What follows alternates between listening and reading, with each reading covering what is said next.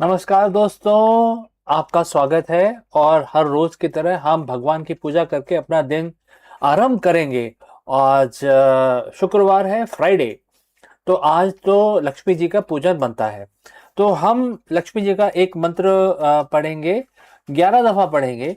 और इस काउंटर का इस्तेमाल करेंगे। जैसे आप जानते हैं, हमारे पास एक काउंटर है जिससे हम आसानी से नंबर निकाल सकते हैं। वैसे आप जैसा चाहे वैसा कर सकते हैं। आप माला का इस्तेमाल कर सकते हैं। आप अपने मस्तिष्क में, अपने ब्रेन के अंदर भी गिन सकते हैं। तो जैसे आपको कंफर्टेबल हो आप करें। ये इस मंत्र का हम जाप करेंगे। आप हमारे साथ जुड़ें और इस मंत्र का जाप करें। चलिए, हाथ जोड़ के हम लक्ष्मी जी का ध्यान करते हैं और अब मंत्र शुरू करते हैं। श्री ह्रीं क्लीं श्री सिद्धाय लक्ष्मी नमः। ओम श्री ह्रीं क्लीं श्री सिद्धाय लक्ष्मी नमः। ओम श्री ह्रीं क्लीं श्री सिद्धाय लक्ष्मी नमः। ओम ह्रीं श्रीं क्लीं सिद्धाय लक्ष्मी नमः। ओम ह्रीं श्रीं क्लीं श्री सिद्धाय लक्ष्मी नमः। ओम श्री ह्रीं क्लीं श्री सिद्धाय लक्ष्मी नमः। ओम श्री ह्रीं क्लीं श्री सिद्धाय लक्ष्मी नमः। ओम श्री ह्रीं क्लीं श्री सिद्धाय लक्ष्मी नमः। ओम श्री ह्रीं क्लीं श्री सिद्धाय लक्ष्मी नमः। ओम ह्रीं श्रीं क्लीं श्री सिद्धाय लक्ष्मी नमः। ओम श्री ह्रीं क्लीं श्री सिद्धाय लक्ष्मी नमः। ओम ह्रीं श्रीं श्री सिद्धाय लक्ष्मी नमः। तो ओम लक्ष्मी जमा, ओम लक्ष्मी नमः। तो हमारा ये मंत्र समाप्त हुआ और हम अब अपना दिन शुरू कर सकते हैं। तो आपका दिन भी शुभ रहे, मंगलमय रहे, इसी कामना के साथ इस वीडियो को बंद करते हैं। मिलते हैं जल्द ही दूसरे वीडियो में। कहीं मत जाइएगा। हेलो दोस्तों, नमस्कारम। आप सभी का स्वागत है। आज हमारे सामने एक बहुत ही इंपॉर्टेंट क्वेश्चन है जिसका आंसर हमें ढूंढना बहुत ही जरूरी है। ये क्वेश्चन है, क्या आज के आधुनिक बिजनेस वर्ल्ड में धर्म और रणनीति का कोई स्थान है या कोई स्थान रह गया है? इस क्वेश्चन का आंसर बहुत ही इंपॉर्टेंट है और हमें इसका डिस्कशन करना है। चलिए आगे बढ़ते हैं। एक सीईओ के रूप में अनिश्चितता और कठिन निर्णयों के बीच आप अपना कर्तव्य कैसे निभा सकते हैं? इस वीडियो में हम भगवत गीता की सहायता लेंगे और हम जानेंगे कि भगवान कृष्ण ने हमें क्या सीख दी है और इस इम्पोर्टेंट सवाल का आंसर खोजने में हम भगवत गीता की सहायता लेंगे। चलिए आगे बढ़ते हैं। एक सीईओ की कुर्सी जो होती है काफ़ी चमकदार होती है, बहुत ही अट्रैक्टिव होती है, लेकिन इसके पीछे बहुत ज़्यादा अनसर्टेनिटी होती है, तनाव, हर दिन के जीवन के कठोर निर्णय। वो ये केवल वही जानता है जो उस कुर्सी पे बैठता है। जब जाने कि कोई लीडर है जो बहुत ही हाई हॉट सीट पे बैठा हुआ है। क्यों, क्या आपने कभी इसको महसूस किया है कि आपकी सारी स्ट्रैटेजी फेल हो रही है? मार्केट गिरता ही जा रहा है, आप समझ ही नहीं पा रहे क्या करना है। टीम बिखरने लगी है और सब कुछ गलत हो रहा है और इसके बीच में एक लकीर खींची हुई है। आप उस लकीर पे क्या करना है वो आप तय करते हैं एज ए सीईओ। आज हम किसी मैनेजमेंट बुक की बात नहीं करेंगे। आज हम बात करेंगे दुनिया के सबसे पुराने, सबसे प्रभावशाली लीडरशिप गाइड भगवत गीता और खास तौर पे अध्याय 2 चैप्टर 2 श्लोक 31 में, जिसमें किसी भी सीईओ के लिए किसी वेपन की जो सीख दी गई है किसी वेपन से कम नहीं है। एक स्ट्रेटेजिक मास्टर क्लास की तरह ये हमारे सामने है। और इसका सीधा अर्थ है, अगर हम इस कोट को पढ़ें, इस वर्ष को पढ़ें, और कोट स्टार्ट्स, अपने क्षत्रिय धर्म, अपने यानी कि अपने कर्तव्य को देखते हुए भी तुम्हें विचलित नहीं होना चाहिए, क्योंकि धर्म के लिए ही, न्याय के लिए ही युद्ध करने से बेहतर एक योद्धा के लिए और कुछ भी नहीं है। And the quote close. तो दोस्तों, अगर आप यहाँ तक पहुंचे हैं तो हमें कमेंट करके ज़रूर बताएं कि आप कौन सी सिटी से, कौन सी कंट्री से हमारे साथ जुड़ रहे हैं और किस लैंग्वेज में हमारा वीडियो देख रहे हैं। तो चलिए आगे बढ़ते हैं। अब एक सीईओ के तौर पे आप सोचेंगे, मैं युद्ध कैसे कर सकता हूँ, मैं तो बिजनेस कर रहा हूँ। लेकिन जरा रुकिए, आज का बाजार किसी कुरुक्षेत्र से कम नहीं है और यहाँ पे कट थ्रोट कंपटीशन होता है। नैतिकता बनाम मुनाफा और टीम के बजाय टीम को बचाए रखने के लिए जद्दोजहद, क्योंकि टीम आपका कॉम्पिटिटर ले जाएगा। तो यही तो वो युद्ध है जो हमें हर दिन लड़ना होता है। सो इस श्लोक में बोला गया है कि क्षत्रिय अर्थ केवल वो नहीं जो तलवार उठाता है, इसका अर्थ वो है जो व्यक्ति जिम्मेदारी लेने से नहीं डरता। जब गीता में भगवान कृष्ण ने अर्जुन से कहा कि तुम विचलित मत हो, तो वो एक सीईओ को सिखा रहे हैं, एक सीईओ की तरह उनको सिखा रहे हैं और बोल रहे हैं कि आपको विचलित नहीं होना है, कितनी भी बड़ी मार्केट रियलिटी आपके सामने हो। और इन डिसीजन का अंत होना चाहिए। जब कोई बड़ा फैसला लेना हो तो आप स्वधर्म, अपनी जैसे कि अपनी कंपनी के विजन और मूल्यों को देखें, और अगर फैसला सही है तो परिणाम से मत डरें, डर का त्याग करें, अर्थात कांपना छोड़ें। एक सीईओ को का डर पूरी टीम में फैल जाता है। अगर आप डरे हुए हैं तो आपकी रणनीति भी डरी हुई होगी, क्योंकि न्याय के लिए खड़ा होना है, अक्सर मार्केट में टिके रहने के लिए और अनिकता, जिसको अनएथिकल बोलते हैं, रास्ते कई दफ़ा अपना लेते हैं कई लोग, क्योंकि खड़ा रहना है और अनएथिकल जो रास्ता होता है वो थोड़ा सा आसान दिखता है। शुरू कहते हैं कि अधर्म के खिलाफ लड़ना आपका धर्म है। यही आपकी स्ट्रैटेजी होनी चाहिए कि आपके मुनाफे से पहले आपकी वैल्यूज़ को आपको सामने रखना होगा। और अब इसको हम लीडरशिप में लगाएं तो इसको हम कैसे इम्प्लीमेंट करें, तो यहाँ पे मैं आपको 3 स्टेप बताऊंगा जिससे आप इसको धीरे धीरे अपने जीवन में डाल सकते हैं और अपने डिसीजंस बेटर ले सकते हैं। तो पहला है द पर्पस। पर्पस की परिभाषा करें। जब भी कोई मुश्किल आए, खुद से पूछें, क्या यह फैसला मेरी कंपनी के लिए वैल्यू के अनुरूप है? अगर हाँ, तो पीछे ना हटें, आगे बढ़ें। नंबर 2, कन्विक्शन के साथ लीड करें, क्योंकि आपने पहला पॉइंट आपने देख लिया है। श्लोक कहता है कि न्याय का युद्ध है ये। अगर आपकी रणनीति सही है तो आप पूरी ताकत से आगे बढ़ें। अधूरे अधूरे मन से लिए गए फैसले हमेशा घाटा देते हैं। नंबर 3, स्टेक होल्डर की सुरक्षा करें। एक योद्धा अपने राज की रक्षा करता है, अपने कर्मचारियों को, इन्वेस्टर जिसको हम निवेशक भी बोलते हैं, ग्राहकों की रक्षा करता है। और जब आप डिफेंसिव नहीं बल्कि वैल्यू ड्रिवन लीडर बनते हैं तो आप अजय हो जाते हैं।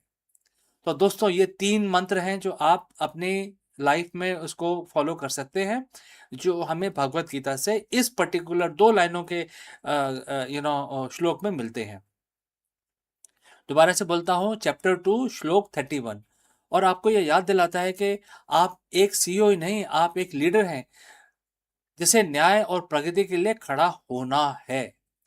आज अपने बोर्ड रूम में जाने से पहले बस ये याद रखें कि जो कंडीशंस हैं वो कितनी भी कठिन हो, अगर आपका धर्म, आपका कर्तव्य और नैतिकता आप के रास्ते पे आप चल रहे हैं तो हारने का कोई सवाल ही नहीं पैदा होता।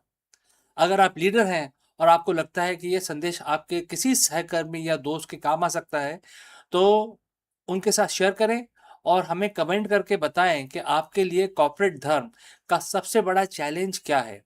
हम उस पर चर्चा करेंगे आने वाले वीडियो में। सब्सक्राइब करना ना भूलें। मिलते हैं जल्दी अगले वीडियो में। तब तक के लिए आपका हम प्रार्थना करेंगे आपका दिन शुभ रहे और आप सक्सेस पाएं। Thank you. नमस्कार। The idea of robots living alongside us has been belonged to the realm of science fiction. Yet today it is edging into the reality. With the debut of AI-powered robot designed specially for home use, the boundary between futuristic imagination and everyday life is dissolving. These machines are no longer confined to factory floors or research labs. They are stepping into kitchen, living room, bedroom, promising to transform the domestic routine. The debut of AI robots for domestic use is not just a technological milestone, it is a cultural one also. It sparks curiosity, inspire hope, ignites debate. So, are we welcoming helpful assistants into our lives, or surveillance device disguised as a companion? The answer may shape not only the future of our household but also the broader relationship between human and intelligent machine. Artificial intelligence has begun to step out of the research lab and corporate offices into the most intimate of the space, our home. So debut of AI powered domestic robots marks a turning point in consumer technology, one that blends convenience with controversy. So these machines are designed to handle everyday tasks, tidying rooms, monitoring energy use, assisting with cooking, or even offering companionship. And this appeal lies in the promise of freeing up time, reducing household stress, and creating a seamless, smart living environment. For many consumers, the idea of robot that can anticipate the need and act autonomously and feel natural is the next step after smart speakers and connected appliances. Yet, that excitement is tempered by uneasy, and that is privacy debate over flared almost immediately. Unlike a vacuum robot that simply mop your floor plans, and these new AI robots can equipped with advanced sensory cameras, microphones. So they don't just clean, they observe, interpret, and learn. That means that they are constantly collecting data from household routine, personal habits, even private conversations. So, for some, this feels like inviting a surveillance device into the living room. The questions become: who owns that data, and how securely it is stored? So, if you have reached this far, please inform us from which city you have tuned in and in which language you are watching this video. This will determine the reach of our channel. So, going forward, the consumer interest is undeniable. Early demonstrations have drawn crowds, and pre-orders suggest a strong demand. Families imagine robots that can help elderly relatives, parents, and vision assistants with the childcare. And the professionals see value in delegating some routine work. So, but alongside with enthusiasm, the critics warn of the risk of dependency and erosion of boundaries. So, if a robot can recognize emotions, respond to the stress, and adapt to the personal preferences, does it cross into the territories of replacing human interaction? So, and if the companies monetize the insight gathered from these robots, does the home cease to be a private sanctuary? So, this tension between innovation and intrusion defines the current debate. On one hand, AI robot for home use could actually revolutionize the domestic life.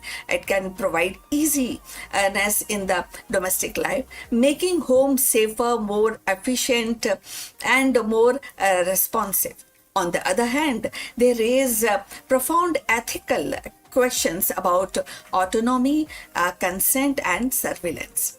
The debut of these robots is not just a technological milestone, it is a cultural one too.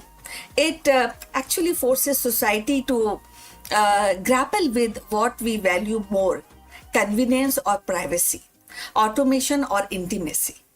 For now, the spotlight remains on consumer curiosity. The allure of futuristic living is strong, and many are eager to experiment. But as adoption spread, the conversation will inevitably shift from novelty to accountability. The home, once the most private space, is becoming the next frontier for AI, and how we navigate this frontier will shape not only our domestic life but also our broader relationship with technology. The arrival of AI robots in our home is more than a technical upgrade. It is definitely, as we are discussing, cultural shift. These machines promise efficiency, they also promise safety, and even the companionship, yet they are that is a challenge of our notion of privacy, intimacy within the household. So, as consumer embrace this, and society must also confront the deeper questions: how much of our personal lives are we willing to share with the machines, and who ultimately control that information?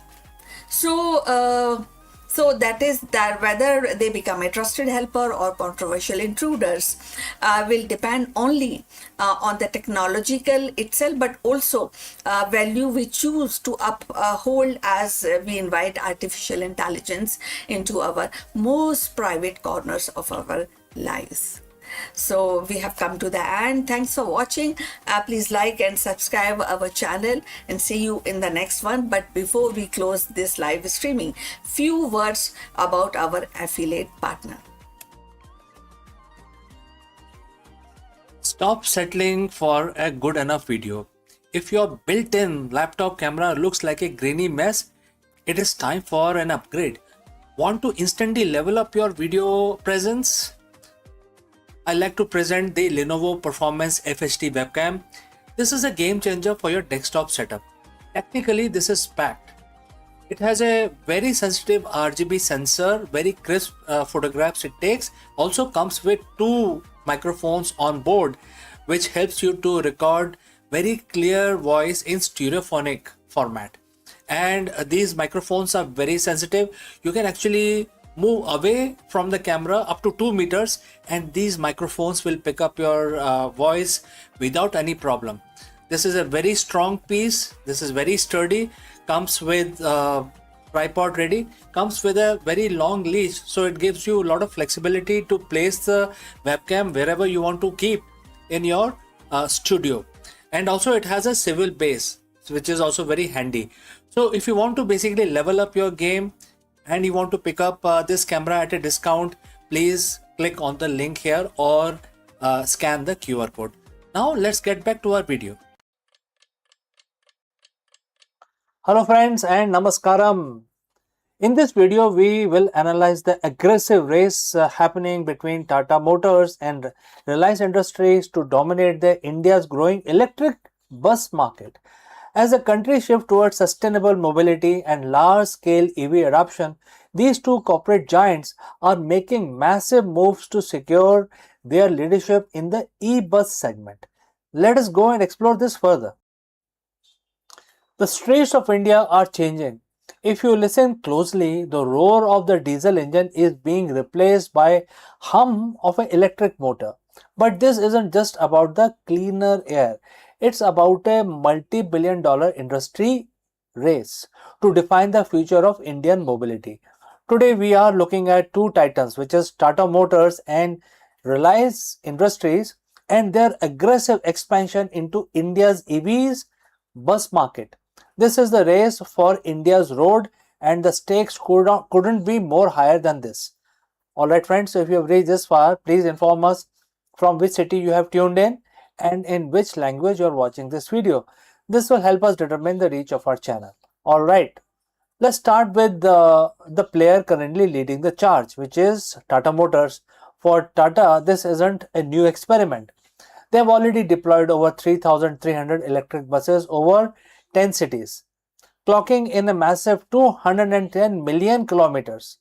Their strategy is built on uptime, delivering a best-in-class 95% operational reliability by leveraging the wider Tata ecosystem, including Tata Power for charging infrastructure, They have built a turnkey model that makes it incredibly easy for city transport authorities to make the switch. They aren't just selling a vehicle, they are selling a proven operational system that has already transformed urban transit. But then there is Reliance. If Tata is the master of the vehicle, Reliance is positioning itself as the master of energy that powers it. Reliance isn't just betting on electricity alone.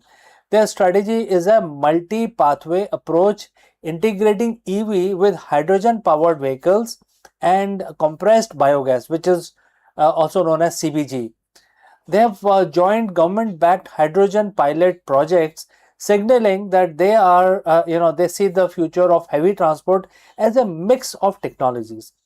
They are playing a longer capital intensive game, focusing on building infrastructure ahead of demand and reimagining fuel stations as experience led destinations. So, why the aggression now? Because the numbers are finally moving. In financial year 26, electric buses counted for about 4.5% of the total bus sale, a steady climb from previous years.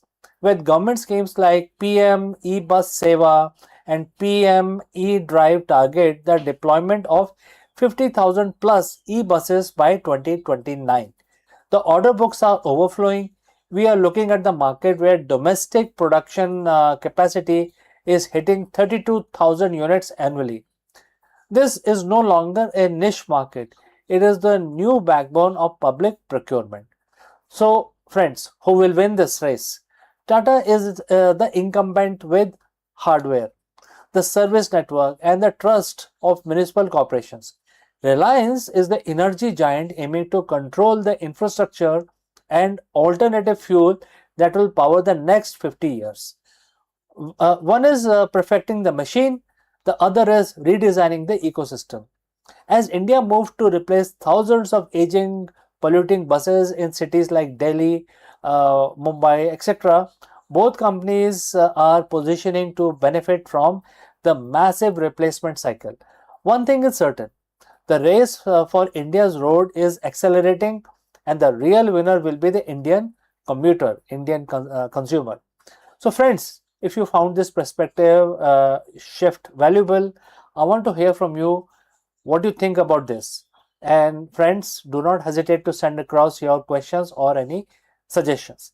I will see you again very soon in the next one. Are you feeling stuck in the middle class?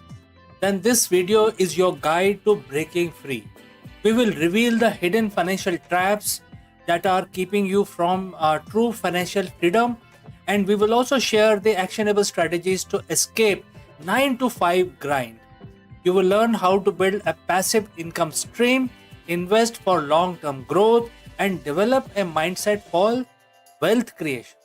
If you're ready to stop trading time for money and start building a life of financial independence, you have to stay tuned because we are going to explore all of this. Let's go.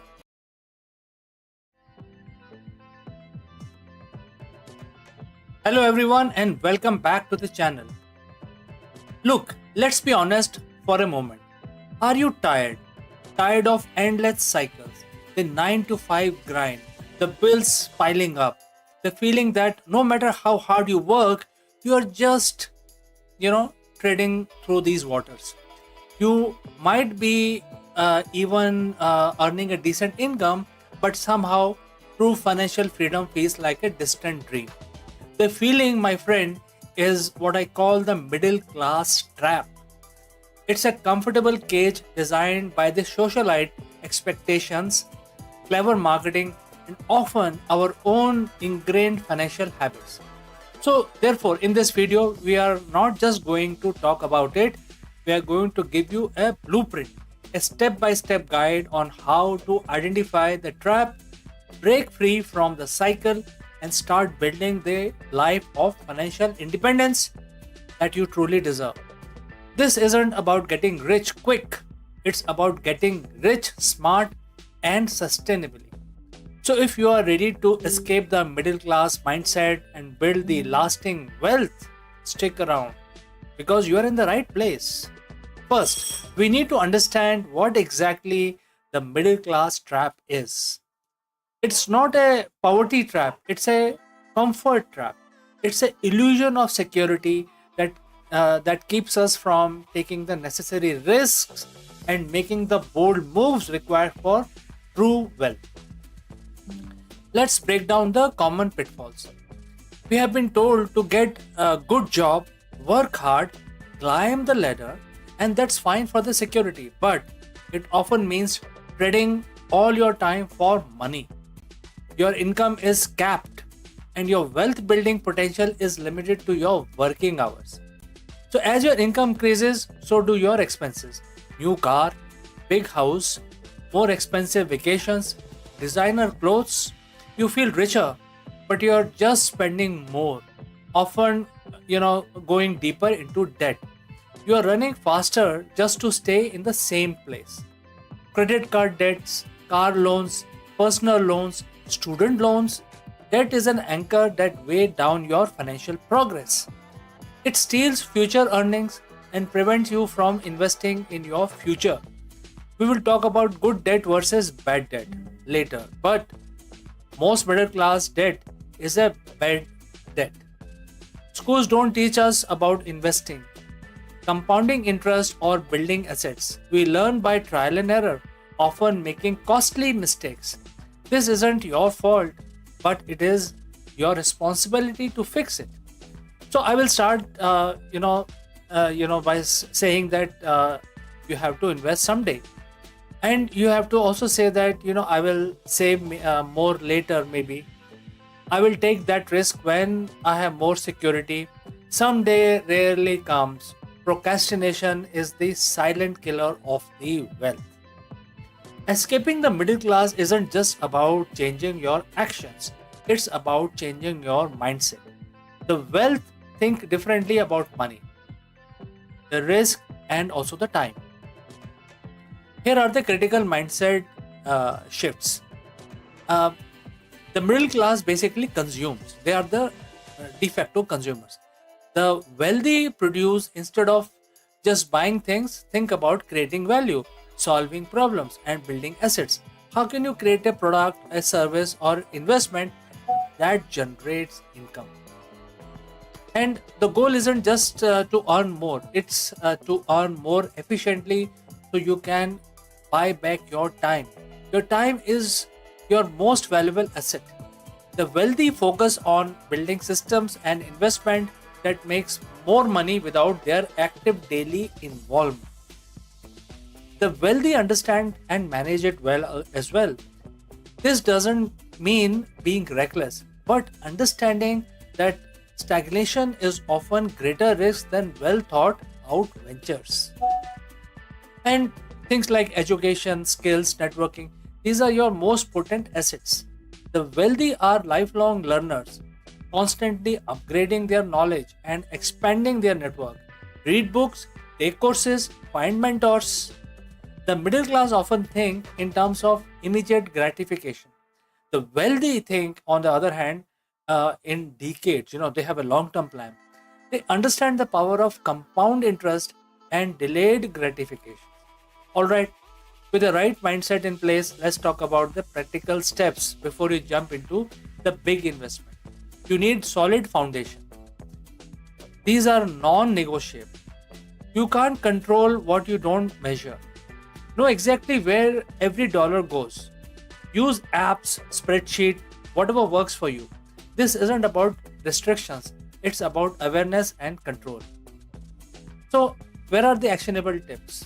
Well, download a budgeting app or create a simple spreadsheet today. So, credit card debt, personal loans, if you have, pay it off aggressively. Every dollar you spend on interest is a dollar you can't invest in your future. Use the debt snowball or debt avalanche method to clear all of these. Aim for 3 to 6 months of living expenses in a separate, easily accessible savings account. This is your safety net, preventing you from going back into debt when unexpected life events happen. While cutting expenses is crucial, there is a limit. There is no limit on how much you can earn. There is a limit on how much you can cut, but there is no limit on how much you can earn. So, alright, are you getting paid what you are worth? Research market rates, build your case and ask for raises. Invest in courses or certification that makes you more valuable in your current job or open doors to higher paying roles. Explore ways to make extra money outside your 9 to 5 job. Things like freelancing, consulting, online businesses. These are not just extra cash, they are training ground for entrepreneurship. Pay yourself first. Let us set up an automatic transfer from your checking to your savings and investment accounts before you have a chance to spend it all. So you basically park your money and then you get over the urge of spending more. All right. So once your foundation is solid, it is time to shift your focus from solely earning money to having your money work for you. This is where the wealthy truly separate themselves. These are low cost, diversified, and hands off way to invest in the entire market, perfect for a long term growth. Max out these tax advantaged retirement accounts. The tax benefits are immense, and time is your biggest ally with compounding. Buy properties and rent them out for passive income and appreciation. This often requires more capital and effort, but can be very rewarding. The way to invest in real estate without directly owning property is also you must explore. More liquid, less management intensive, and that is the property of the investment that you're seeking. This is arguably the fastest way to build significant wealth. Whether it is a brick or mortar or an online business, it gives you control, scalability, and uncapped income potential. E-commerce, content creation, consulting, digital products, low overhead, global reach, some of the ideas that I can throw right now. So there you have it. A comprehensive blueprint to escape the middle class trap and building the financial freedom you have been dreaming of. This journey isn't easy and it won't happen overnight. There will be a challenge, there may be setbacks and moments of doubt. But remember this, you are capable. You have the power to change your financial destiny. It starts with decision. A decision to stop accepting the status quo, to take control, and to build a life on your own terms. This isn't about hoarding money, it's about gaining option to travel, to spend more time with loved ones, to pursue your passion, to contribute to the cause you care about, and to live life on your own terms. Don't let the someday mentality hold you back. Your journey starts now. Pick one thing from this video, just one, and implement it today. So friends, if this video resonated with you, please hit the like button, subscribe for more content like this, and leave a comment or question in the comment section below. And hopefully you will be richer when we meet next time. So friends, see you in the next one.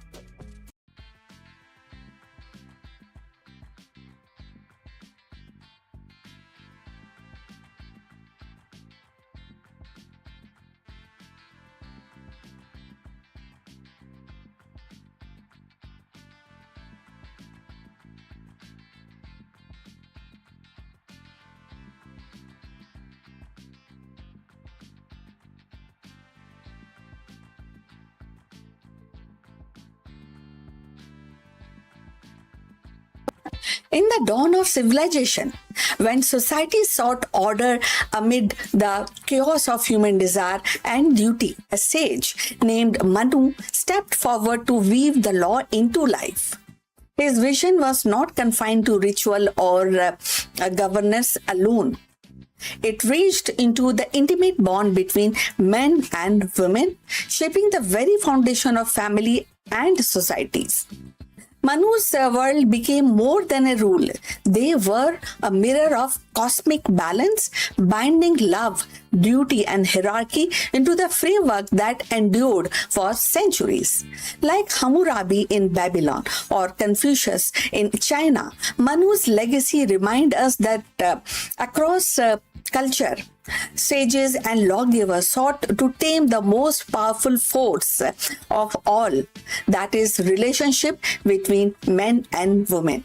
And in doing so, they etched the blueprint of civilization itself. So let's find out more about this.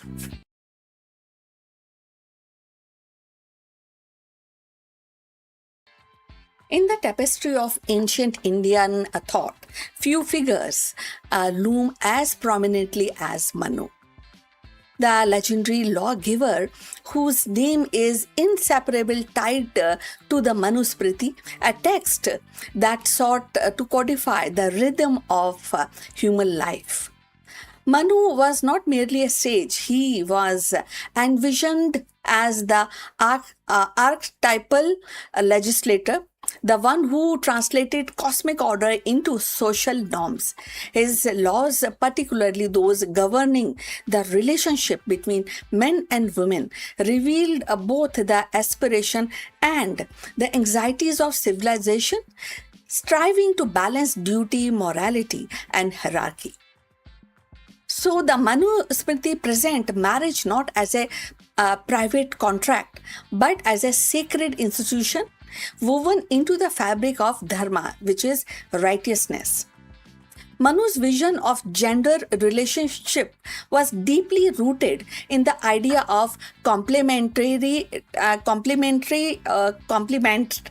men and women, and the men and women were seen as two halves of cosmic order, cosmic as a whole, each with a distinct role that together sustained society. The woman was reserved as the bearer of lineage, a guardian of household sanctity, and the embodiment of nurturing power. The man, in return, was tasked with the protection, provision, and pursuit of spiritual and worldly duties. In this framework, the harmony was achieved not through the equality in the modern sense, but through the balance which fulfilling a role that maintained cosmic and social order. So, if you have reached this far, please inform us from which city you have tuned in and in which language you are watching this video. That will help us to determine the reach of our channel. So, moving forward on this topic. Yet the Manu's law also reflect the patriarchal structure of his time. Through Manu actually elevated the feminine principle in symbolic way. He declared that where the women are honored, the god rejoice, and where they are dishonored, all right loses their efficacy. And sometimes this kind of few restrictions that actually become paradox when we talk about the modern times, and it also maybe in actually resulted in the paradox of ancient gender norms. So the influence of Manu's vision extended far beyond domestic life by codifying rules of marriage, inheritance, and the conduct. He shaped the very architecture of society. His laws became a reference point for centuries, debated and adopted and sometimes restricted, but never ignored. So they provided a framework for order in the world where the oral tradition and the ritual practice needed the anchor to written codes or a written duty mentioning. So parallel to Manu can be found across the civilization. In the West, figures like Hammurabi of Babylon emerged as counterpart. Hammurabi's famous code inscribed on stone also sought to regulate family life, property, and justice, embodying the patriarchal norms within the broader vision of social stability. In the ancient Rome, the 12 table performed the similar function, defining the rights and duties of men and women within the civil order. In China, Confucius' teaching, though not codified in the same way, established the enduring principle of family hierarchy and gender role, and emphasizing the kind of all the duties, and at the same time it also mentioned the subordination of women within the household. So, like of these lawgivers or traditions, when we talk about these distinct codings, like Manu, they also sought to anchor the society in a vision of order that linked cosmic or moral principle with everyday relationship. But what makes Manu distinctive is the spiritual dimension he infused into law. For him, the regulation of men and women relationship was not merely a pragmatic, but a sacred, a reflection of dharma itself. So, marriage was a right, not a contract. The household was a microcosm of the universe, and the woman, as its center, was both revered and bound by duty. This intertwined of the law, ritual, and cosmology gave Manu's vision a depth that continues to provoke reflection.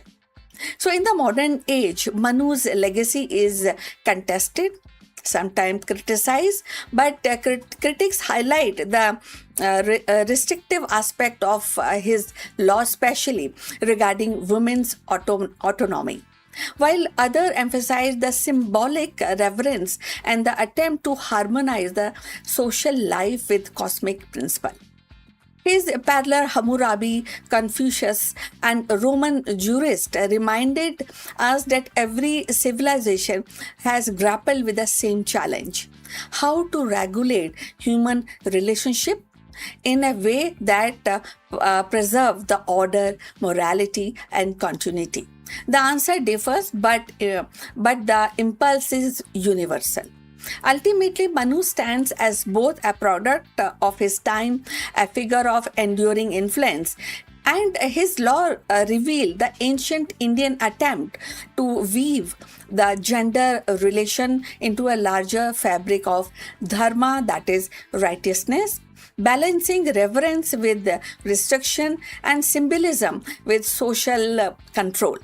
In his vision, the relationship between men and women was not merely personal but civilizational, a cornerstone upon which the base of the society rested. And in this vision, we glimpse the perennial human quest to align the intimate bond of a family with the vast order of cosmos. So, Manu's vision of men and women was not merely about domestic order. It was about aligning human bonds with cosmic laws.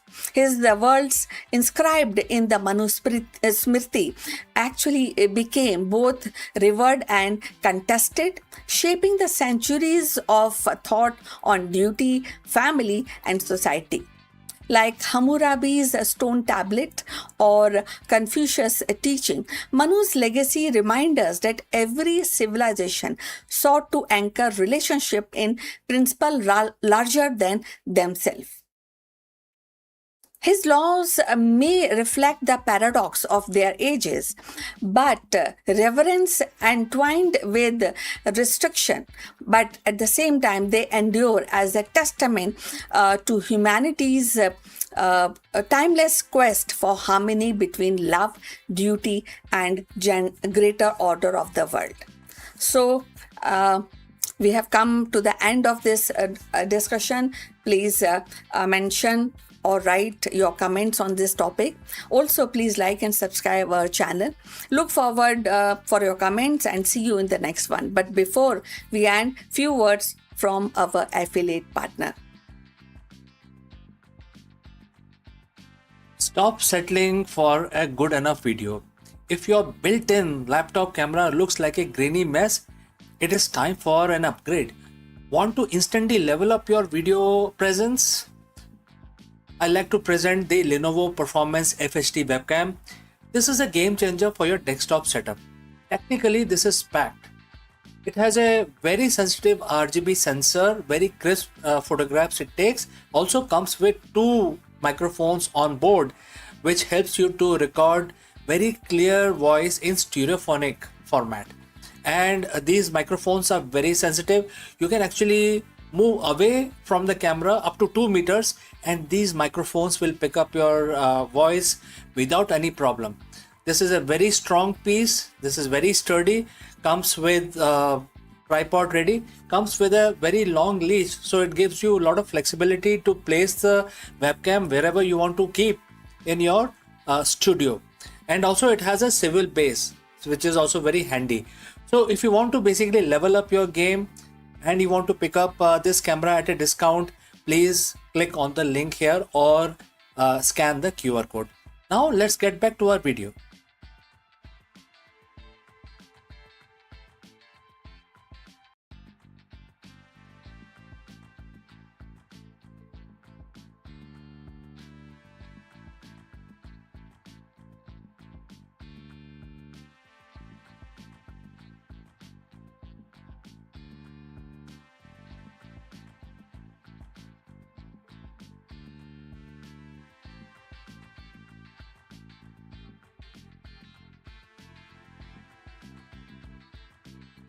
Hello friends, welcome. The big question that we want to answer today is, can the ancient wisdom solve the 21st century CEO's biggest challenges? In this video, we break down the profound business implications as mentioned in Bhagavad Gita. While written thousands of years ago, this specific shlok offers masterclass in high performance leadership and strategic focus. The verse instruct basically asking the CEOs to keep away, and for the modern CEO this isn't just a spiritual advice, it's a blueprint for the flow state. Let us explore this further. Imagine you are a CEO in the middle of a high-stake acquisition. Your board is demanding results, your competitors are closing in, and your team is looking at you for a vision. You feel that the weight of thousands of decisions is too much on your shoulders. Your mind is a storm of what ifs. Now imagine a warrior standing on a literal battlefield, paralyzed by the same doubt. This was Arjun 7,000 years ago. So often we think of ancient wisdom as something for a yoga retreat or a quiet temple, but the most powerful leadership manual ever written, and that is Bhagavad Gita, wasn't spoken in a forest. It was spoken in the middle of a war zone. Today we are diving into one of the specific verse, which is chapter 8 verse 7, that contains the ultimate formula for modern executive performance. It is a secret to bring all in without burning out. So friends, if you have reached this far, please inform us from which city you have tuned in and in which language you are watching this video. This will help us determine the reach of our channel. Alright, let's proceed further. Now let's look at the text. Bhagwan Krishna tells Arjun, and the quote starts, "Therefore at all times think of me and fight. With your mind and intellect surrounded to me or surrendered to me, you will surely come to me." At first glance, a busy executive might say, I don't have time to think of God while I'm looking at Q3 projections. But look closer at the duality Bhagwan Krishna proposes. He doesn't say stop fighting or meditate. He says think of me and fight. Right? So in business context, me is the divine, represents your higher purpose or your inner center. This is a double focus strategy, and there are several things which are associated with this. First is the internal, maintaining a core of stillness and value. What is external? Executing your duty with 100% intensity. Most CEO think performance comes from juggling 10 things at once. Science tells us that that's a lie. Multitasking is just switching tasks rapidly, which lowers your IQ by 10 points. Verse 8.7 offers a different way, which is absorption. When Bhagwan Krishna says surrender your mind and intellect, he is describing what modern psychology calls the flow state. When you surrender the outcome, the anxiety of whether the deal will close or if the stock will dip, you basically free up 100% of your cognitive resources for the action itself. You aren't fighting the market and your own anxiety at the same time. You are just fighting the market without any anxiety. And that makes you dangerous for the competitors. Don't you think so? So how do you actually do this in the boardroom? It comes down to three pillars. Number one, the intentional detachment.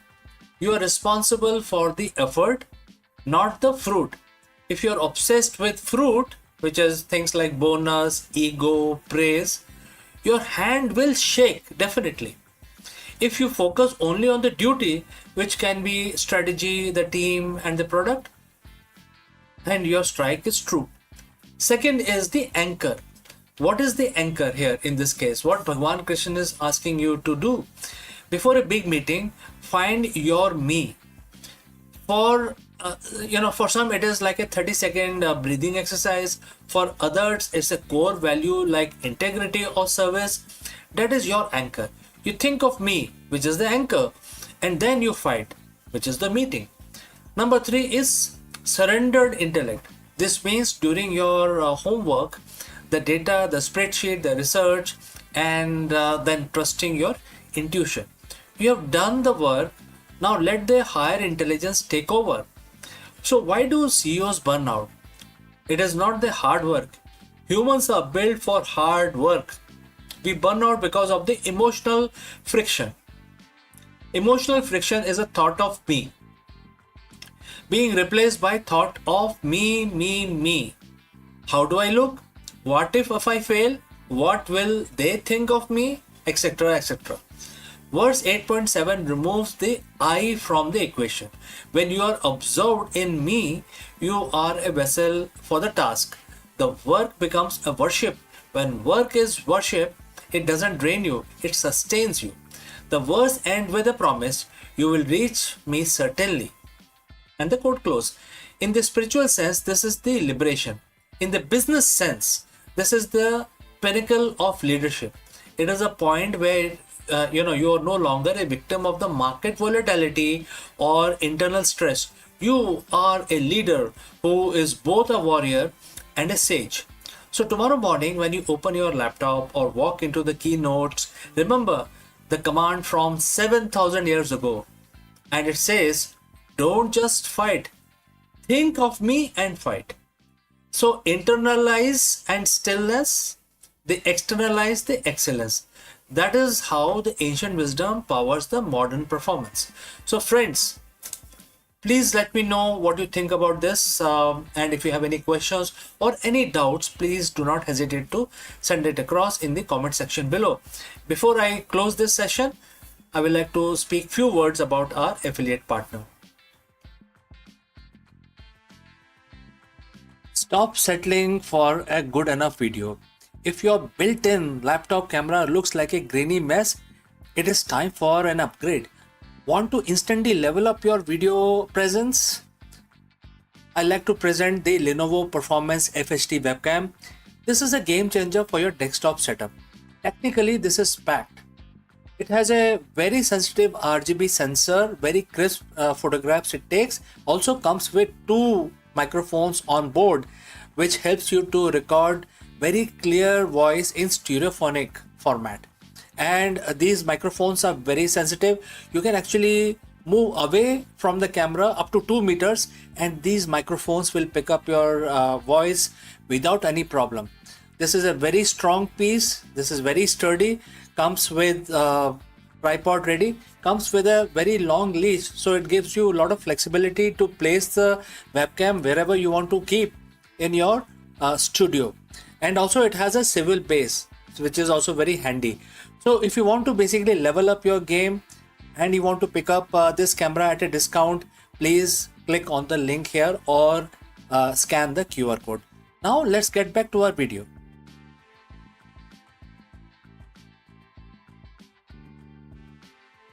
Hello friends, the big question that we want to address today is that is your mind working for you or against you?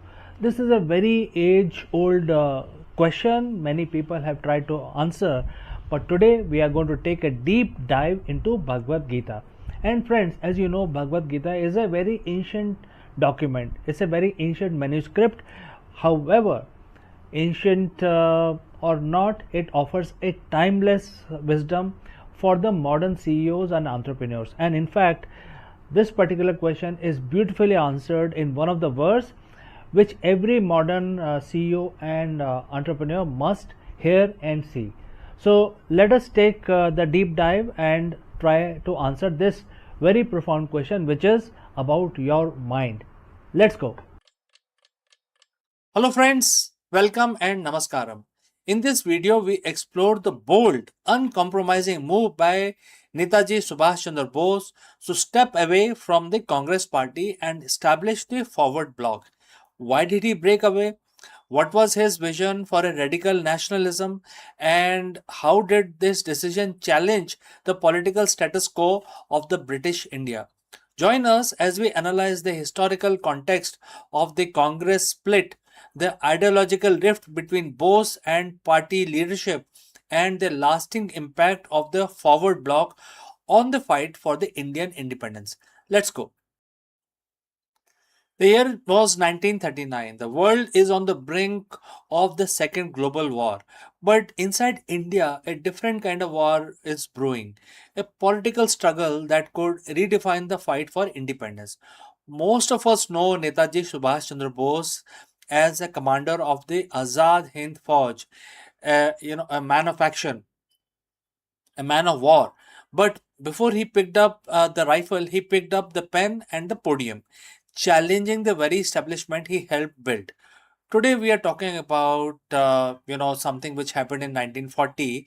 We are going to deconstruct one of the most controversial and pivotal movement in the Indian freedom struggle, the split that birthed the forward bloc. Was it a betrayal of unity, or was it a necessary evolution for the revolution? So let's dive into the history of Netaji's rebellion. But friends, before that, please let us know from which city you have tuned in into this video. That will help us determine the reach of our channel. To understand the birth of the forward bloc, we have to understand the breaking point. The year was 1939. The Indian National Congress was the undisputed face of the freedom movement. Subhash Chandra Bose ji had just been re-elected as the president of the Congress at Tripuri. But this victory was bitter. It was clear that Bose's ideology, which favored an immediate, armed, struggle and unyielding push for independence, was increasingly at the odds with the mainstream leadership, particularly the faction aligned with Mahatma Gandhi ji.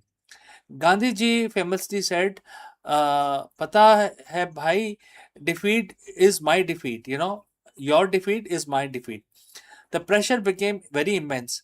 The Congress was caught between two paths: the path of non-violent and the gradual constitutional change, and the path for radical mass mobilized resistance. Bose realized that if he stayed, he would be a figurehead with no power to act. So he did the unthinkable. He resigned. Imagine the tension. The hero of the youth, the man who stood up to the British Empire with fire in his eyes, was now an outsider in his own political home.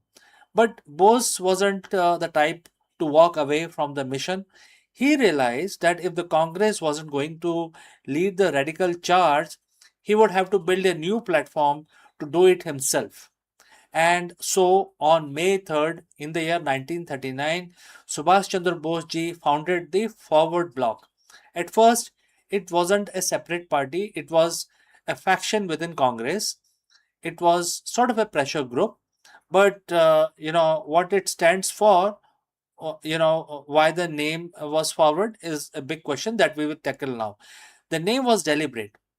Bose wanted to move the country forward. He wasn't interested in slow negotiations. He was a socialist at heart, deeply influenced by the global anti colonial movement of the time. He believed that the only way to break the British hold on India was through mass mobilization.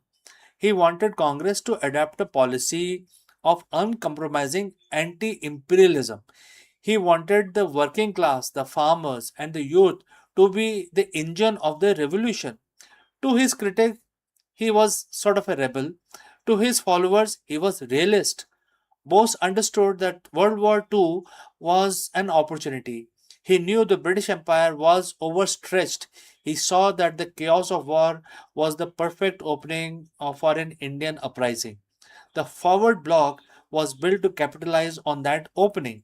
It wasn't just a political party, it was a call to arms for the Indian consciousness. This led us to 1940, the transition from a faction to a rebellion.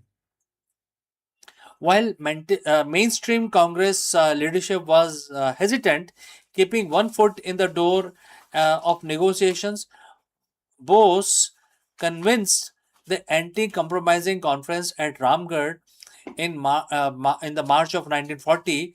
This was a moment the bridge was completely broken. At Ramgarh, Bose didn't mince his words. He called for a massive nationwide civil disobedience movement. He declared that no compromise should be made with the British, especially while they were weakened by the war in Europe. While the Congress was organizing the individual satyagrah, Bose was organizing the masses for a total blockade of the British administration. This is why it is called the rebellion. Bose did just disagree with the method. He challenged the mandate of the Congress leadership. He challenged the status quo. He essentially said, if you are afraid to lead the people to total freedom, step aside. We will do it for you. It was a bold, dangerous, and incredibly lonely path, but it was exactly the kind of path Netaji was known for. So, looking back from 2026, why does this matter? Why does the story of 1940 forward block still resonate? Because the history is rarely a straight line. It's sometimes messy, conflicted, and intense struggle of ideas. The split between Congress and the forward bloc teaches us about the nature of leadership. It highlights the eternal struggle between patience and urgency. It reminds us that sometimes to stay true to your own principles, one has to be willing to stand alone. Netaji's forward block wasn't just a footnote in history, it was also a catalyst. It forced the mainstream movement to keep the pressure on. It gave a voice to the radicals who felt that the dream of independence was being stifled by the bureaucracy. Netaji Subhash Chandra Bose ji left the Congress, but he never left the cause of India's freedom. The forward block was just one chapter in much larger, more legendary life of Netaji's. But it remains a fascinating study of conviction. It's a reminder that the political courage isn't just about winning an election, it's about defining what you stand for, even when everyone else tells you to fall in line. So, friends, what do you think? Was Netaji decision to break away away the right move for India's freedom struggle, or would a united front have been more effective? Let me know your comments below. And friends, as you know, I read each and every comment that I receive from you. So if you learned something new about 1940 today, hit that like button and subscribe for more deep dives into turning points of our history. Thanks for watching, and friends, I will see you very soon in the next one. Hello friends, namaskaram. You are most welcome. Let me ask you, are you obsessed with KPIs, quarterly targets, and the constant fear of failure? If yes, then you have reached the right place. Because the world's most effective leaders have discovered a secret that seems counterintuitive. The most sustainable success comes from when you stop chasing the result and start mastering the action. Therefore, in this video, we dive deep and take help from Bhagavad Gita and its profound implications for the modern executive strategy. This is not just a philosophy, it is a tactical manual for achieving the steadiness of yoga in the high pressure boardroom. We will discover how the Nishkam Karm, the practice of detached action to sharpen your decision making, reduce executive burnout, and drive long term business growth. Let us explore this novel idea further. In the world of business, we are obsessed with one thing: the results. We live by the numbers, quarterly earnings, KPIs, growth metrics, market share. If the numbers are up, you are a genius. If they are down, you are becoming a liability. But what if I told you that the highest performing CEOs are the one who navigate market crashes, technological shifts, and internal crises with uncanny calm, are the ones who have mastered the art of ignoring the results. Today, we are looking at the radical shift in executive strategy. We are bridging the gap between the 21st century management and 5,000-year-old wisdom. We are talking about chapter 2, verse 48 of the Bhagavad Gita, and why this specific verse might just be the most powerful business tool you never knew you had. So, friends, if you have reached so far, please let me know name of your city or country from where you are, tuned in and watching this video. All right, let's proceed further. We operate in a state of constant anxiety. When the CEO focuses solely on the outcome, they become a hostage to that outcome. If you are desperate for a specific result, say a certain stock price by Q3, you lose your ability to make rational long term decisions. When the market dips, the result obsessed CEO panics. They slash budgets indiscriminately, they pivot too quickly, or they burn out their talent to save the numbers. They are playing the game of catch up with the future because they are terrified at the present. This is a result trap. If the force it forces you into a short-termism, a short-term goal, a short-term vision, it kills innovation because innovation requires failure, and the result-obsessed mind cannot tolerate the possibility of the failure. So, how do we break free from this situation? The Bhagavad Gita offers us a solution that seems almost counterintuitive for a capitalist society. Chapter 2, verse 48 says, and the quote starts, O Dhananjay, fix your mind on duty without any thought of the resulting success or failure, and achieve the steadiness of yoga. And the quote close. Let's unpack this. First, fix your mind on duty. In Sanskrit, it is known as swadharma. It means focusing on your role, your specific function, and your inherent purpose. You are not the quarterly report creator. You are the leader. Your duty is to manage culture, strategy, vision, and execution. Second, without any thought of resulting success or failure. This is the core of the Nishkam Karma or detached action. It means you stop caring about profit. It means you stop letting your emotional state to be dictated by the outcome. And finally, achieve the steadiness of yoga. In this context, yoga isn't about physical posture. It's about equanimity, a state of mind that remains unshakable whether the deal closes or the market crashes. So, friends, how does this translate into your boardroom, my boardroom, our boardroom? Think of it this way: you cannot control the market, you cannot control the global economic shift, you cannot always control if a competitor launches a game changing AI tool next Tuesday. but you can control the inputs. You can control the quality of your code. You can control the transparency of your communication. You can control the rigor of your research. When you fix your mind on the duty, on the excellence of the process, the results become a byproduct, not the source of your anxiety.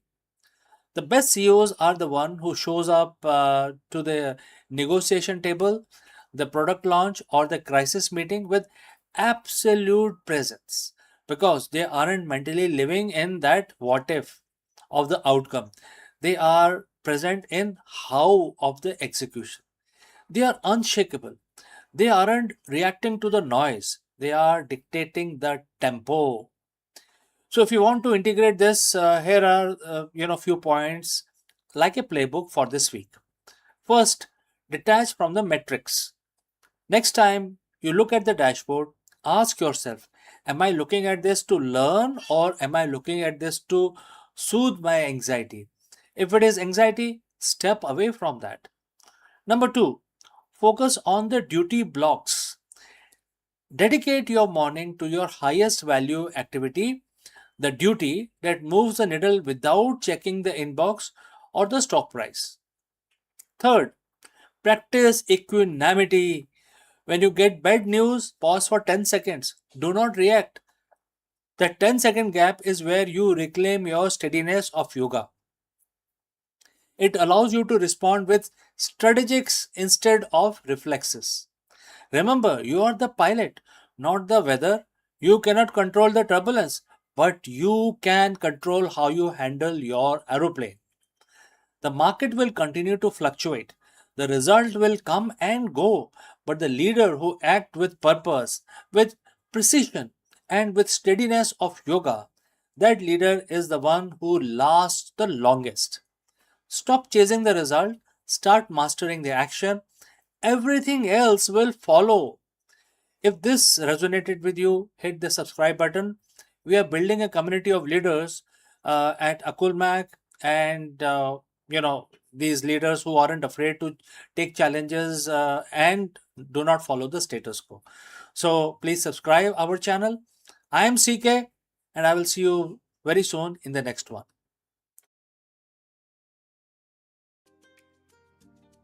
Hello friends, in this section of our live stream, we dive deep into the groundbreaking journey of the Artemis 2 mission, where human crew finally ventured into the shadow of the moon.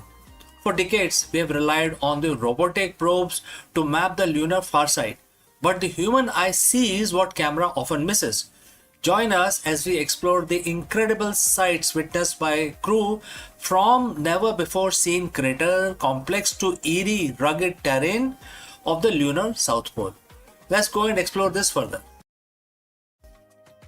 For over 50 years, the far side of the moon has been a place of myth and robotic photography. We have seen the grainy black and white photos from the Soviet probes and high definition scans from the lunar reconnaissance orbiters. But until April 2026, no human eye had looked upon the moon's hidden face since the end of Apollo program. On April 1st, 2026, four pioneers, Reed Wiseman, Victor Glover, Christina Koch, and Jeremy Hansen, shook the Florida coast as they rode a pillar of fire into the sky. They weren't just going back to the moon, they were going beyond it. Artemis 2 was designed to test the limits of the Orion spacecraft, but it becomes something much more. A voyage into the darkness where humans saw things that camera simply cannot capture. Today we are looking at what the crew of Artemis 2 discovered when they crossed into the lunar night. So friends, if you have reached this far, please inform us from which city you have tuned in and in which language you are watching this video. This will help us determine the reach of our channel. As Orion moved away from Earth, the crew achieved a milestone that had stood from over half a century. On April 4th, they officially surpassed the distance recorded set by Apollo 13, reaching a maximum distance of over 252,760 miles from our home planet. But the real mission began On April 6th, as the spacecraft swung around the moon, the crew prepared for the loss of signal, which is LOS. This is the moment when the massive bulk of moon blocks all radio waves from Earth. For 40 minutes, the crew of Artemis 2 were almost isolated humans in history. In fact, the most isolated humans, completely alone in the silent vacuum of the lunar far side. It was during this window of silence that the unseen moon began to reveal itself, reveal its secrets. Why is the far side so different? To the naked eye, the side of the moon we see from Earth is covered in something called Maria, those dark, smooth volcanic plains. But as the Artemis crew looked at through their window, they saw world that was rugged, battered, and almost entirely mountainous. They passed over the Hertzsprung Basin, a massive double-ringed impact crater that stretches over 300 mile, almost 300 mile wide. Mission specialist Christina Koch noted the intricate rings of the basin, which looked far more 3D and jagged than the satellite photo that ever suggested before that. But then something unexpected happened. As they moved into the moon's shadow, the crew witnessed a rare in space solar eclipse. From their perspective, the moon completely swallowed the sun. The pilot Victor Glover described the sight as unreal. When the sun blocked, the crew could see the sun's corona, its ghostly outer atmosphere, flaring out from behind the black disk of the moon. But even more incredible was the Earth's shine, because the Earth was nearly full from the moon's perspective. It reflected enough light to actually illuminate the dark surface of the moon in a soft, eerie blue glow. Perhaps the most startling discovery made during those hours in the darkness was something the scientists back at NASA hadn't explicitly planned for. While peering at the darkened lunar surface, the crew began to report seeing pinpricks of lights. Commander Reed Wiseman radioed back once communication was restored, and he said, the quote start, that was definitely an impact flash. And Jeremy just saw another one. And the quote close. So in total, the crew reported 6 distinct meteoroids striking and hitting the moon in real time. These were tiny space rocks slamming into the lunar soil at tens and thousands of miles per hour, exploding in a millisecond long burst of bluish white light. Why is this a big deal? Because it proves that the moon is under constant bombardment. For future missions like Artemis 3, where astronauts will actually live on the surface, understanding the frequency of these impact flashes is a matter of life and death. The crew's eyes were able to detect this tiny, fast event that most automated satellite would have definitely missed. Artemis 2 splashed down safely in the Pacific on April 10th, 2026, but the data they brought back is changing everything. We know that the far side topology is even more complex than we imagined, and that the dark side of the moon is far more active than we once thought. So as we look towards the future, to the first woman and the next man walking on the lunar South Pole, we do so with the knowledge gathered by 4 people who went into the darkness, came back with a new vision of our closest neighbor, which is the unseen moon. So the unseen moon is unseen no longer. So if you want to stay updated on the upcoming Artemis 3 landing and the future of Mars exploration, make sure to hit the subscribe button. The journey is just beginning, and I will see you in the next one. Before I leave this section, a word about our affiliate partner. Stop settling for a good enough video. If your built-in laptop camera looks like a grainy mess, it is time for an upgrade. Want to instantly level up your video presence? I like to present the Lenovo Performance FHD webcam. This is a game changer for your desktop setup. Technically, this is packed. It has a very sensitive RGB sensor, very crisp photographs it takes. Also comes with two microphones on board, which helps you to record very clear voice in stereophonic format. And these microphones are very sensitive. You can actually move away from the camera up to 2 meters, and these microphones will pick up your voice without any problem. This is a very strong piece. This is very sturdy.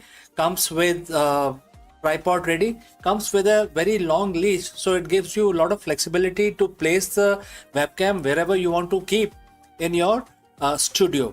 And also it has a swivel base, which is also very handy. So if you want to basically level up your game and you want to pick up this camera at a discount, please click on the link here or scan the QR code. Now let's get back to our video.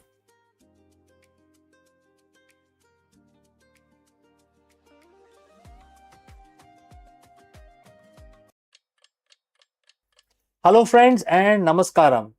In a landmark deal that reshapes the global AI landscape, Meta has officially partnered with Reliance Industries to build its first ever AI-enabled data centers in India. Located in Jamnagar, Gujarat, this 168 megawatt facility is more than just infrastructure. It is a clear signal that India is rapidly becoming the backbone of the next generation of artificial intelligence. Let us explore this further. Hello everyone, my name is CK and welcome back to Akulmach Business. If you have been following the global tech landscape, you know the narrative has shifted. For years, the story of artificial intelligence was written almost exclusively in Silicon Valley. But today, the center of gravity is moving. Just day before yesterday, on June 10th, 2026, we saw a watershed movement. Meta has officially announced its first build-to-suit AI data center in India, located in Jamnagar, Gujarat, in partnership with Reliance Industries. We are talking about massive 168 megawatt facility that will eventually power some of the most advanced AI workloads on this planet. So friends, if you have reached this far, please inform us from which city you have tuned in and which language you are watching this video. This will help us determine the reach of our channel. Alright, but why India? Why is a global giant like Meta pouring such massive capital into our backyard? Today we are going to peel back the layers of this strategy. This isn't just about servers, it's about the intelligence era. Let's look at the logistics. Why Jamnagar? Reliance isn't building a warehouse, because usually all the big business of Reliance, which are bulk in nature, are all located in Jamnagar. So they are building a hyperscale campus. This facility isn't just powered by the grid; it is designed for sustainability, using renewable energy and desalinated seawater for cooling. Meta is covering the cost to ensure this just isn't just big; it is efficient. And look at the geography. Jamnagar sits right next to the key undersea cable landing station. Meta is connecting this facility to Project Waterworth, the world's longest subsea cable system. This allows them to tie India's digital infrastructure directly to their global nervous system. For Meta, India isn't just a market of 1.4 billion people anymore. It is becoming a compute hub. They are betting that India's infrastructure can handle the most complex AI reasoning models, and they are backing it with over a gigawatt of renewable energy agreement with partners like CleanMax. Think back to 2016.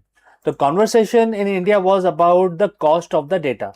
We led a revolution that made the internet accessible for everyone. Mukesh Ambani said recently, India cannot afford to rent intelligence.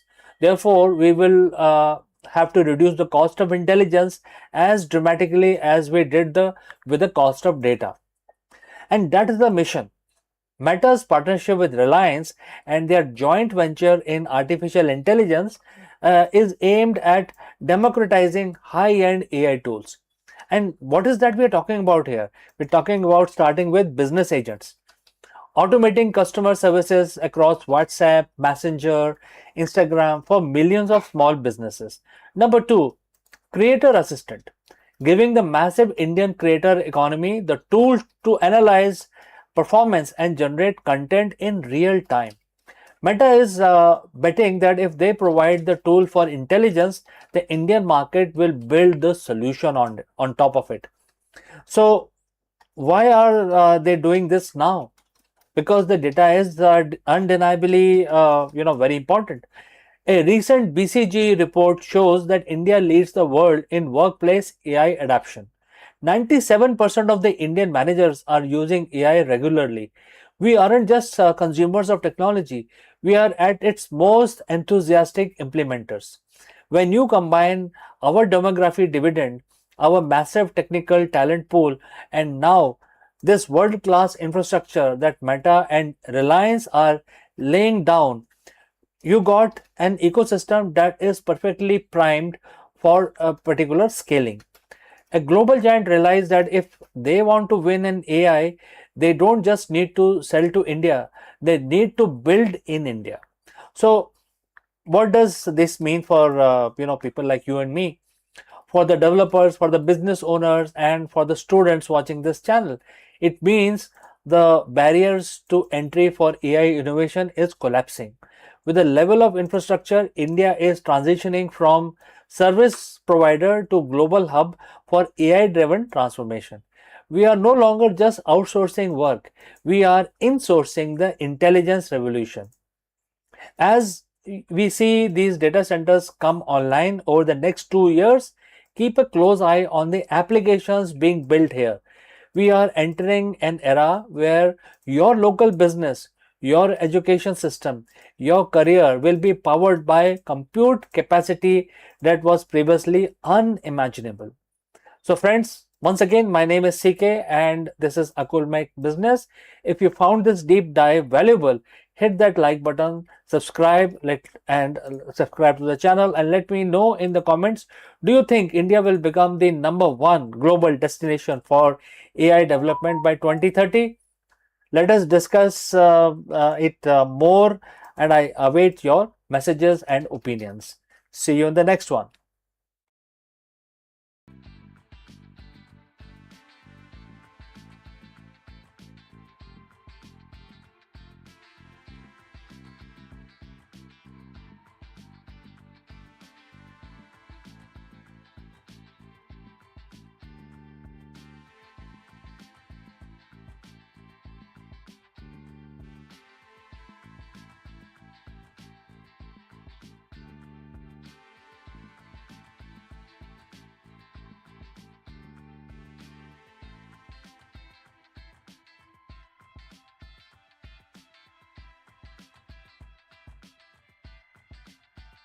Hello friends, the big question that we want to address today is that is your mind working for you or against you?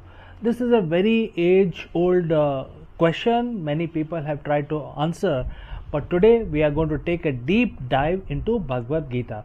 And friends, as you know, Bhagavad Gita is a very ancient document, it's a very ancient manuscript. However, ancient or not, it offers a timeless wisdom for the modern CEOs and entrepreneurs. And in fact, this particular question is beautifully answered in one of the verse which every modern CEO and entrepreneur must hear and see. So let us take the deep dive and try to answer this very profound question, which is about your mind. Let's go. In the world of business, we are trained to analyze everything. We analyze market trends, competitor strategies, cash flow, and consumer behavior. We spend millions on business intelligence. But there is one piece of intelligence that most leaders completely ignore. And that is one thing that dictates every decision you make, every reaction you have under pressure, and ultimately legacy you leave behind. I'm talking about your mind, which is your mind as well as mine. Think about it.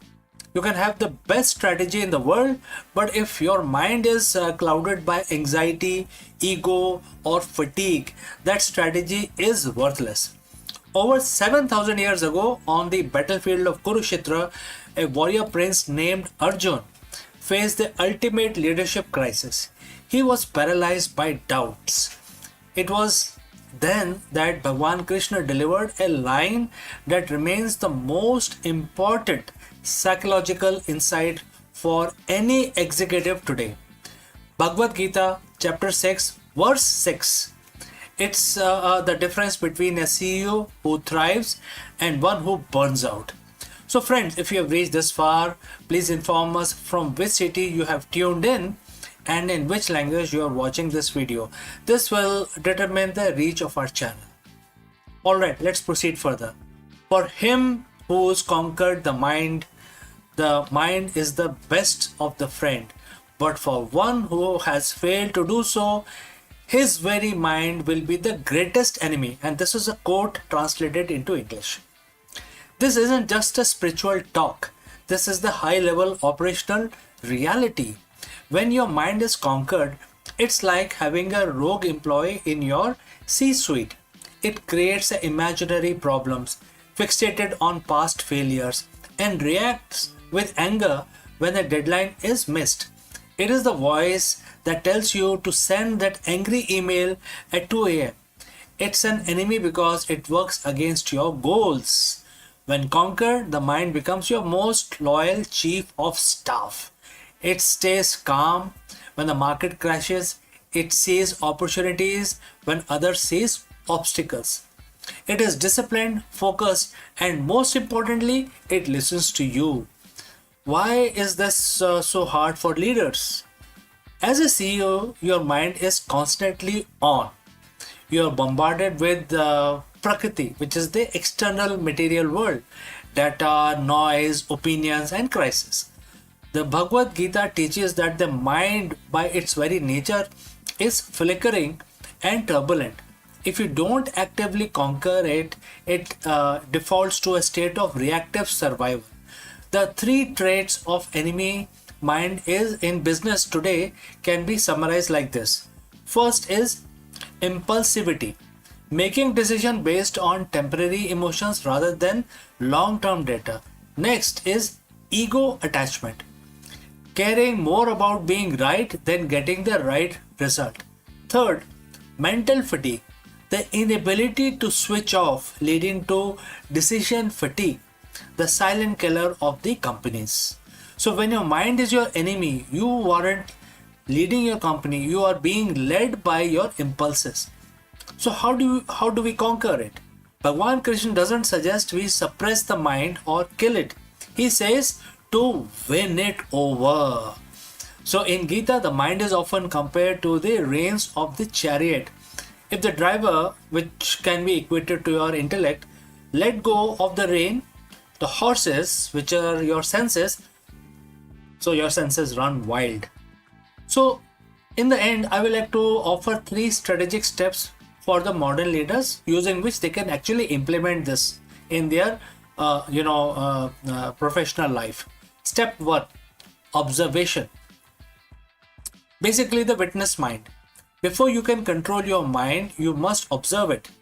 In your next board meeting, notice when your enemy mind start to get defensive. Don't act on it, just label it. That is my ego feeling threatened. This creates a gap between the impulse and the action. Step 2, consistent practice. Krishna tells Arjun that the mind is conquered through abhyas, which is constant practice.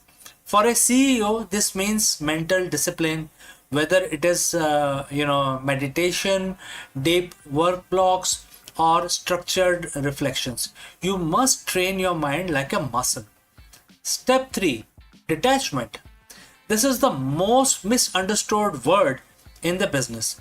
Detachment doesn't mean you don't care. It means you are detached from the result. You're focused 100% on the process and the action.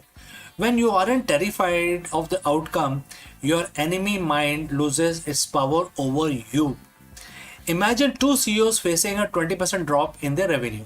CEO A has unconquered mind. They blame the team, stop sleeping, micromanage everyone, and project fear.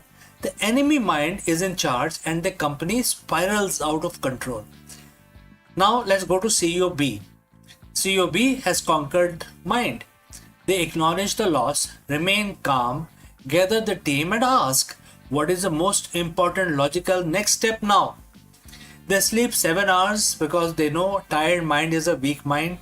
Their mind is their best friend, providing them with the resilience needed to pivot when the need arises. So, which one of these minds or the CEO you are? Do let me know.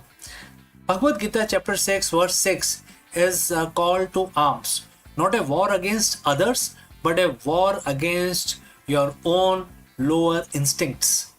As a leader, your greatest asset isn't your bank balance or your intellectual property, it is the quality of your consciousness.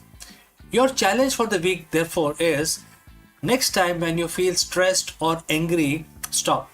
Ask yourself, in this moment, is my mind being my friend or my enemy? If you want to lead a great company, you must first lead yourself. If you found this integration of ancient wisdom and modern leadership valuable, hit that like button, subscribe for more insights from Gita for the modern world. Conquer your mind and you will conquer the world. So friends, we have come to the end. Before I end this section, few words about our affiliate partner. Stop settling for a good enough video. If your built-in laptop camera looks like a grainy mess, it is time for an upgrade. Want to instantly level up your video presence? I like to present the Lenovo Performance FHD webcam. This is a game changer for your desktop setup. Technically, this is packed.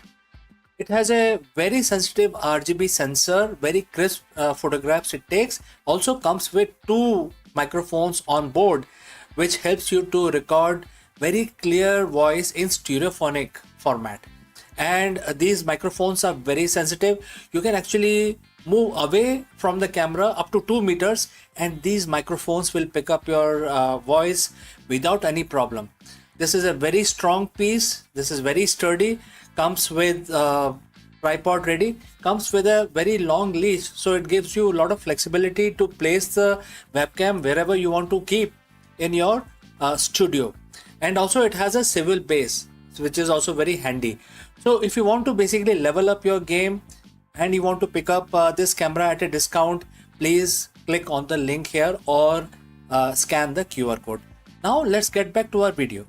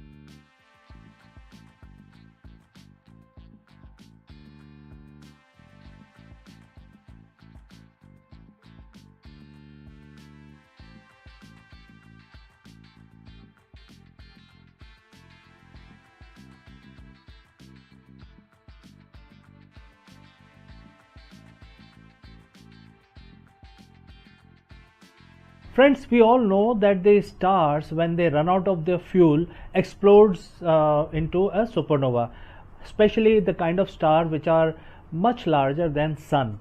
They have to be larger than sun in order to become a supernova. However, there are certain stars which don't simply explode, they turn into a hot blowtorch. And this is a very specific phenomena, and to understand this type of supernova we will take a deep dive into high energy astrophysics, and we will examine this phenomena which is known as hotter than hell, also known in scientific term as the fast blue optical transient, and also known as the blue death. What is this phenomena? Let us explore this further. Friends, in the vacuum of space, color is a liar.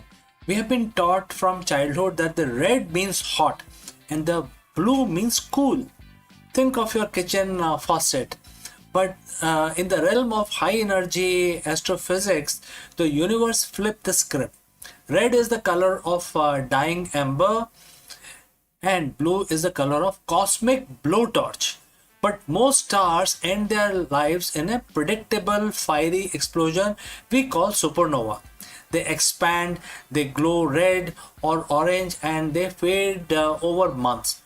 But recently we have discovered something that defies this particular rule. A class of explosion so fast, so bright, and so intensely blue that they have earned a terrifying nickname, which is fast blue optical transient, or FBOT. So we call them FBOTs. Today we are diving into the hotter than hell physics of blue stellar deaths. We aren't just talking about big explosions, we're talking about the most violent thermal events since the Big Bang. Well friends, if you've reached this far, please inform us from which city you have tuned in and in which language you are watching this video. This will help us determine the reach of our channel. Alright, let's proceed further. To understand why a blue death is so significant, we have to talk about Wien displacement law. In simple terms, the hotter an object is, the shorter the wavelength of the light it emits. A standard supernova might reach temperature of 10,000 to 20,000 Kelvin. That put them firmly in the visible white to yellow range. But these blue transient, they are screaming at a temperature exceeding 40,000 Kelvin, and in some cases hitting hundreds of thousands of degrees in their initial movements. When a star dies blue, it is telling that the energy density is off the chart. It is not just emitting light, it is emitting high frequency, high energy photons that sit right on the edge of the ultraviolet and X-ray spectrum. The question is, what kind of star has enough fuel to die this spectacularly? You can't get a blue explosion from a boring star like our sun. For a hotter than hell exit, you need a Wolf-Rayet star. These are the heavyweight of the galaxy. Stars that started out at 20 or 30 times the mass of sun but has already blown off their outer layers of hydrogen. What is left is naked exposed core of helium, carbon and oxygen burning with a ferocity that is hard to visualize. Because they have lost their cushion of hydrogen, when the core collapses, there is nothing to slow down the shock wave. It is like an engine exploding without a hood. The energy hits the vacuum of space instantly. This lack of an outer envelope is the first ingredient in the recipe for the fast blue optical transient. For a long time, these were just theoretical. Then came a phenomenon known as AT2018 COW, which is cow, AT 2018 cow.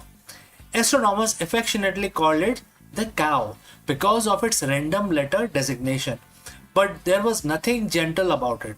The cow was 10 to 100 times brighter than the normal supernova, and it reached its peak brightness in just 3 days. A typical supernova takes weeks to ramp up. The cow didn't just explode, it flashed. What shocked scientists most was the blue signature. It stayed hot for far too long. According to the standard physics, it should have cooled down as the debris expanded. Instead, it was as if there was a central engine, a hidden furnace inside the wreckage, pumping out fresh energy and keeping the temperature at a blistering blue hot level. So, what is that central engine? Physicists currently have two main theories for how these blue deaths occur. Imagine the core collapse. It is so massive that it skips the explosion phase and goes straight into a black hole. As the rest of the star tries to fall into the black hole, it creates a massive traffic jam called accretion disk. This disk spins so fast and gets so hot, it launches a jet of plasma through the star's, whatever the star remains, and nearly at the speed of light. That jet is blue light we see. In this version, the core collapses into a magnetar, a neutron star with a magnetic field trillion times stronger than the Earth's, spinning hundred of time per second. This magnetic whirling injects a colossal amount of kinetic energy into the explosion, acting like a cosmic microwave that keeps the debris cloud at blue hot temperature. So why do we spend millions of dollars on these expensive telescopes to find these blue blips? Because they are the laboratories of the extreme. FBOTs allow us to watch the birth of black holes and magnetars in real time. Usually we find these objects millions of years after they were formed. With blue stellar death, we are seeing the first cry of a new celestial monster. They also act as the cosmic flashlights because they are so bright. They illuminate the gas and dust in distant galaxies, helping us map the cosmic web that holds the universe together. Every time we catch a blue flash, we are refining our understanding of how matter behaves under the most extreme gravity and heat possible. The universe is a violent place, but there is a strange beauty in its destruction. A blue stellar death is the ultimate paradox. A star that has run out of life yet shines with more intensity than billion suns combined. It's a final defiant scream across the vacuum. Next time, when you look up at a clear night sky, remember that twinkling white stars are just the beginning. Out there in the deep dark, something is turning blue, breaking the laws of physics and providing that something truly are hotter than hell. So, thanks for watching, thanks for listening. If you enjoyed this deep dive into physics of the cosmos, don't forget to hit that subscribe button. Until next time, keep looking up. Before I go, a word about our affiliate partner. Stop settling for a good enough video. If your built-in laptop camera looks like a grainy mess, it is time for an upgrade. Want to instantly level up your video presence? I like to present the Lenovo Performance FHD webcam. This is a game changer for your desktop setup. Technically, this is packed. It has a very sensitive RGB sensor, very crisp photographs it takes. Also comes with two microphones on board, which helps you to record very clear voice in stereophonic format. And these microphones are very sensitive. You can actually move away from the camera up to 2 meters and these microphones will pick up your voice without any problem. This is a very strong piece. This is very sturdy. Comes with tripod ready. Comes with a very long leash, so it gives you a lot of flexibility to place the webcam wherever you want to keep in your studio. And also it has a swivel base, which is also very handy. So if you want to basically level up your game and you want to pick up this camera at a discount, please click on the link here or scan the QR code. Now let's get back to our video.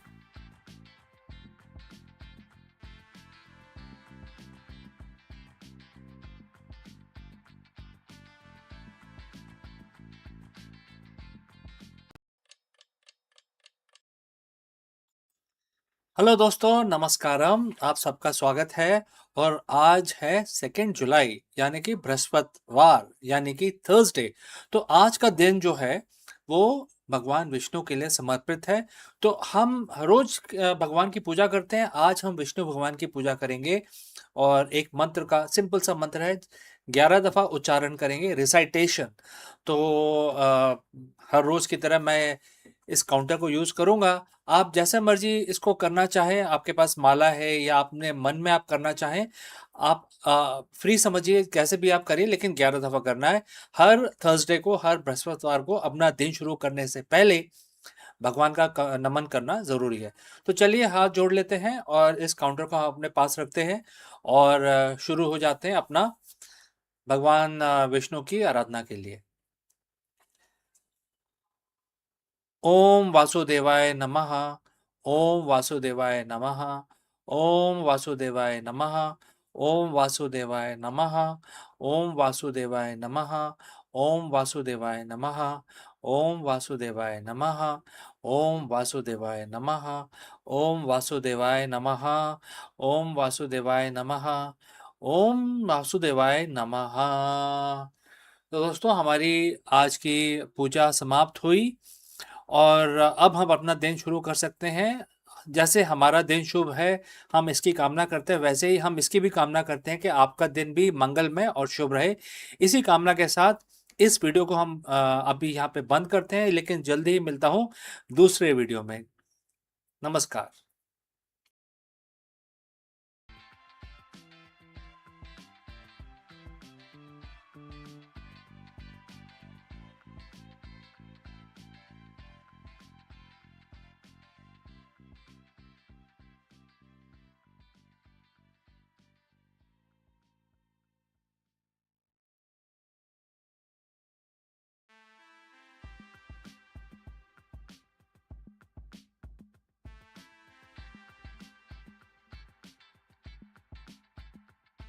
In the world where the science keeps redrawing the boundaries of what we know, the discovery of first detailed smell map of human nose feels almost poetic, isn't it?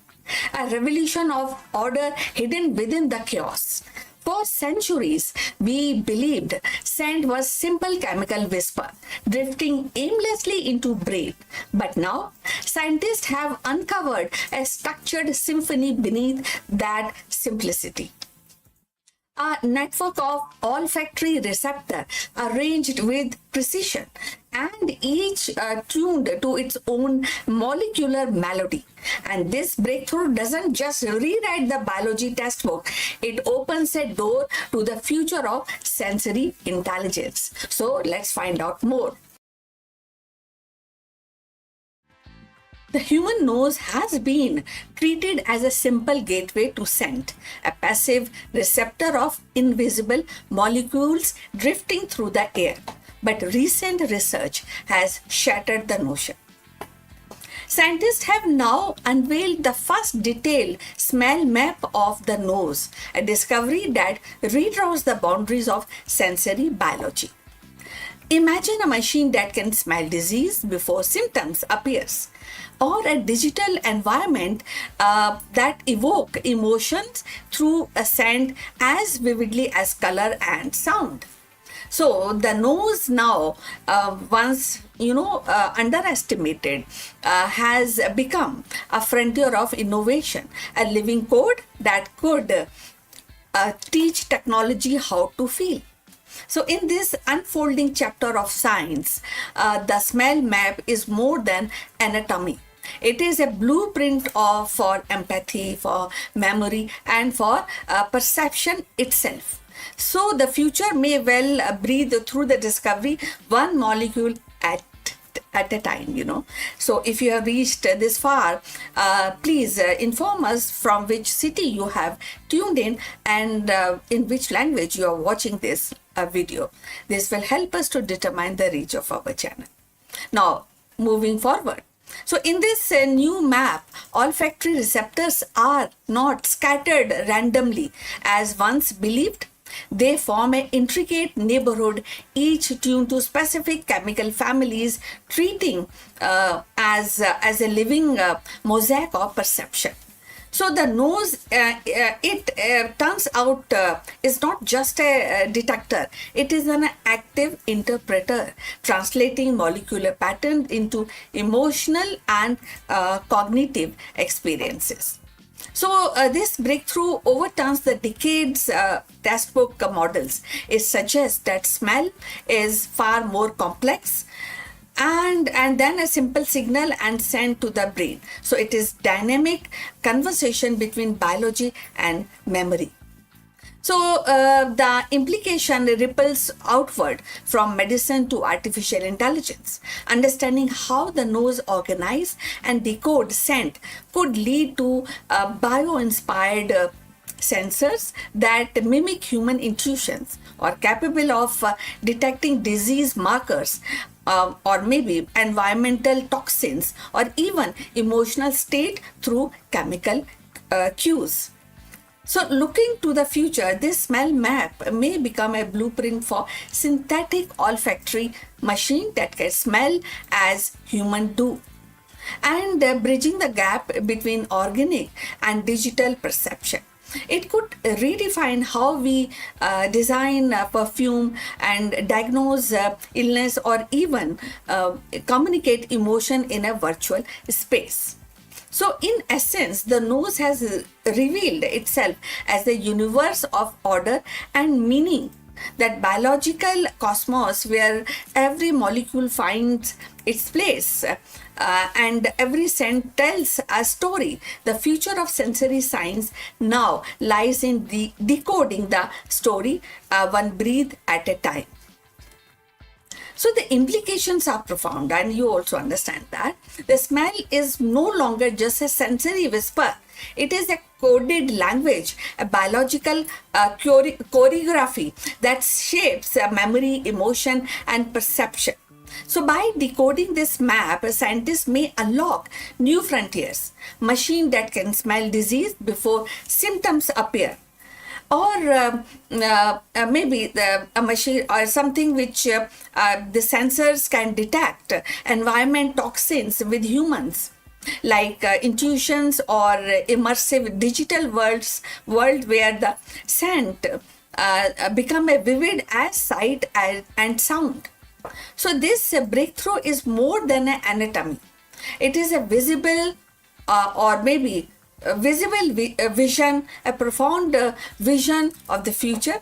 The nose is definitely important, and this also in every breath, and we know that things will definitely move forward into this innovation. So this breakthrough, it is definitely a humble yet profound implication on the human life, and has become a frontier of innovation and going forward, which will be offering a blueprint of synthetic olfactory and bio-inspired technology. So in every breath lies a story, and now we hold the key to read it. So we have come to the end of this information. We look forward for your comments, and thanks for watching. Please like and subscribe our channel. So see you in the next one. But before we end, few words from our affiliate partner. Stop settling for a good enough video. If your built-in laptop camera looks like a grainy mess, it is time for an upgrade. Want to instantly level up your video presence? I like to present the Lenovo Performance FHD webcam. This is a game changer for your desktop setup. Technically, this is packed. It has a very sensitive RGB sensor, very crisp photographs it takes. Also comes with 2 microphones on board, which helps you to record very clear voice in stereophonic format. And these microphones are very sensitive. You can actually move away from the camera up to 2 meters, and these microphones will pick up your voice without any problem. This is a very strong piece. This is very sturdy. Comes with tripod ready. Comes with a very long leash, so it gives you a lot of flexibility to place the webcam wherever you want to keep in your studio. And also it has a swivel base, which is also very handy. So if you want to basically level up your game and you want to pick up this camera at a discount, please click on the link here or scan the QR code. Now let's get back to our video.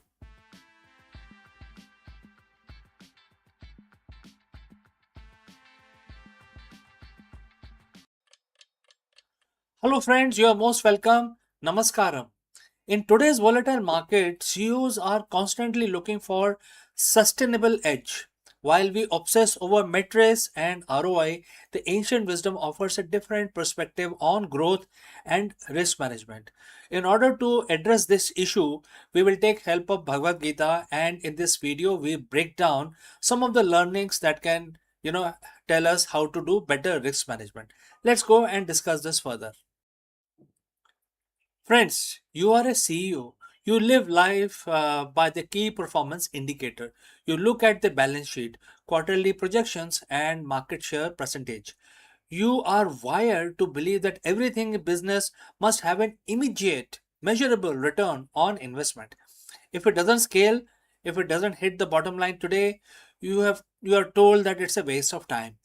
But what if I told you that there is one specific investment, that is one strategy that defies the laws of quarterly accounting? What if I told you that in world of high frequency volatility, the most efficient thing you can do for your company is to commit to a path that seemingly doesn't offer a quick payout? So friends, if you have reached so far, please let us know from which city you have tuned in. Now let's move ahead. Today, we are going to look at 5,000-year-old business strategy from Bhagavad Gita. It's a verse that every CEO who is worried about longevity of their brand needs to, internalize. Following the path of dharma will never go waste, and that is where that is the first stanza of the verse. It will never hamper your progress, whereas even a little advancement will save you from many dangers. This is chapter 2, verse 40 of Bhagavad Gita. Now let us break it down. First, the word dharma. In business, especially in the business context, think of dharma not just as religion, but as your purpose or your right action. It is the alignment of your organization with its core values, is truth, and the responsibility to the ecosystem it operates in. The words make two massive claims. First, it will never go waste. Second, it saves you from many dangers. Let's look at why this is the ultimate competitive advantage.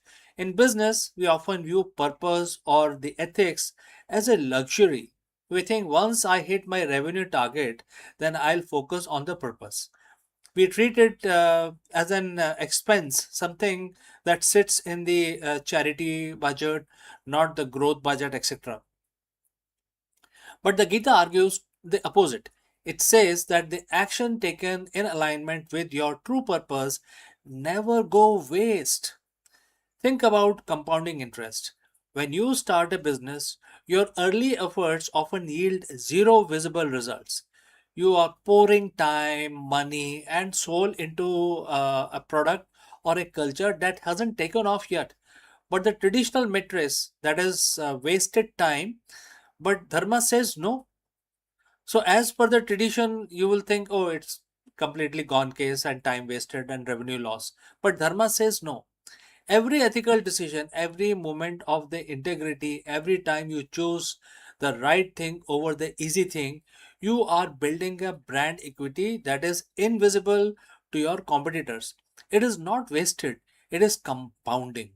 When a crisis hit, that bank account of trust and purpose is exactly what keeps your company solvent. Now look at the second part of the verse. Even the little advancement will save you from many dangers. This is essentially the ancient definition of anti fragility. We spend millions on risk management, legal teams, and compliance. We try to build walls around our business to prevent disaster. But the Gita suggests that the most effective mitigation management strategy isn't a firewall, it is your purpose. When your company is grounded in a strong why, a deep sense of dharma, you become immune to the dangers that destroys other companies. What are those dangers? First, danger of being irrelevant. When your purpose is clear, you don't chase fads, you stay focused. That prevents you from burning out your resources on projects that don't matter. Number two is danger of culture decay. If your culture is built on easy money rather than purpose, it crumbles under pressure. But a purpose-driven team, when they stay, they can stay steady through the storm. And lastly, the danger of ethical blindness. We've all seen the headlines. CEOs who lost everything because they ignored the small ethical corner they cut. The verse tells us that even a little advancement, a small daily commitment to doing what is right, act as a radar, alerting you to danger before they become catastrophes. So, how do you actually apply this? You're not a monk, you are a CEO. You have a payroll that you want to basically meet for your employees. Here is your three-step strategy that you can actually use to operationalize this dharma. Number one, integrity audit.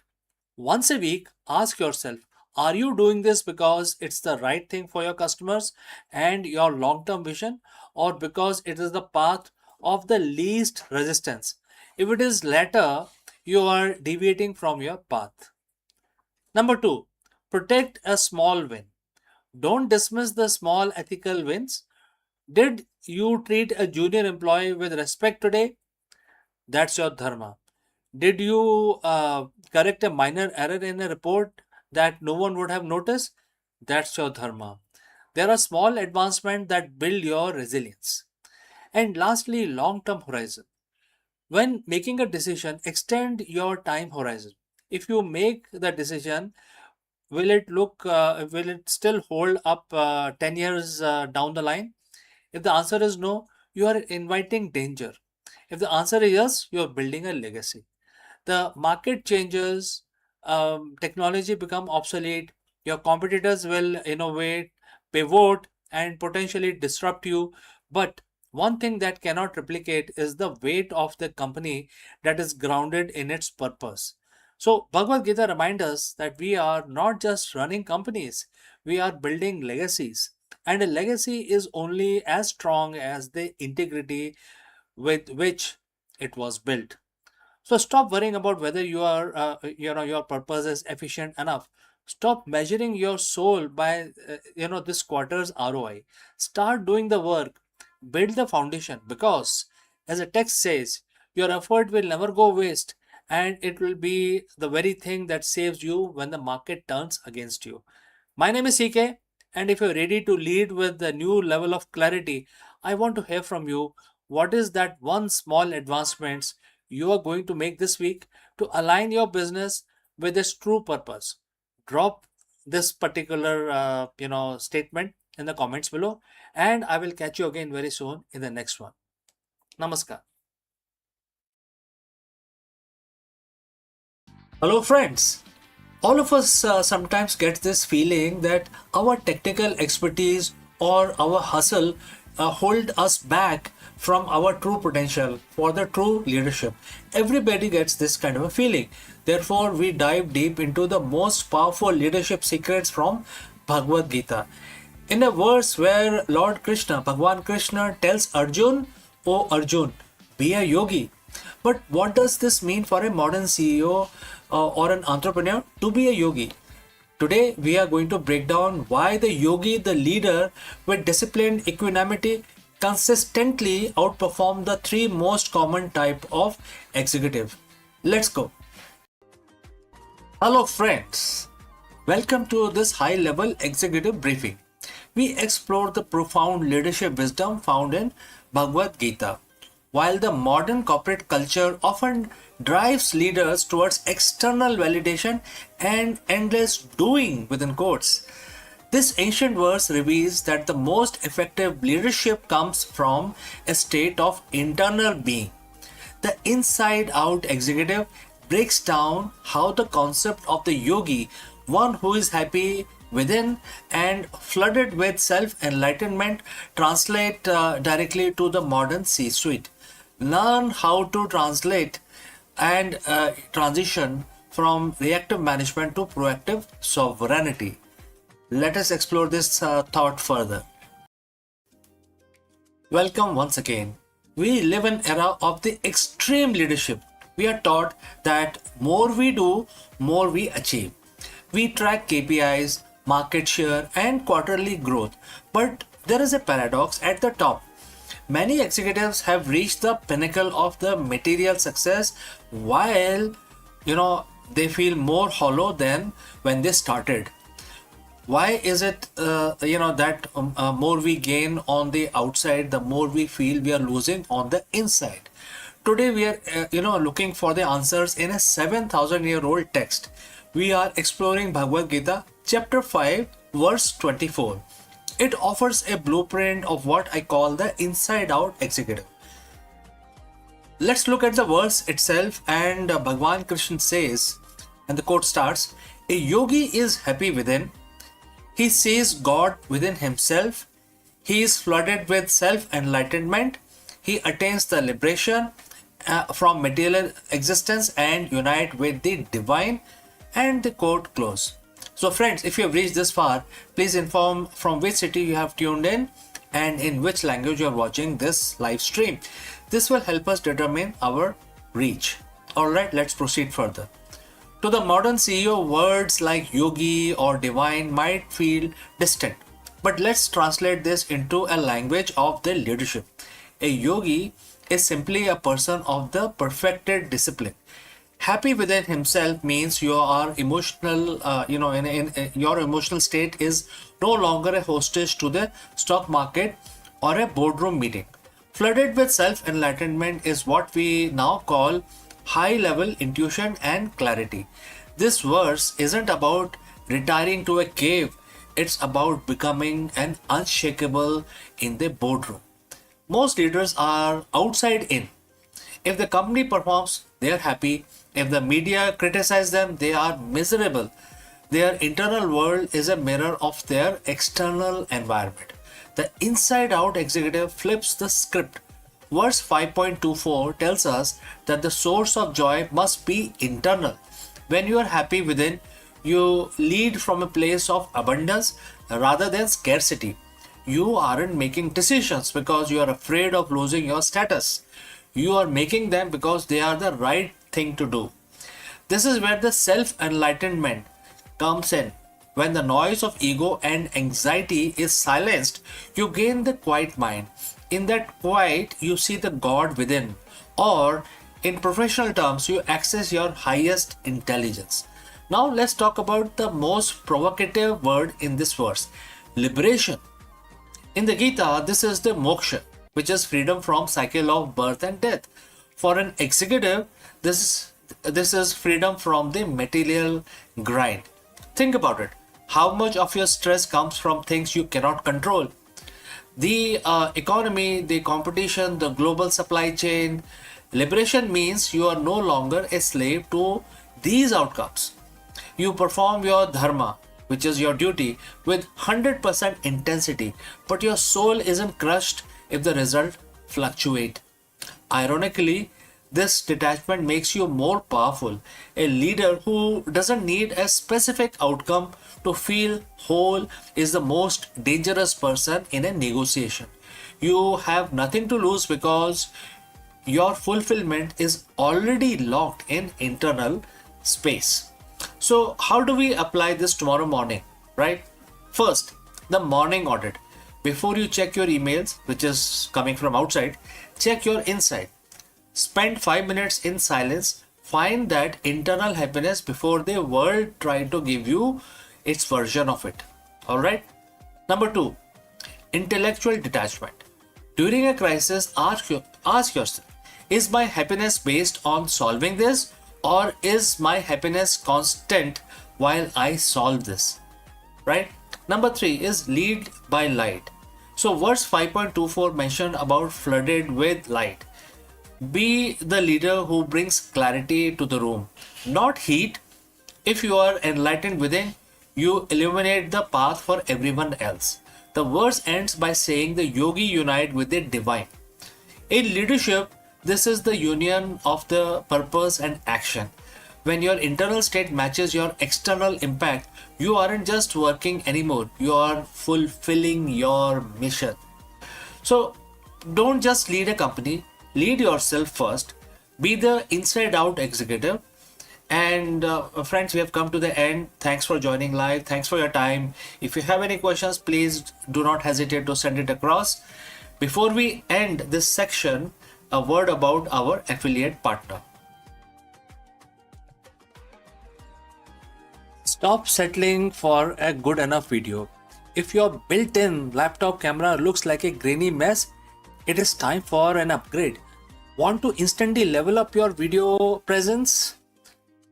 I like to present the Lenovo Performance FHD webcam. This is a game changer for your desktop setup. Technically, this is packed. It has a very sensitive RGB sensor, very crisp photographs it takes. Also comes with two microphones on board, which helps you to record very clear voice in stereophonic format.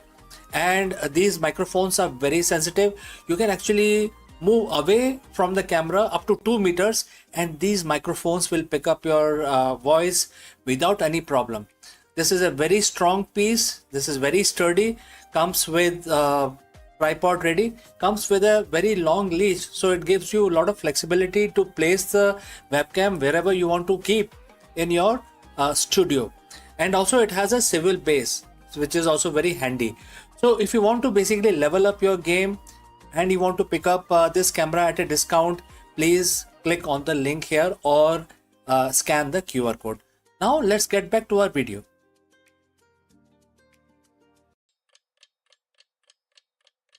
Hello friends and namaskar. Do you know that the Gurugram real estate prices have skyrocketed by 18%? Therefore, in this video, we break down exactly why property demand in Gurugram is hitting new high in 2026 and what this means for home buyers and the real estate investors. Let's go and explore this further.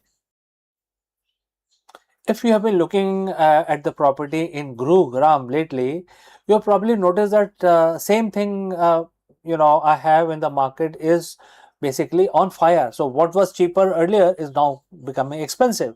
We are looking at an 18% jump in the prices, and that isn't just a random number.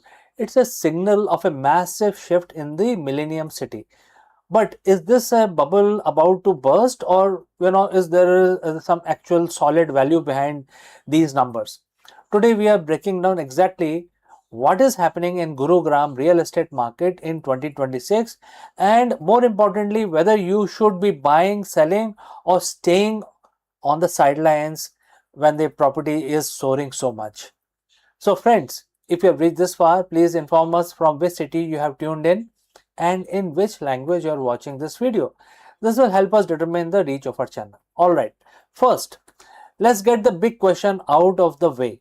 Why 18%? A lot of people see this and think probably, perhaps, speculative bubble. But when you look at the data, it's actually a structural repricing. We are seeing a perfect storm of three things: infrastructure, corporate expansion, and flight to quality. Not all of the Gurugram is growing at the same rate. We are seeing two-speed market.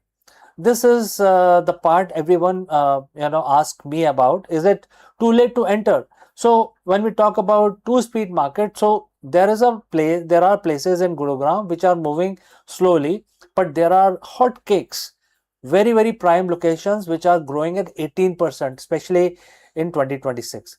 So question is it too late to enter? No, market is absolutely risk free.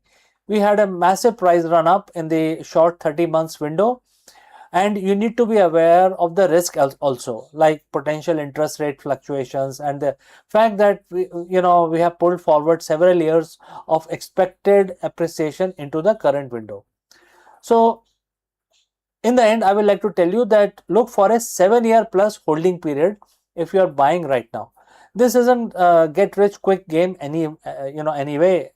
It is a long term wealth building strategy in a maturing global city. And Gurugram is a very happening place. Also, there are a lot of business opportunities for people who live in Gurugram. So Gurugram isn't just a city; it's a structural growth story. Whether you're looking at the Dwarka Expressway or the established luxury of Golf Course Road, the key is doing your homework. Don't buy the hype, but buy the fundamentals. So, friends, the prices are going up, and my advice is to basically look for a property based on your budget and location preferences. But definitely, this is the right time to invest in Gurugram real estate market. If you found this breakdown useful, hit that like button, subscribe our channel, uh, and look at the property price in Gurugram very seriously. Do let me know what sector you have in mind, and I can probably guide you further on that. My name is CK, and I will see you again in the next one. Hello, friends. Namaskaram. I hope you know a guy called Steve Fawcett.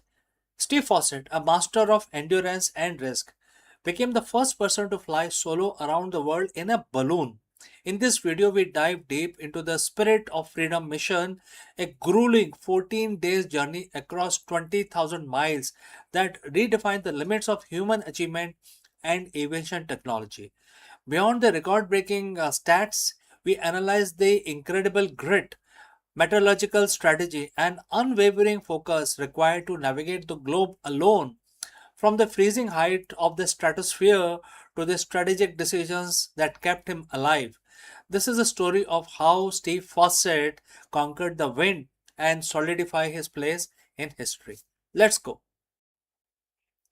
History is often defined by those who refuse to accept the word impossible. We talk about the great explorer, Magellan, Amundsen, Armstrong, but there is a unique category for those who tackle the elements completely alone. In 2002, one man looked at the globe and decided he didn't needed a jet or a rocket or even a co-pilot. He just needed the wind. Today, we are analyzing one of the most audacious feats of human endurance and the strategic navigation in the 21st century. Steve Fawcett's record breaking solo non stop circumnavigation in the spirit of freedom. Welcome to this deep dive. But before that, friends, please let us know from which city you have tuned in so that we know exactly who's watching us and who's not. All right, let's proceed further. To understand the weight of 2002, you have to understand the stakes. Before the Steve Fawcett, people had tried, many had died. It was the last great record in aviation. Fawcett wasn't just an adventurer, he was a master of logistics and risk management. He viewed the stratosphere not as an enemy but as a system to be leveraged. He had attempted this journey 5 times before. Think about that. 5 failures, 5 near death experiences, and yet he continued to iterate. This is the critical lesson for any leader. Failure is not the end of the strategy. It is the data you need to perfect your next launch. In 2002, in Nottingham, Western Australia, the Spirit of Freedom, a massive 140-foot tall balloon, began its ascent. The goal? To fly around the world solo, non-stop, in under 20 days. The capsule was size of a walk-in closet, roughly 7 feet by 5 feet. For 14 days, this would be his entire universe. Technologically, the Spirit of Freedom was a marvel of the time. It utilized a Rosier design, combining helium for a constant lift and hot air for vertical control. But the real strategy was in the navigation. Fawcett had to stay within a specific jet stream. If he dipped into lower altitude, he hit turbulence. Too high, he risked extreme cold and oxygen deprivation. He didn't have the modern AI navigator, but he had a team of metallurgists feeding him data, and he had to process it with absolute calm. This is the definition of the equanimity under pressure, a concept we talk about frequently here on the channel also. Whether you are a leading corporation or a piloting a balloon over the southern ocean, the ability to process the data, discard the noise, and execute the core task is what separates the masters from the amateurs. For 2 weeks, the world watched, but inside the capsule, absolute silence. The physical toll was immense. He slept in 45 minutes intervals. He dealt with mechanical failures, burner malfunctions, and constant crushing psychological reality of being miles above the earth, absolutely alone. One of the most dangerous moments occurred over the Southern Ocean where the temperature plummeted, threatening the integrity of the balloon fabric. A normal person would panic. A strategist looked for the lever. Fawcett had to manipulate his altitude constantly to catch the right current, essentially surfing the atmosphere. When you study his flight, you see a man who was entirely in sync with his environment. He wasn't fighting the wind, he was negotiating with it. This is the profound leadership lesson. True success doesn't come from the brute forcing your way through a crisis.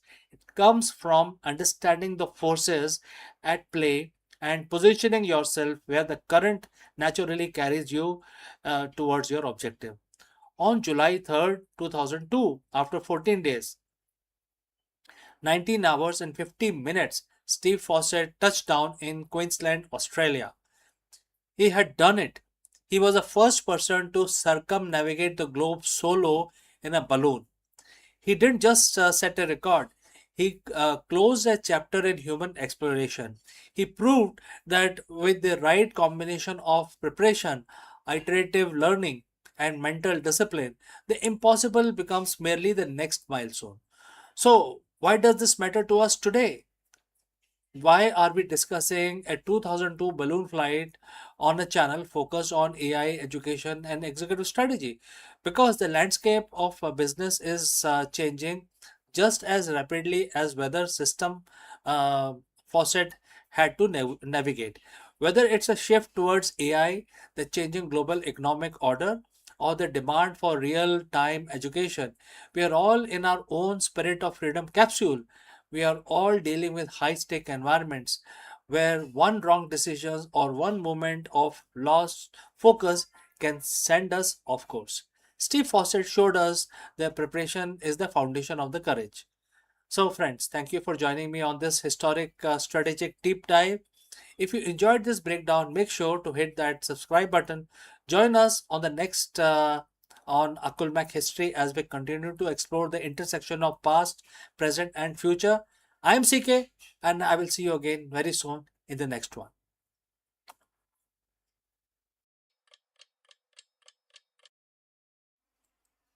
नमस्कार दोस्तों, आप सबका स्वागत है। आज सोमवार का दिन है और आप सबको पता है कि सोमवार का दिन तो भगवान शंकर के लिए समर्पित होता है।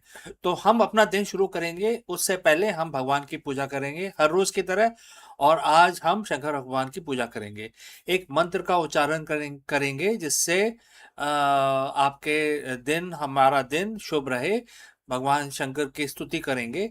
तो आप भी हमारे साथ महामृत्युंजय का जाप करें, 11 दफा करेंगे। आप माला का इस्तेमाल कर सकते हैं, मैं ये काउंटर का इस्तेमाल करता हूँ, इसमें नंबर आ जाते हैं। नहीं तो आप जैसे भी, अगर आप अपने माइंड के अंदर भी अगर आप काउंट करना चाहें तो आप ऐसा भी कर सकते हैं। तो जैसे आप कंफर्टेबल हो वैसे आप हमारे साथ जुड़ें और महामृत्युंजय का जाप हमारे साथ ज्वाइन करके करें। ठीक है, तो हाथ जोड़ लीजिए, नमन करिए भगवान शंकर का और ध्यान लगाइए और हम महामृत्युंजय का जाप शुरू करते हैं। ओम त्र्यंबकं यजामहे सुगंधिं पुष्टिवर्धनम् उर्वारुकमिव बन्धनान् मृत्युर्मोक्षीयमामृतात् सद्यो जातं प्रपागामि भगवन् मृत्युं जय शिवम् आवाहयामि। ओम त्र्यंबकं यजामहे सुगंधिं पुष्टिवर्धनम् उर्वारुकमिव बन्धनान् मृत्युर्मोक्षीयमामृतात् सद्यो जातं प्रपागामि भगवन् मृत्युं जय शिवम् आवाहयामि।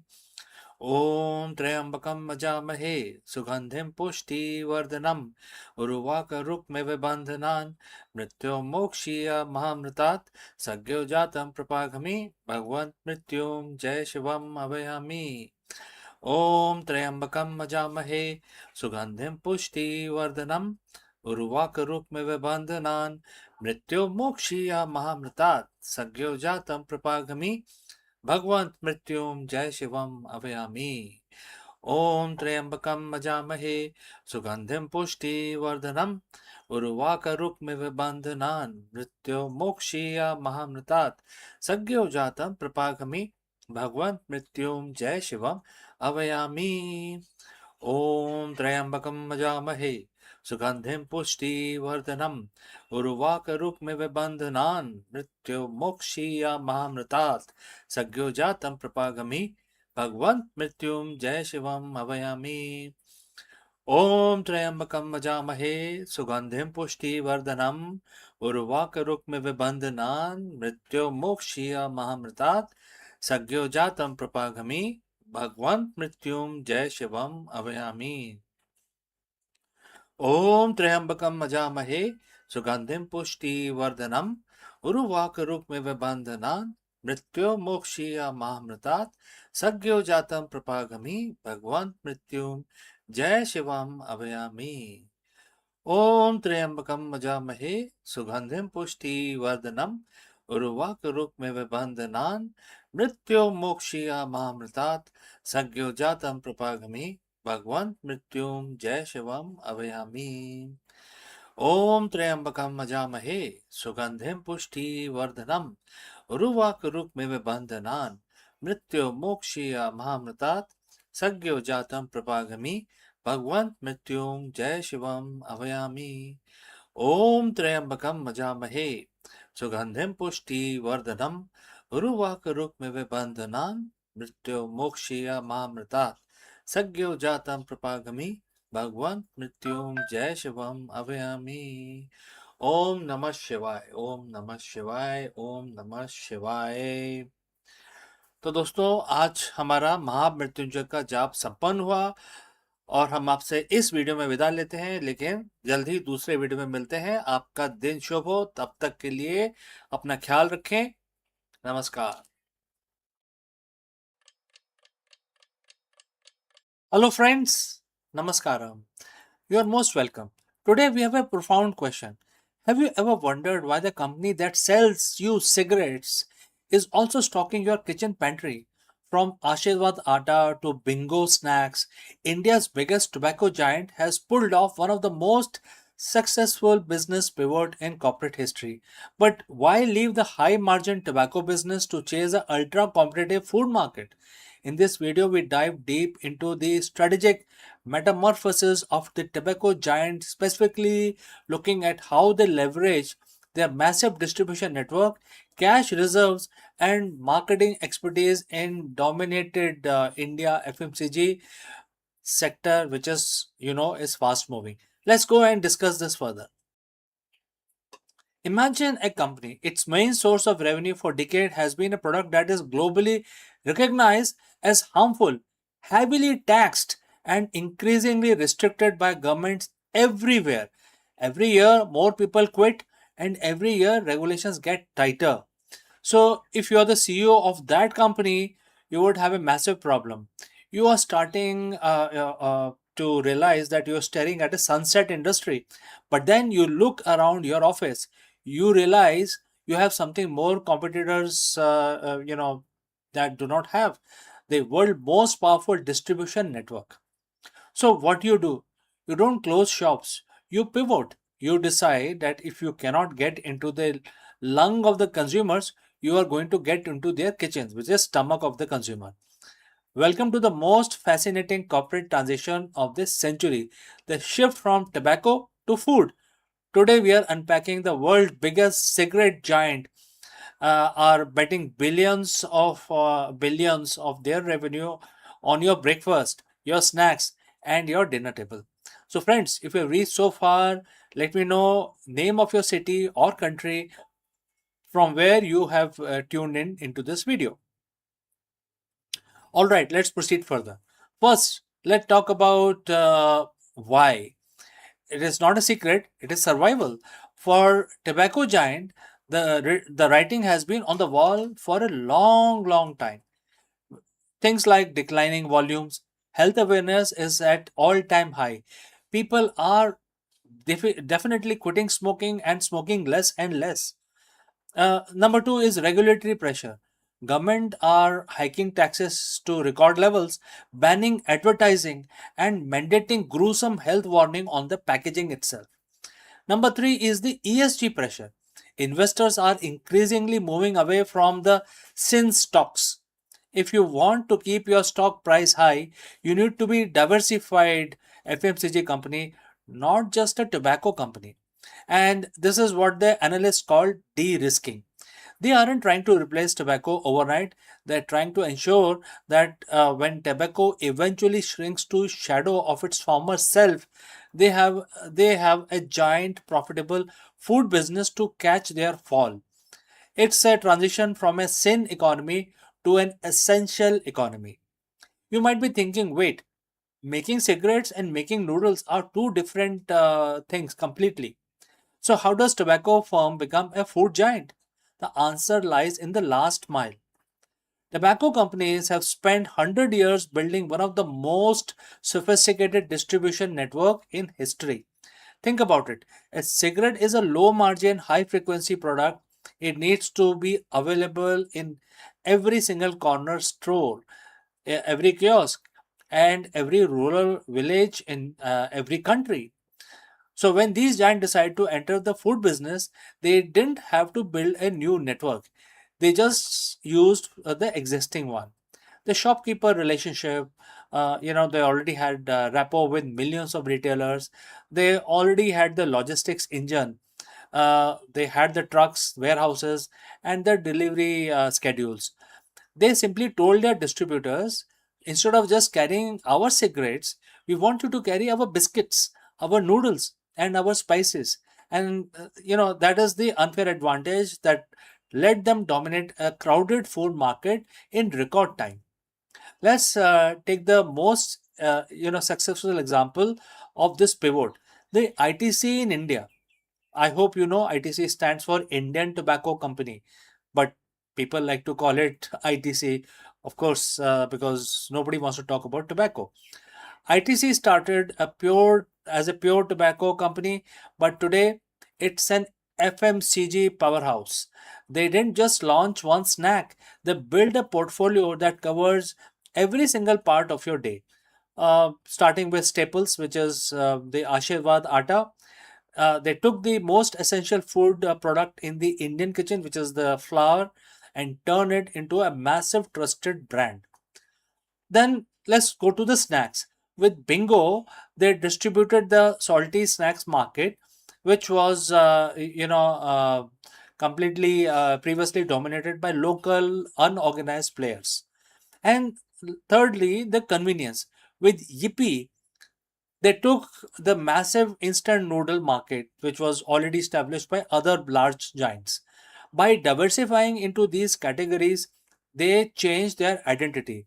They moved from being a company associated with health hazard to a company that provides daily nourishment. They turned their brand equity into trust. That is the genius of the pivot. They didn't sell, processed food. They sold reliability. But is this a pure virtuous shift? Well, not everyone thinks so. Critics argue that the big tobacco is simply moving from one addictive product to another. The argument is that the same marketing geniuses who mastered the art of selling cigarettes are now applying those exact same philosophies and tactics to ultra processed foods snacks that are high in salt, sugar, and fat, designed by hyper palatable and yes, mildly addictive. There is a growing debate about whether the tobacco industry's entry into the food sector is contributing to the global health crisis of obesity and diabetes. Are we just replacing a smoking habit with a snacking habit? It's a point of view that is becoming harder to ignore as these healthy packaged food continues to take over our pantry and kitchen shelves. At the end of the day, the capitalism is about survival of the fittest. These companies saw the future and they realized that if they didn't adapt, they would die.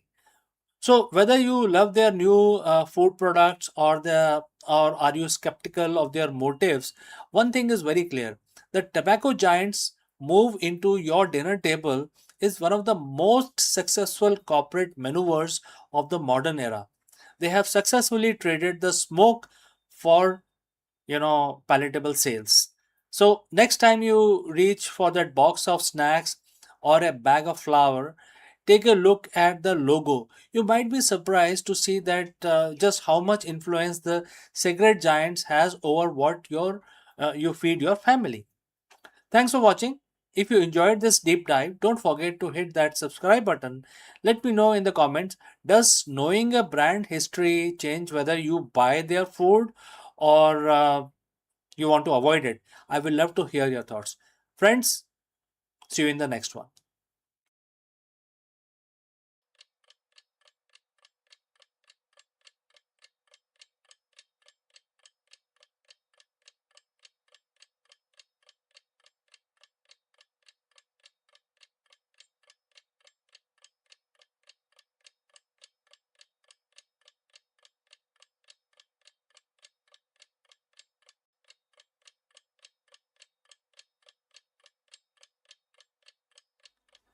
Imagine a darkness so deep it lasts 336 hours, where temperatures plummet to a lethal minus 170 degrees Celsius.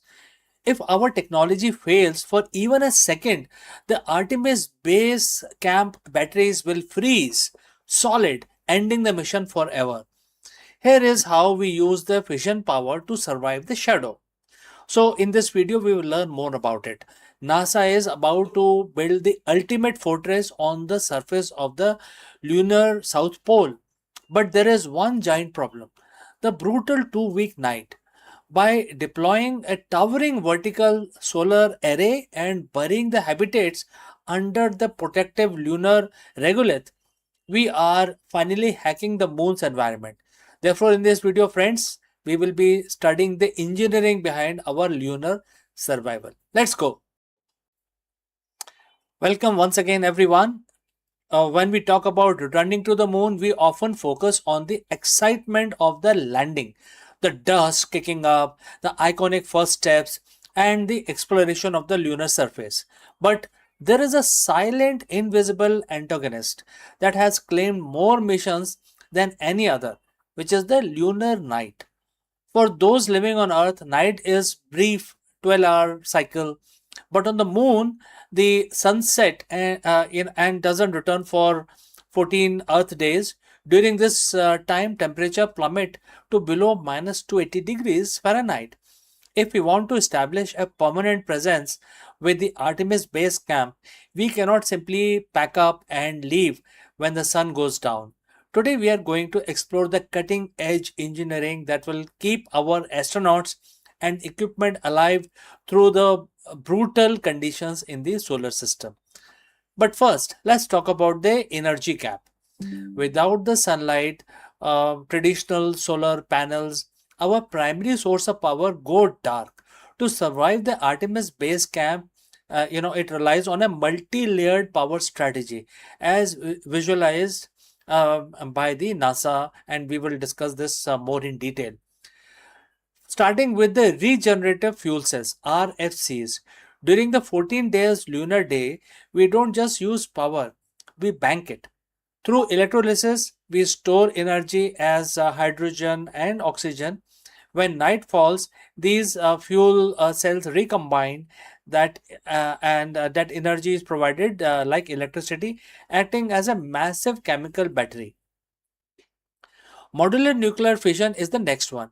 While the batteries and the fuel cells are essential, there are limits to it. To provide a reliable, constant base load power supply, NASA is developing a small modular fission reactor. These reactors operate independently of sun, ensuring that the heaters, life support systems, and communication remains operational even in the depth of 2 week dark period. And the power is only half the battle. If you have all the electricity in the world but can't manage heat, you're still in trouble. The vacuum of space is a perfect insulator, which means heat generated inside the base has nowhere to go and heat outside has no way to keep the base warm. So, friends, as you would have understood by now that the thermal management is a two-way street. Starting with insulation. The base modules are protected by advanced multi-layer insulations, which is also known as MLIs, and vacuum jacketed shells, which acts like a high-tech thermo to prevent heat loss. Next is the active thermal control system, which is in short known as ATCS.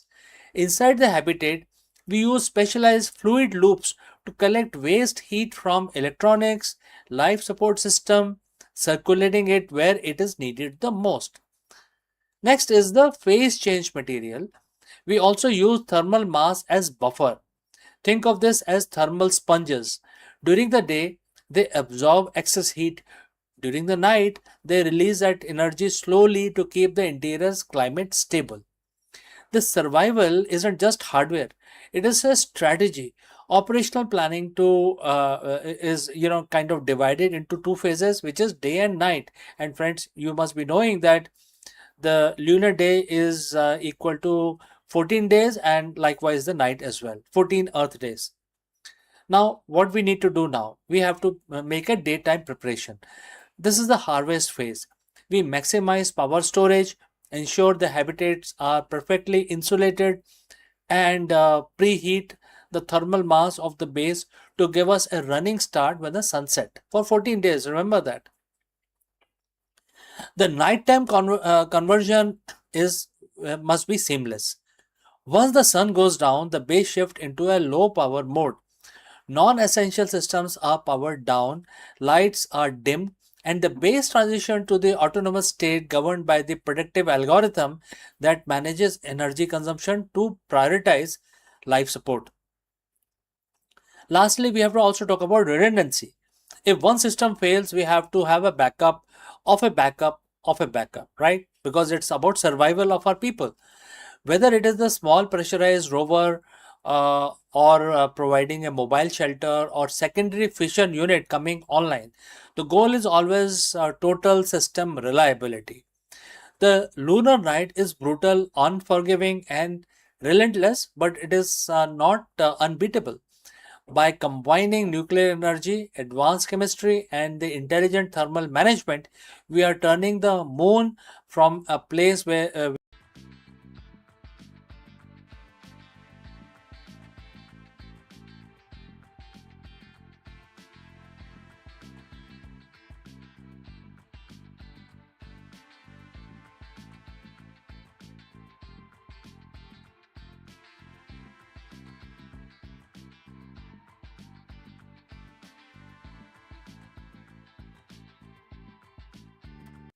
Hello friends, how are you doing?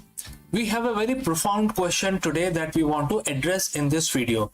That is, can ancient wisdom solve the modern corporate burnout problem? In this video, we dive deep into the timeless wisdom of Bhagavad Gita to extract the powerful leadership lesson for today's CEOs and entrepreneurs. If you have ever felt overwhelmed by the darkness of the market volatility, ethical dilemmas, or the sheer weight of responsibility on your shoulder, this verse offers a blueprint for clarity and resilience. Let's go. The boardroom is often portrayed as the place of power and light, but every CEO knows the truth. There is a specific kind of darkness that lives over there. It isn't the absence of light, it is the presence of ambiguity. It is a fog of volatile market, the shadow of ethical compromise, and the blind spots that lead to companies' downfall. And we call it the corporate darkness. For thousands of years, leaders have looked for a torch to cut through this fog. Today, we find that the torch isn't, present in an unlikely place. It's 7,000-year-old Sanskrit verse mentioned in Bhagavad Gita, chapter 8, verse 9. On the surface, it describes the divine, but for a leader, it describes the ultimate executive mindset. So, friends, if you have reached this far, please inform us from which city you have tuned in and in which language you're watching this video. This will help us determine the reach of our channel. Now let's proceed further. Let's look at the verse itself. The verse says, and the quote starts, the omniscient, the oldest, the controller, smaller than an atom, the sustainer of everything, the inconceivable, and as effulgent as the sun, driving away all darkness. And quote close. To a CEO, these aren't just theological adjectives. They are the 7 pillars of visionary leadership. Let's break down one by one. The verse called the divine, smaller than an atom, and simultaneously the sustainer of everything. In business, we call this macro-micro paradox. But the CEO fails because they lean too far one way. They are either big picture dreamer who miss the accounting fraud happening under their nose, or they are the micromanagers who stifle innovation because they can't see the horizon. Bhagavad Gita tells us that the true mastery is being able to see the atom, the tiny data point, the single customer complaint, the line of code, while simultaneously sustaining the entire ecosystem of the brand. Driving out darkness starts with total visibility. You cannot lead what you cannot see, whether it is as small as an atom or as large as a global supply chain. The verse uses a term which is inconceivable. In the C-suite, we often rely on predictive analytics. We want everything to be conceivable, measurable, and also certain. But the darkness of the market often comes from the black swan event, the things we don't see coming, right? Learning from Bhagavad Gita means accepting the inconceivable. A great CEO doesn't just plan for what they know.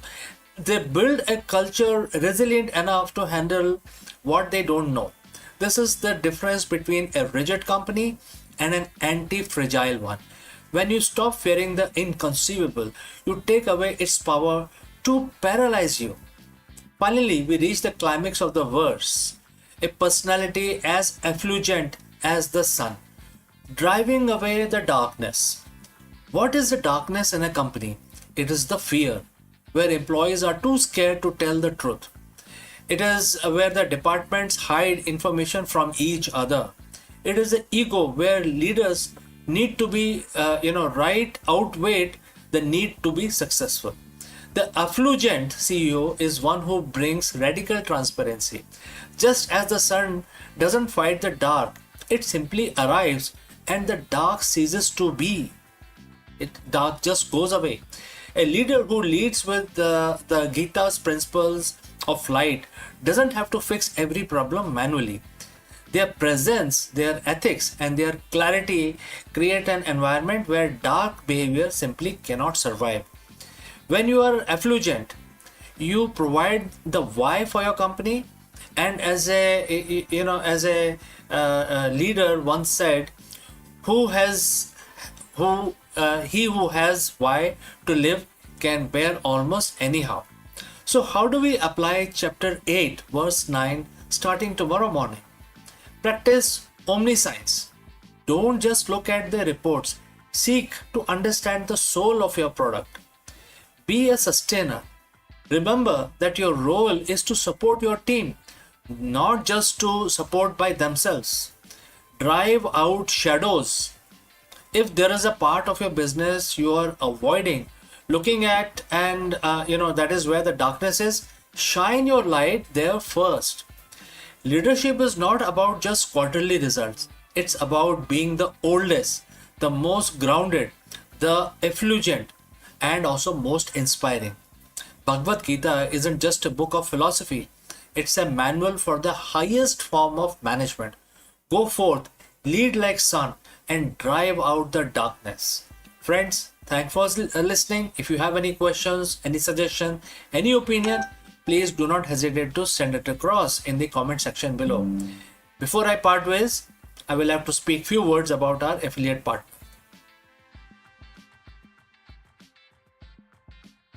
Stop settling for a good enough video. If your built-in laptop camera looks like a grainy mess, it is time for an upgrade. Want to instantly level up your video presence? I like to present the Lenovo Performance FHD webcam. This is a game changer for your desktop setup. Technically, this is packed. It has a very sensitive RGB sensor, very crisp photographs it takes. Also comes with two microphones on board, which helps you to record very clear voice in stereophonic format. And these microphones are very sensitive. You can actually move away from the camera up to 2 meters and these microphones will pick up your voice without any problem. This is a very strong piece. This is very sturdy.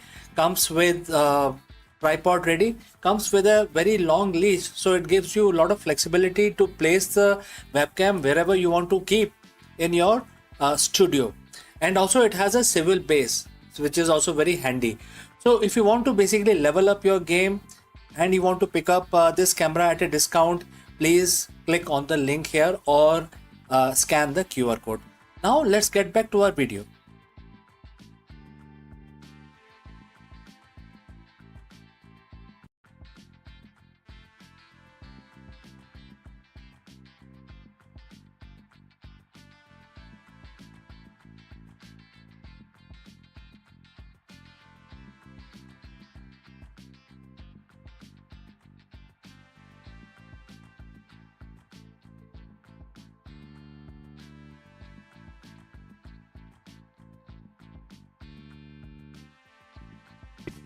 Let me ask you, is time really a one-way street? The new research suggests that Einstein's famous wormhole theory might hold the key to the mind-bending possibility of a hidden mirror of time. And friends, as you know, mirror always casts an inverted image. In this video, we break down the latest theoretical physics breakthrough that is challenging everything we know about the arrow of time, entropy, and the fabric of space-time. Could wormhole act as a portal to a mirror reality where time flows in the reverse direction? We dive into the science behind the headlines and explain what this discovery means for the future of quantum mechanics and cosmology. Let's go. What if everything we know about time is backward? We have been told that the time flows in only one direction, from past into the present and towards an inevitable future. It's the arrow of time. But what if that arrow isn't just pointing forward? What if it is also pointing back in the backward direction? And the key to understand that secret lies in one of the most famous yet misunderstood concept in physics, which is the Einstein-Rosen bridge. When we hear about the word wormhole, we think of interstellar.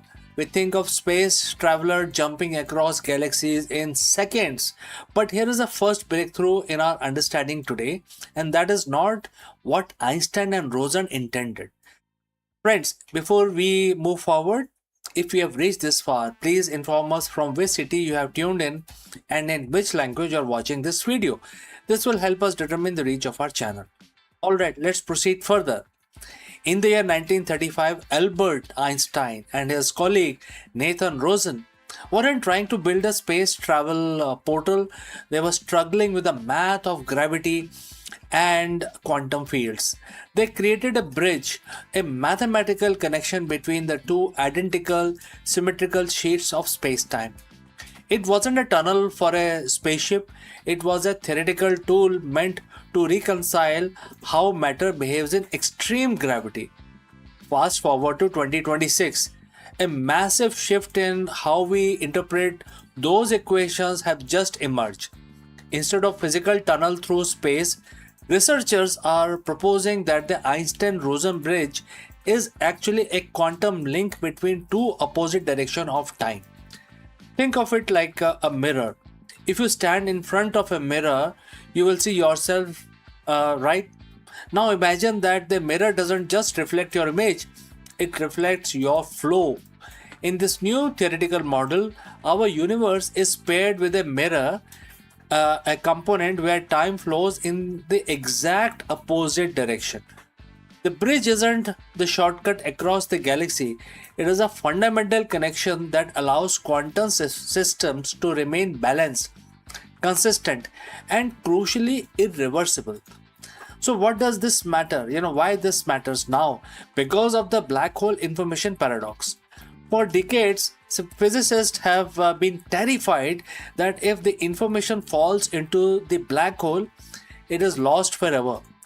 They violate and the violent laws of quantum mechanics, and therefore, there could be only two situations. One is that everything is true, or the quantum mechanics and the laws of relativity works across all positions on in the space. But if this mirror time theory is correct, that information isn't destroyed, it simply evolves along the backward flowing time component. It's not gone, it's just living in the mirror. And this doesn't explain black holes, it might explain the very beginning of everything. Some researchers are now suggesting that our big bang wasn't the absolute beginning.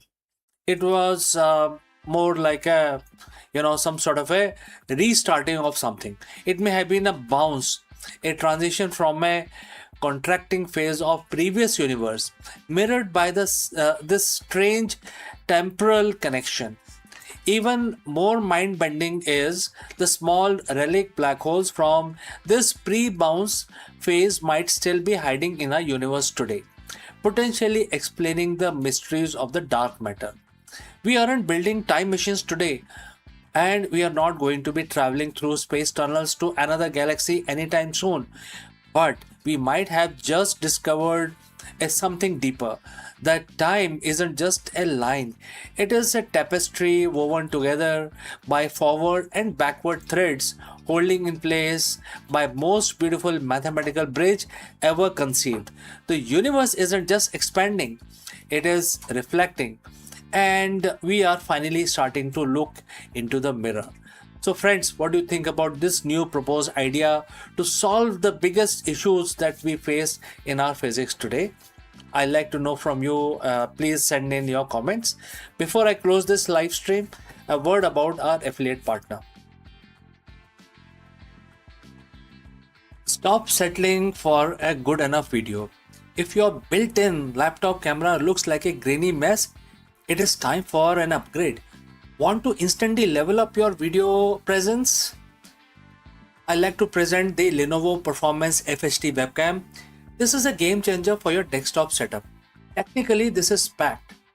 It has a very sensitive RGB sensor, very crisp photographs it takes. Also comes with two microphones on board, which helps you to record very clear voice in stereophonic format.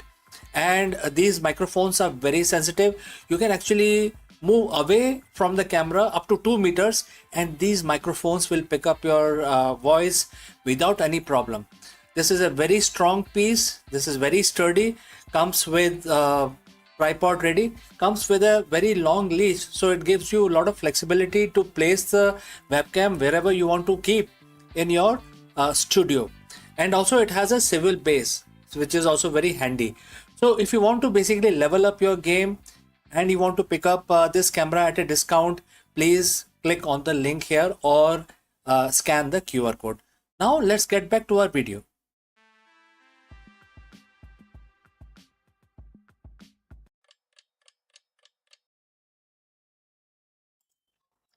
नमस्कार दोस्तों, आप सभी का स्वागत है। आज शनिवार का दिन है और आप सब जानते हैं कि शनिवार का जो दिन होता है वो शनि महाराज के लिए समर्पित है।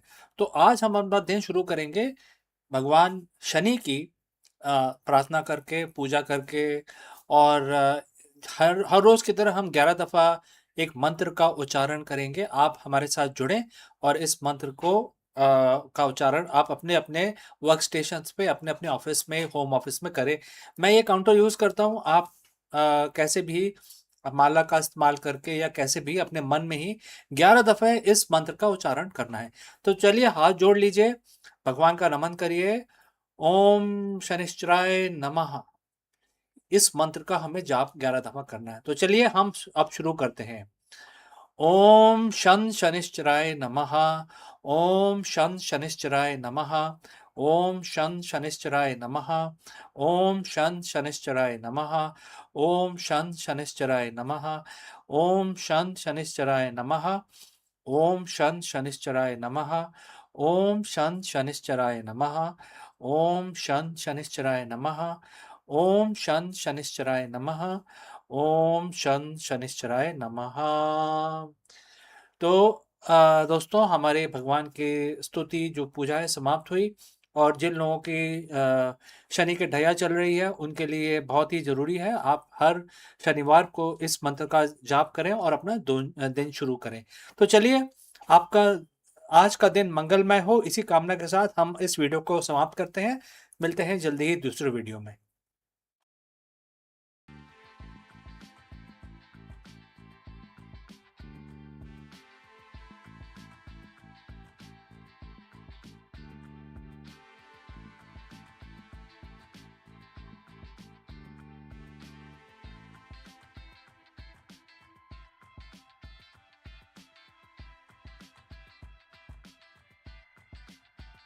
Hello friends, can the ancient wisdom solve the modern CEO's biggest challenge?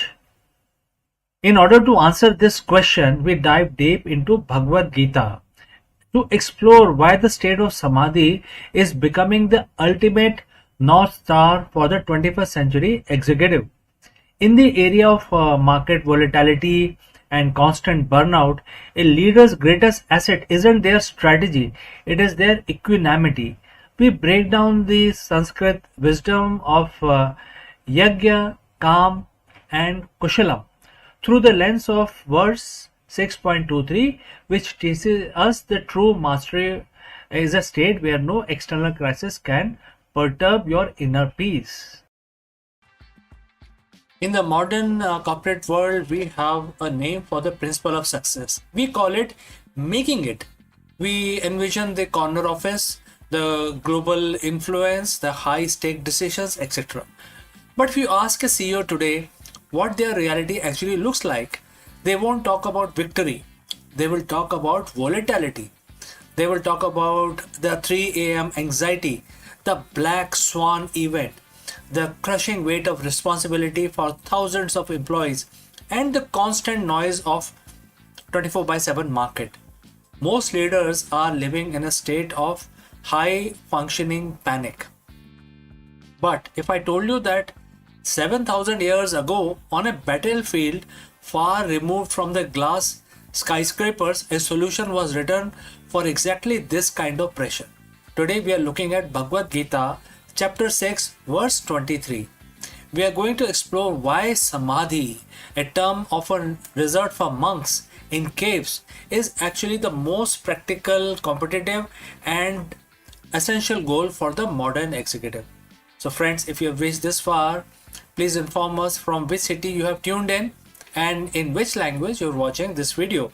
This will help us determine the reach of our channel. Let's continue.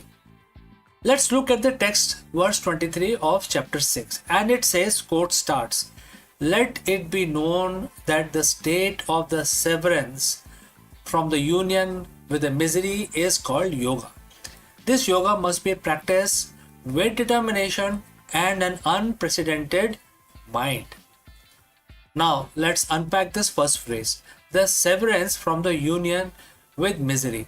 As a CEO, you often united with the outcome of your company. If the stock drops, you are miserable. If a competitor launches a better product, you are miserable again. Verse 23 suggests a state of yoga which we call samadhi, where that cord is cut. It isn't that the problem go away. It is that your union with the pain of those problems is severed. This is the state where the leader knows there is nothing greater left to achieve. It is about retirement. It's about reaching a level of internal mastery that makes external chaos irrelevant. The verse continues to explain that in this state, the practitioner is not perturbed by anything come what may. Think about the last crisis you faced. Did you react or did you respond? Well, reaction is emotional. It is driven by the fear of loss. Response is intellectual. It is driven by the samadhi, by clarity. For a CEO, being unperturbed is a superpower. Imagine a boardroom where everyone is losing their head because of the quarterly mess. The leader who has mastered Gita 6.23 sits in the center of the storm. They aren't cold or indifferent. They are simply not shaken. Because they have attained an internal samadhi, their decision making remains clinical, creative, and objective. While others are blinded by the misery, the samadhi led executive sees the path forward. This is the difference between a leader who survives and leader who resigns. Now the Gita is very, very practical. It doesn't say the state happens by accident. It says the state is achieved only by practicing yoga with determination and optimism. So there are several Sanskrit words related to determinism, and the mind does not become despondent. So we will move on. We will not try and read those Sanskrit words in this verse. For an executive, determination means the discipline of the routine. It's the daily meditation, the deep work, the refusal to let the inbox dictate your soul, etc. What is optimism? Optimism is even more critical. In business, things go wrong. Projects fail. Partnerships soars. If your mind becomes despondent, if you lose your optimism, your leadership dies. The Gita tells us that samadhi isn't a gift for the lucky one. It's a result of the disciplined mind. It's a practice. You have to train your brain to return to center every single day, just as you would train your body in the gym. Now let's talk about the bottom line. Where should a CEO care about the ancient Sanskrit verses? First is cognitive longevity. Stress kills creativity and samadhi preserves it. Next, talent retention. People follow unperturbed leaders, they don't follow the panicked ones. Third, risk management. When you are free from misery, you don't make desperate, high risk gambles to save your ego. You make calculated moves to grow the vision. In the past, we thought the goal of an executive was more market, more share, more revenue, more accolades. But the Gita suggests that the new executive goal is actually enough. When you reach a state where you know there is nothing greater left to achieve, internally you paradoxically become more effective at achieving things externally. You are no longer hungry and desperate. You are focused and formidable. So as we close this lesson from chapter 6 verse 23, I leave you with a challenge. Look at your calendar for the next week. How much of it is dedicated to the union with misery, the firefighting, the stressing and reacting, and how much is dedicated to severance, the practice of finding your center. The corner office was never meant to be a cage of anxiety. It was meant to be a seat of wisdom. Practice with determination, lead with optimism, and find the state of samadhi where, come what may, you remain the master of your own soul. Thanks for listening, friends. If you have any question or any suggestions, kindly send us a message in the message section below. Before I close this session, a word about our affiliate partner. Stop settling for a good enough video. If your built-in laptop camera looks like a grainy mess, it is time for an upgrade. Want to instantly level up your video presence? I like to present the Lenovo Performance FHD webcam. This is a game changer for your desktop setup. Technically, this is packed. It has a very sensitive RGB sensor, very crisp photographs it takes. Also comes with two microphones on board, which helps you to record very clear voice in stereophonic format. And these microphones are very sensitive. You can actually move away from the camera up to 2 meters, and these microphones will pick up your voice without any problem. This is a very strong piece. This is very sturdy.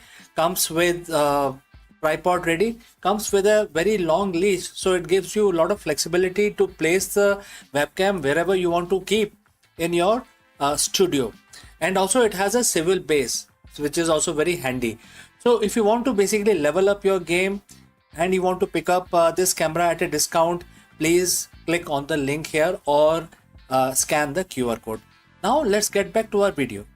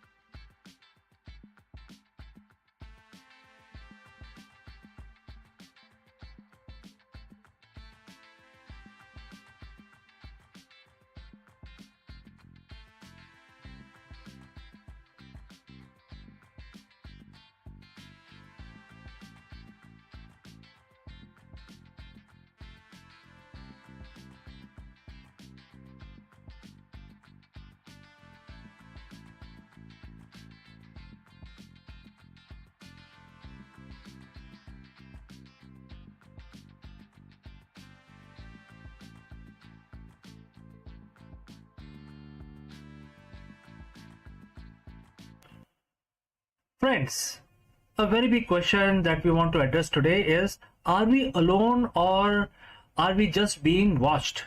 For decades, we have scanned the stars for signals, but new speculation from SETI and leading astrophysicists suggest a chilling possibility.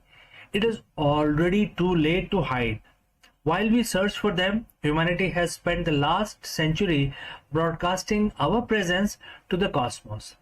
In this video, we dive deep into the great silence and why the latest breakthrough in technosignatures and planetary direction suggests that any advanced civilizations within 100 light years likely to already know Earth is a home to an industrial civilization.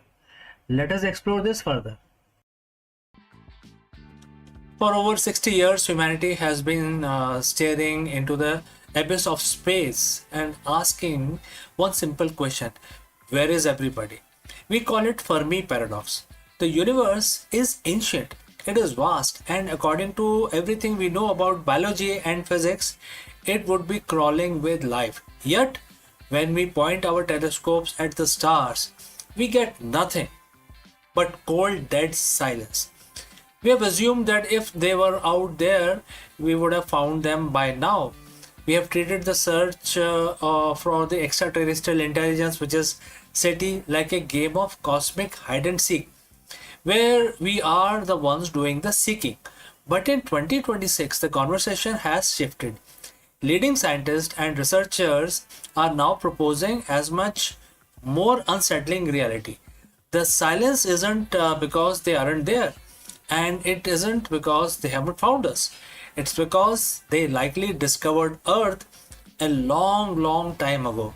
While we have been whispering into the dark, wondering if we are alone, we have actually been shouting our presence to the galaxy for over a century. So, friends, if you have reached this far, please inform us from which city you have tuned in and in which language you are watching this video. This will help us determine the reach of our channel. Alright, let's proceed further. Today we are breaking down the new SETI speculation. We are looking at why it is officially too late to hide, how our own atmosphere is betraying us, and the startling new research that suggests alien signals might be hiding in plain sight right in our own data. To understand why we are already visible, we have to look at what we call the techno signature. Since the early 20th century, Earth has been surrounded by an over-expanding bubble of radio waves. This radio bubble is now over 200 light years wide. Inside the bubble are thousands of star systems. If there is a civilization within 100 light years of us with even slightly better technology than ours, they don't need us to send them a hello message. They have already heard our earlier radio broadcasts, our television signals, and most importantly, our high frequency military radars. But it is not just radio. In the last year, researchers have found while exploring the exoplanet, because exoplanets search has reached a fevering pitch right now.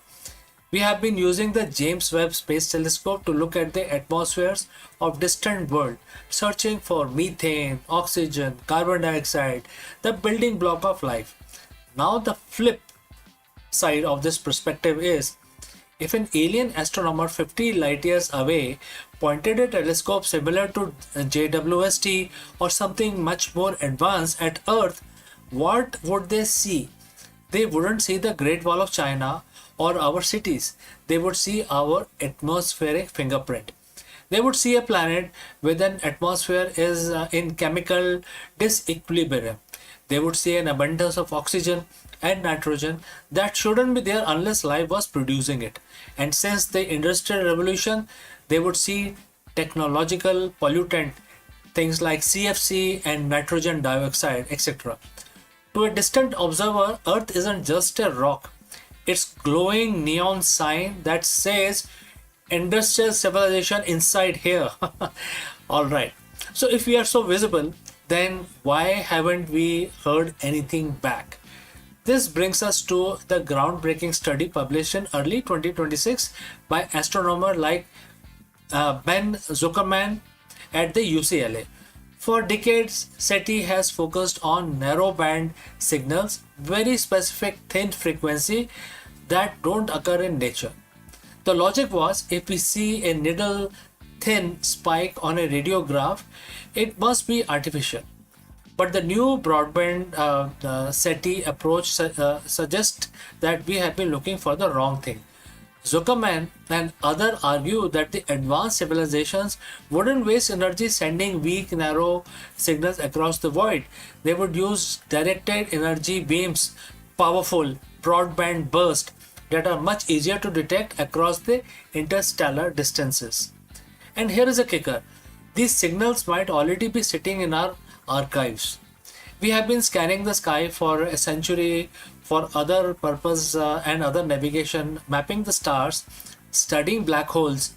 This new speculation suggests that the evidence of aliens isn't waiting to be discovered in the future, it is likely hiding in plain sight. Within the petabytes of data we have already collected, we have just haven't looked at the data with the right algorithm yet. Think of it like this. We have been looking for specific person's voice in a crowded stadium when we should have been looking for the flashlight they were waving. There is another reason for this silence, and it was highlighted in March 2026. Report from SETI Institute. Dr. Vishal Gajar and his team recently discovered a major complication in how we hear the cosmos. It turns out that the space isn't an empty vacuum. It is filled with turbulent plasma and stellar winds. When a signal travels from distant star system to Earth, it has to pass through the space weather of that alien sun. This plasma can smear or broaden a signal. A perfect, clear, narrow broadcast from an alien planet might arrive at Earth looking like a fuzzy, distorted static. The SETI Institute realized that our current search tools are designed to filter out that kind of noise. We have been looking for perfect signal, but the universe is quite messy. This means we could have received a message yesterday, but our computers threw it in the trash because it looked like too much like a natural interference. We are literally turning or tuning into a wrong station. And it is possible the galaxy is far noisier than we ever imagined. So if they were here and if these signals are likely reaching us, why hasn't there been a first contact event? This leads us to the zoo hypothesis.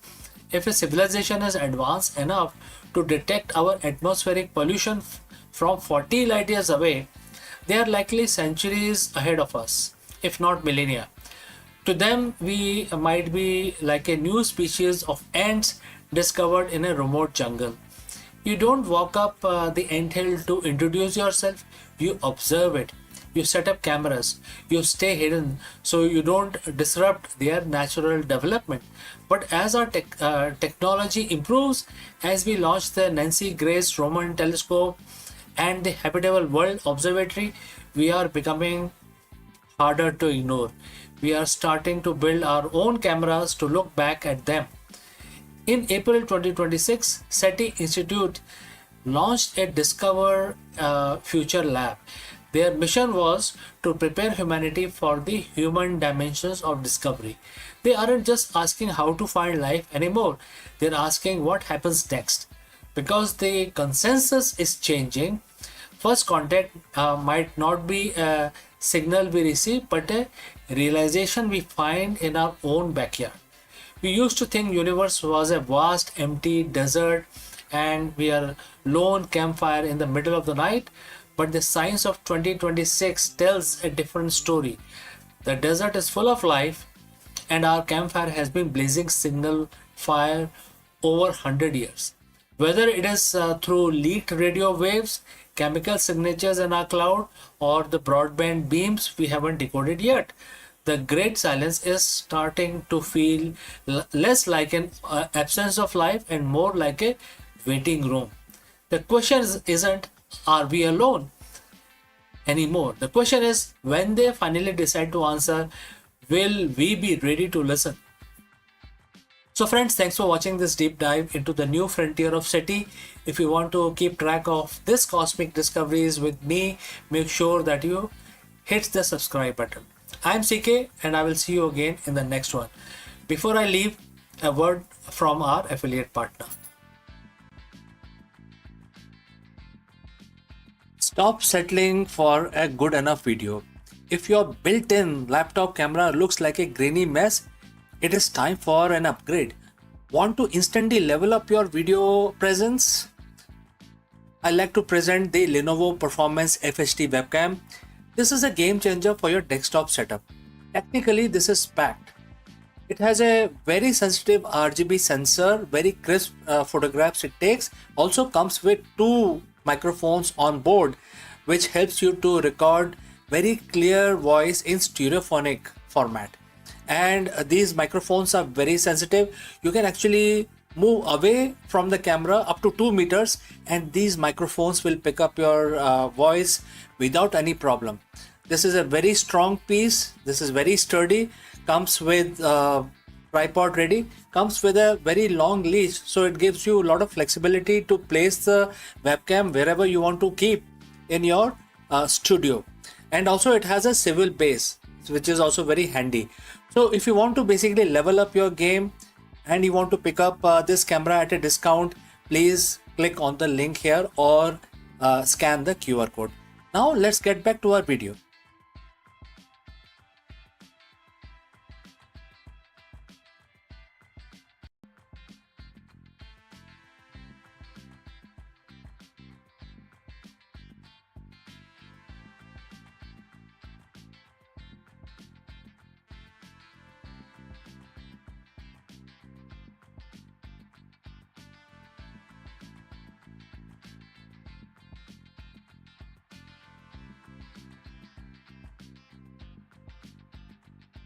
In the hushed chamber of Ming era medicine, where the wisdom was linked on scrolls and remedies brewed in porcelain jars, a startling secret has resurfaced. An anesthetic formula centuries ahead of its time. More than a potion, it was a calculated blend of herbs, philosophy designed to silence the pain and study the spirit. This discovery does not just rewrite medical history, it reveals a civilization that understood the delicate frontier between consciousness and oblivion, compassion and science. So the Ming dynasty, often celebrated for its art and for its architecture, now stands illuminated as a pioneer in surgical sophistication. A proof that the quest to ease human suffering is as old as civilization itself. So let's find out more about this. The corridors of history often conceal treasures that redefine our understanding of human ingenuity. One such revelation has emerged from Ming dynasty, where the scholars have uncovered evidence of sophisticated anesthetic use centuries before the modern medicine codified the practice. This discovery does more than enrich the annals of pharmacology. It illuminates the depth of Chinese medicine philosophy and its seamless blend of science, ritual, and pragmatism. So the Ming era, spanning 14th to 17th centuries, was a period of flourishing scholarships and innovations and the cultural refinement.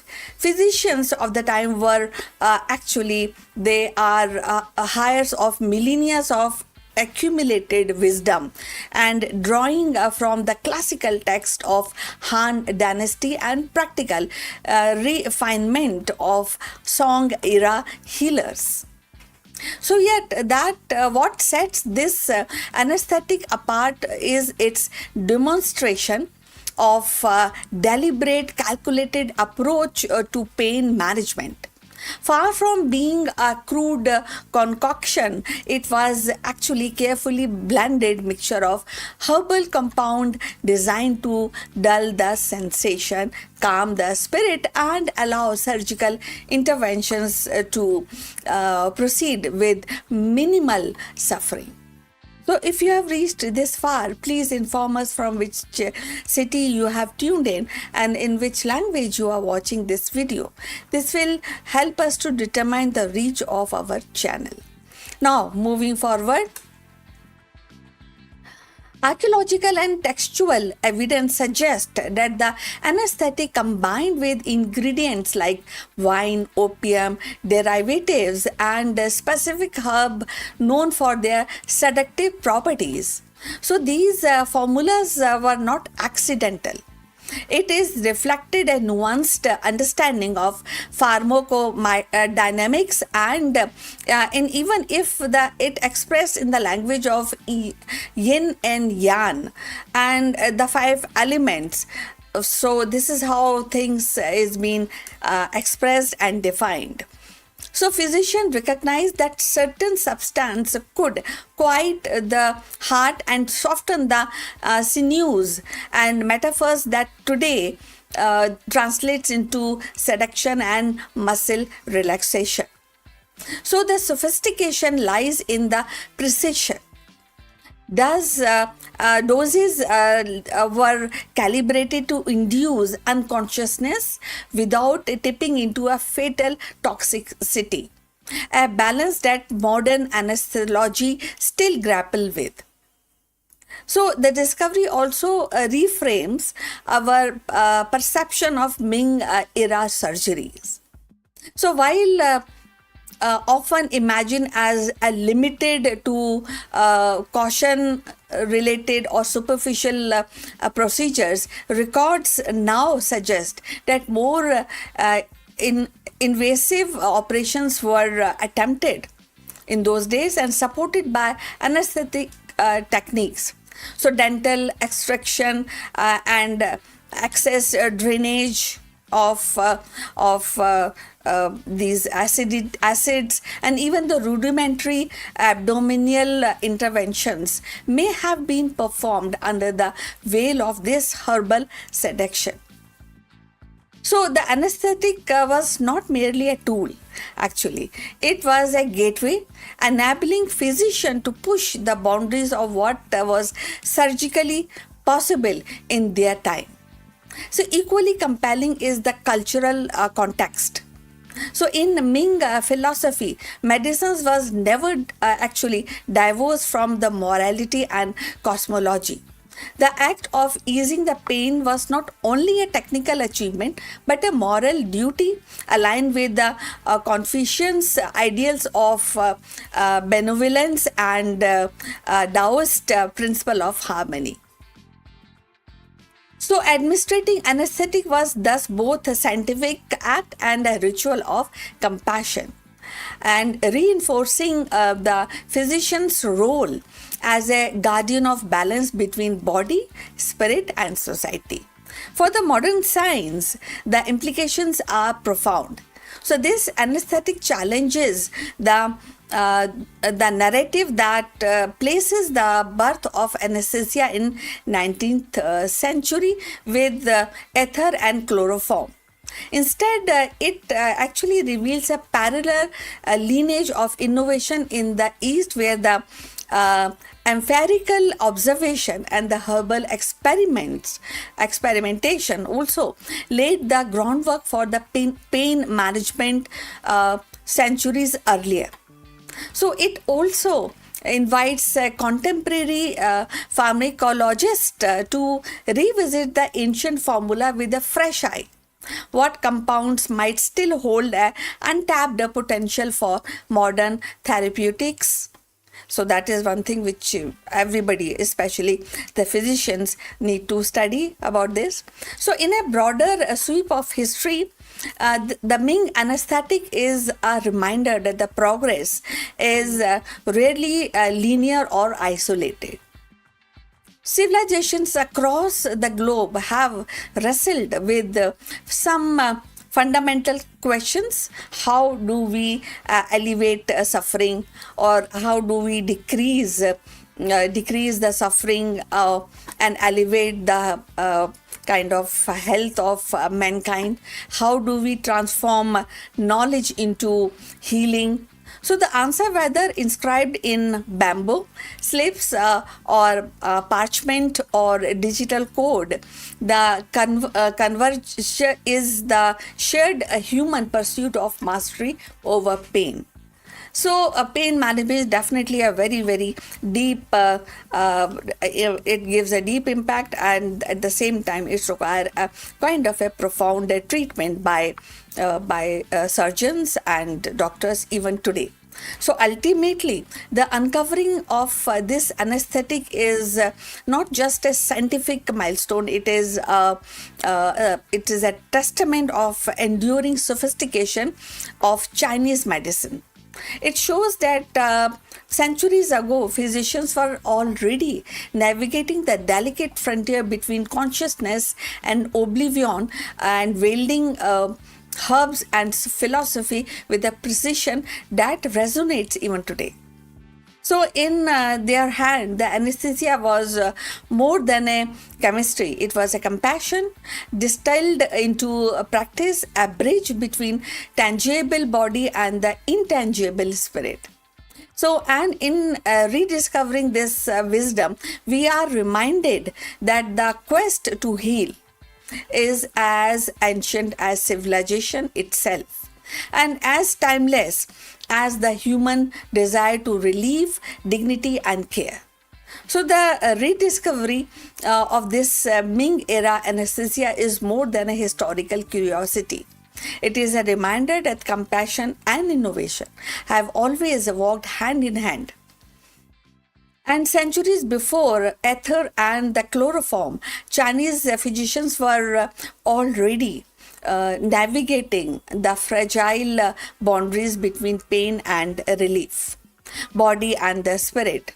So their silence auxiliary actually revealed civilization and attuned but to the dignity of the patient and the whole practice of medicines, especially in pain management. In honoring their wisdom, we see that the pursuit of easing suffering is timeless and echoing across the ages as one of the humanity's most profound achievement. What do you feel about it? What do you say? What would like to add to this in the comments? So I look forward for your comments on this subject. So thanks for watching, and please like and subscribe our channel, and see you in the next one. But before we end, few words about our affiliate partner. Stop settling for a good enough video. If your built-in laptop camera looks like a grainy mess, it is time for an upgrade. Want to instantly level up your video presence? I like to present the Lenovo Performance FHD webcam. This is a game changer for your desktop setup. Technically, this is packed. It has a very sensitive RGB sensor, very crisp photographs it takes. Also comes with 2 microphones on board, which helps you to record very clear voice in stereophonic format. And these microphones are very sensitive. You can actually move away from the camera up to 2 meters, and these microphones will pick up your voice without any problem. This is a very strong piece. This is very sturdy. Comes with tripod ready. Comes with a very long leash, so it gives you a lot of flexibility to place the webcam wherever you want to keep in your studio. And also it has a swivel base, which is also very handy. So if you want to basically level up your game and you want to pick up this camera at a discount, please click on the link here or scan the QR code. Now let's get back to our video.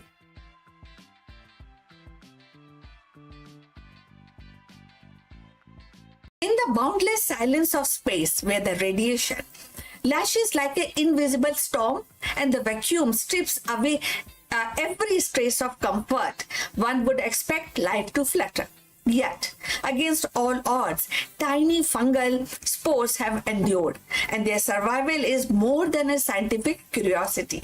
It is a defiant proclamation that biology is tougher than we have imagined. Clothed in a melanin armor, suspended in metabolic stillness, these microscopic voyagers cling to existence in the most hostile frontier known to mankind. So let's find out more about this. In the cold silence beyond Earth's protective atmosphere, where the radiation storm rages and temperatures plummet, life is not expected to endure. Yet, in the recent experiment, which have revealed a startling resilience. Certain fungi, hardy and unyielding, have survived prolonged exposure to deep space condition, and their survival challenges our assumption about the fragility of biology and raises profound questions about possibility of microbial hitchhikers journeying to the Mars. So scientists have placed spores of extramophilic fungi aboard orbital platform, exposing them to the cosmic radiation, vacuum, and the relentless cycle of solar flares.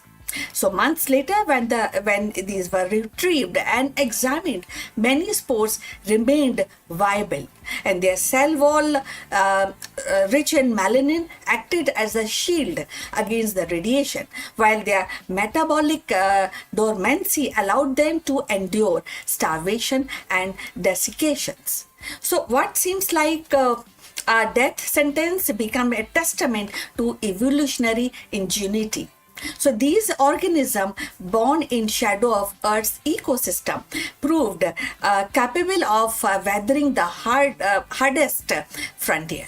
So if you have reached this far, please inform us from which city you are watching us and which language you are watching this video. This will help us to determine the reach of our channel. So going forward, the implication of ripple outward. So if the fungi can survive the journey, so too might bacteria or other microbes.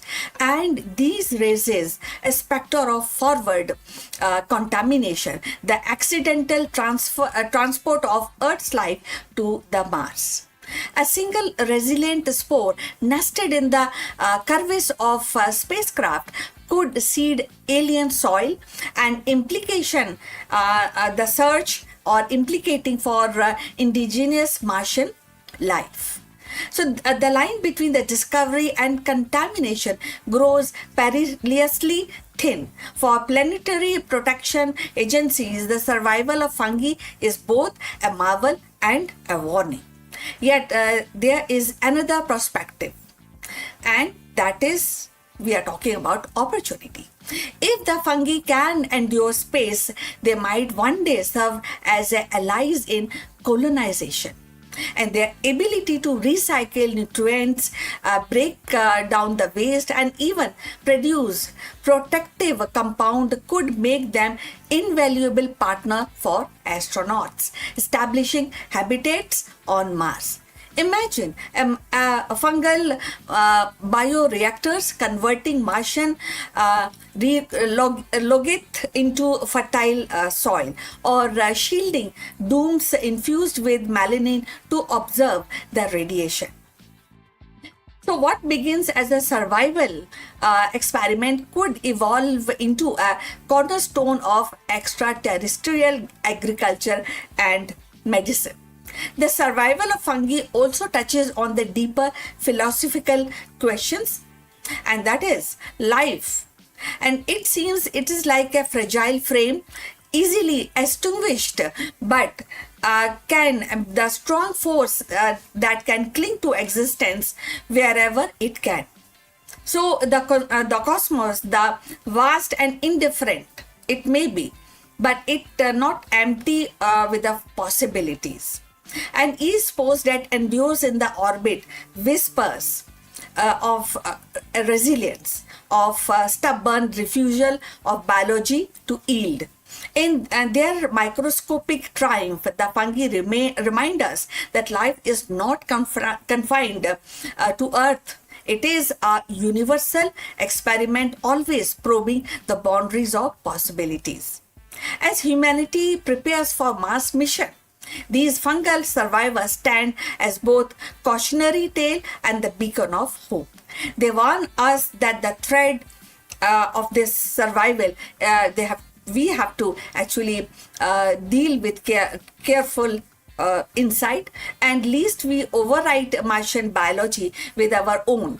But they also inspire us to imagine a future where Earth's smallest organism help us to thrive on very distinct world, and in quite endurance of these spores drifting through space, we glimpse the persistence of life itself, unyielding, adaptable, and forever reaching to new horizon, new boundaries.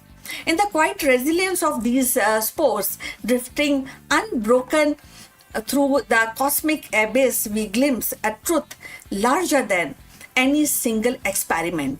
Life is not fragile, but defined. The fungi that endures in the deep space remind us that the biology is a force that adapts, persists, and seeks footholds even in the most hostile realm. As humanity prepares to step into the Mars, their survival is both a warning and a promise. Warning us to guard against the contamination, yet promising that life itself may be our greatest ally in the journey beyond Earth. So, in the void where the silence resigns, the spores whisper, a timeless refrain.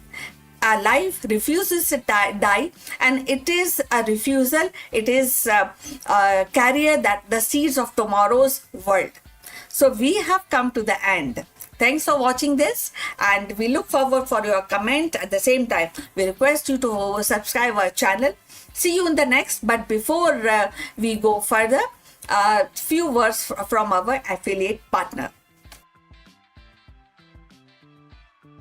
Stop settling for a good enough video. If your built-in laptop camera looks like a grainy mess, it is time for an upgrade. Want to instantly level up your video presence? I like to present the Lenovo Performance FHD webcam. This is a game changer for your desktop setup. Technically, this is packed. It has a very sensitive RGB sensor, very crisp photographs it takes. Also comes with two microphones on board, which helps you to record very clear voice in stereophonic format. And these microphones are very sensitive. You can actually move away from the camera up to 2 meters, and these microphones will pick up your voice without any problem. This is a very strong piece. This is very sturdy. Comes with tripod ready. Comes with a very long leash, so it gives you a lot of flexibility to place the webcam wherever you want to keep in your studio. And also it has a swivel base, which is also very handy. So if you want to basically level up your game and you want to pick up this camera at a discount, please click on the link here or scan the QR code. Now let's get back to our video.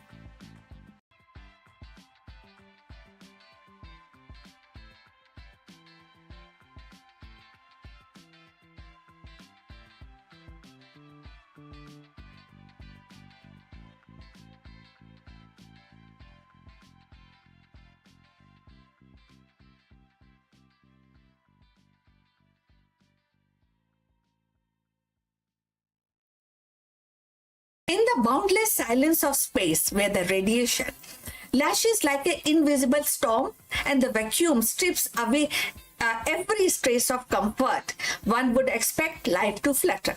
Yet, against all odds, tiny fungal spores have endured, and their survival is more than a scientific curiosity. It is a defiant proclamation that biology is tougher than we have imagined. Clothed in a melanin armor, suspended in metabolic stillness, these microscopic voyagers cling to existence in the most hostile frontier known to mankind. So let's find out more about this. In the cold silence beyond Earth's protective atmosphere, where the radiation storm rages and temperatures plummet, life is not expected to endure. Yet, in the recent experiment, which have revealed a startling resilience, certain fungi, hardy and unyielding, have survived prolonged exposure to deep space condition, and their survival challenges our assumption about the fragility of biology and raises profound questions about possibility of microbial hitchhikers journeying to the Mars.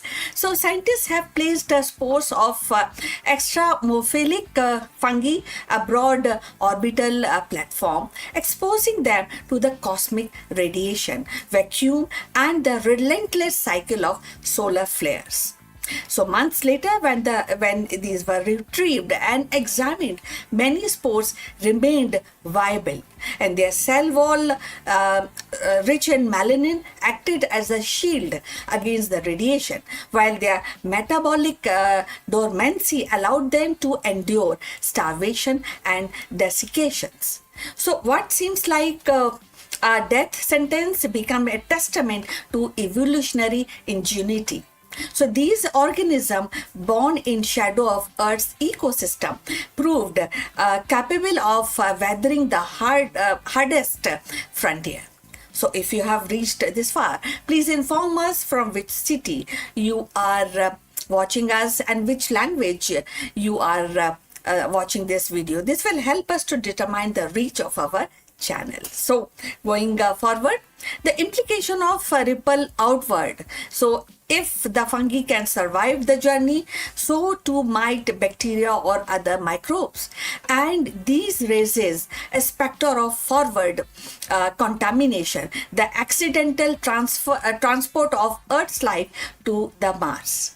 A single resilient spore nested in the crevice of spacecraft could seed alien soil, and implication the search or implicating for indigenous Martian life. So the line between the discovery and contamination grows perilously thin. For planetary protection agencies, the survival of fungi is both a marvel and a warning. Yet there is another perspective, and that is we are talking about opportunity. If the fungi can endure space, they might one day serve as allies in colonization. And their ability to recycle nutrients, break down the waste, and even produce protective compound could make them invaluable partner for astronauts establishing habitats on Mars.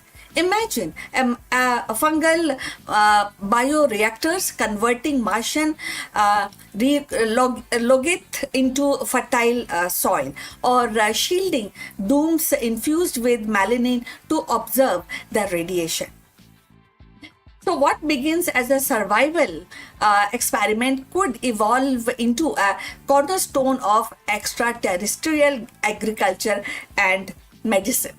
The survival of fungi also touches on the deeper philosophical questions, and that is life. And it seems it is like a fragile frame, easily extinguished, but can the strong force that can cling to existence wherever it can. So the cosmos, the vast and indifferent it may be, but it not empty with the possibilities. And each spore that endures in the orbit whispers of resilience, of stubborn refusal of biology to yield. In their microscopic triumph, the fungi remind us that life is not confined to Earth. It is a universal experiment, always probing the boundaries of possibilities. As humanity prepares for Mars mission, these fungal survivors stand as both cautionary tale and the beacon of hope. They warn us that the thread of this survival, we have to actually deal with careful insight, and least we overwrite Martian biology with our own. But they also inspire us to imagine a future where Earth's smallest organism help us to thrive on very distinct world, and in quite endurance of these spores drifting through space, we glimpse the persistence of life itself, unyielding, adaptable, and forever reaching to new horizon, new boundaries. In the quiet resilience of these spores, drifting unbroken through the cosmic abyss, we glimpse a truth larger than any single experiment. Life is not fragile, but defined. The fungi that endures in the deep space remind us that the biology is a force that adapts, persists, and seeks footholds even in the most hostile realm. As humanity prepares to step into the Mars, their survival is both a warning and a promise.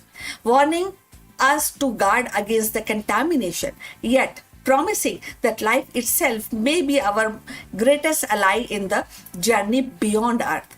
So, in the void where the silence resigns, the spores whisper, a timeless refrain.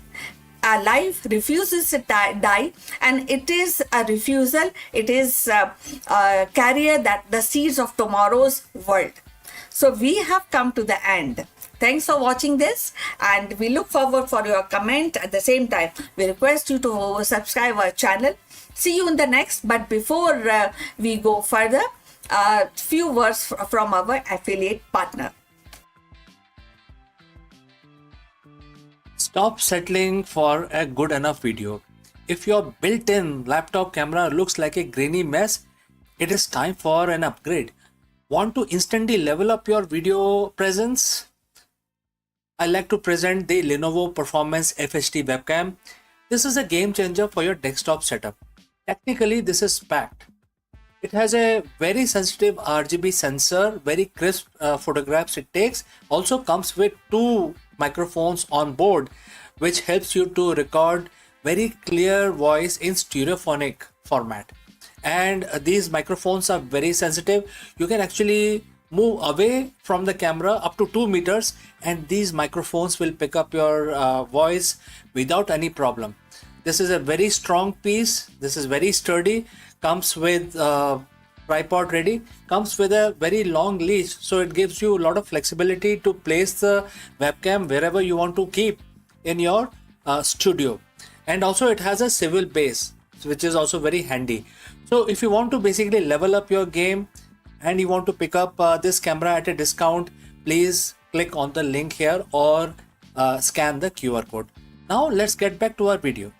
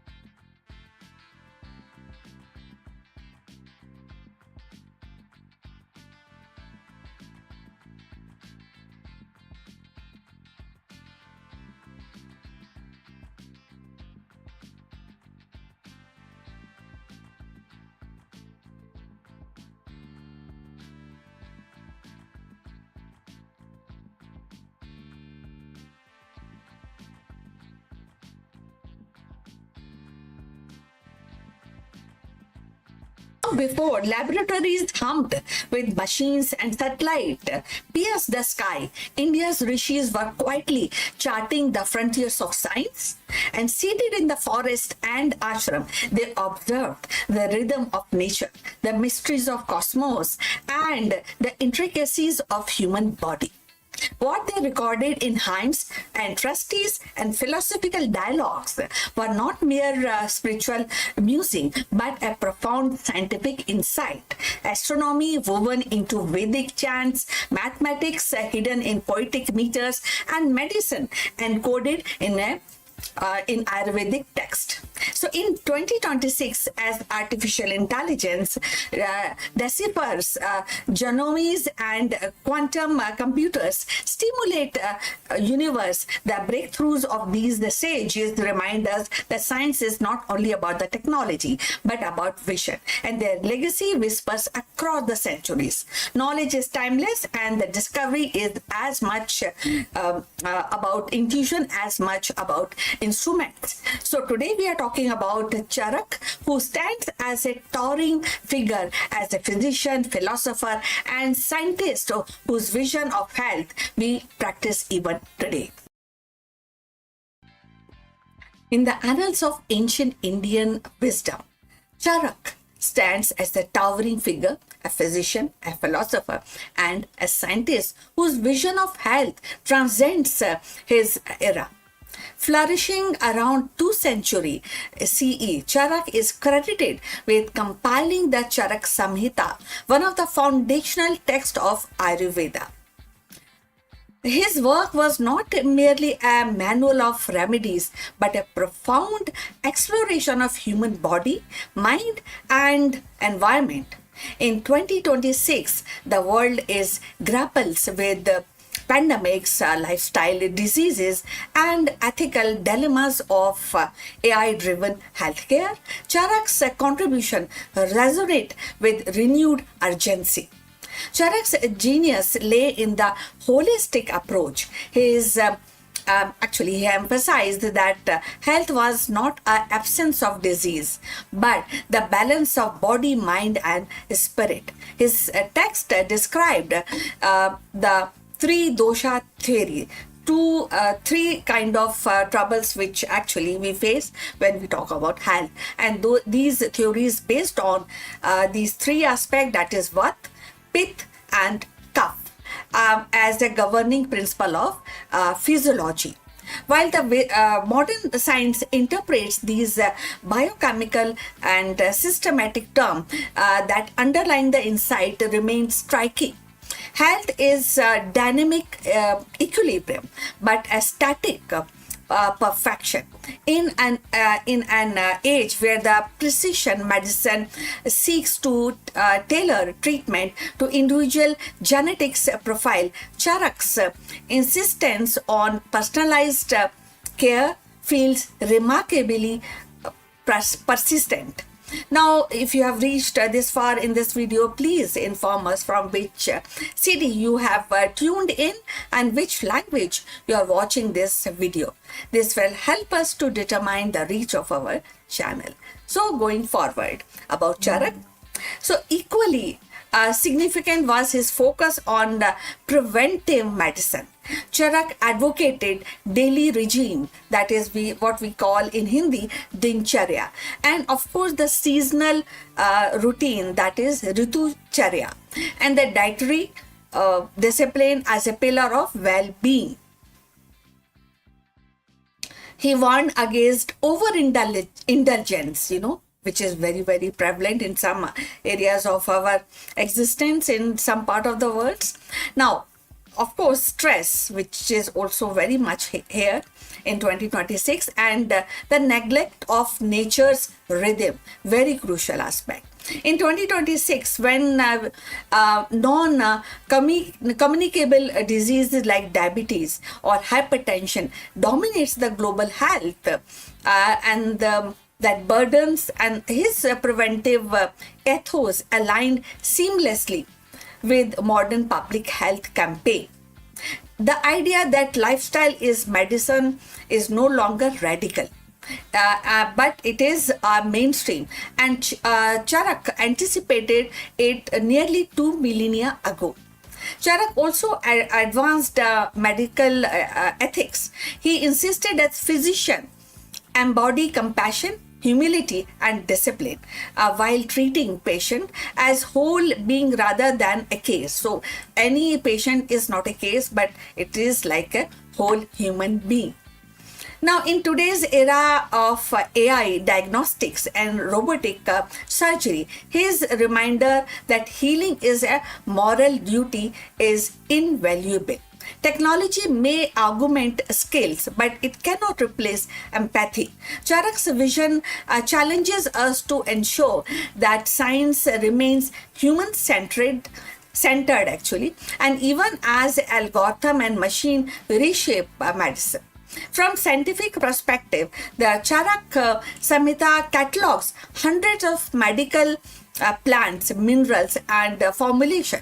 Many of these are now subject of pharmacological research with compounds like turmeric,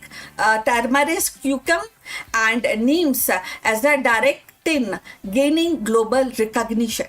Charak's meticulous documentation of therapeutic properties reflect an entirely spirited base and as an early form of clinical observation and evidence gathering.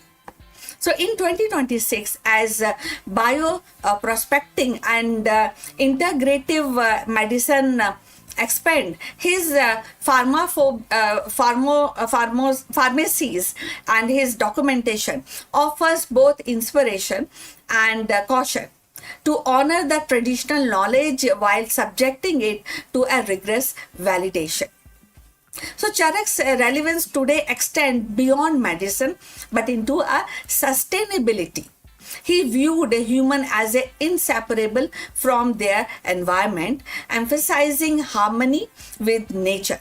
In an age of climate crisis, his ecological sensibility reminds us that health cannot be divorced from the planetary well-being. The population of air the pollution of air and water and soil is not merely an environmental issue, it is a medical one. And that is very crucial. And Charak's integrated world view offers the guidance for a healthier earth. Thus, the Charak's contribution are not a relic of the past but living principles. His insistence on balance, prevention, and ethics plus with ecological harmony speaks directly to the challenges of 2026. As medicine races ahead with genetics engineering and AI diagnostics, and of course the space medicine, Charak's voice urges caution and compassion. He reminds us that the ultimate goal of science is not conquest, but a care, not control, but balance. In the quiet wisdom of his verses, we find a compass of navigating complexities of modern health, a call to remember that healing is both art and science, and rooted in the respect of life itself. The legacies of India's Rishi is not confined to the past. It is a living current that flows into the present and beyond. Their insight and philosophy remind us that science is not only about instrument labs but also about vision, nutrition, and harmony with the nature. In 2026, as humanity stands at the crossroad of artificial intelligence, genetic engineering, and space exploration, the breakthrough of these sages echoes with a timeless relevance.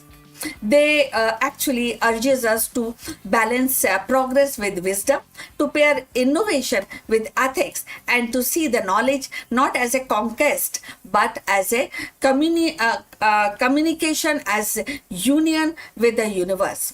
The rishis remind us that the discoveries of sacred act, and in their enduring voice we hear to call to carry science forward with humility, imagination, and respect for life itself. So we have come to the end of this this live stream, and we look forward for your comments. Please like and subscribe our channel, and we look forward in the next one. But before we end, few words from our affiliate partner. Stop settling for a good enough video. If your built-in laptop camera looks like a grainy mess, it is time for an upgrade. Want to instantly level up your video presence? I like to present the Lenovo Performance FHD webcam. This is a game changer for your desktop setup. Technically, this is packed. It has a very sensitive RGB sensor, very crisp photographs it takes. Also comes with 2 microphones on board, which helps you to record very clear voice in stereophonic format. And these microphones are very sensitive. You can actually move away from the camera up to 2 meters, and these microphones will pick up your voice without any problem. This is a very strong piece. This is very sturdy.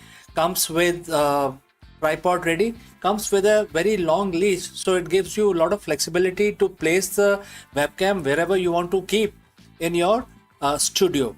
And also it has a swivel base, which is also very handy.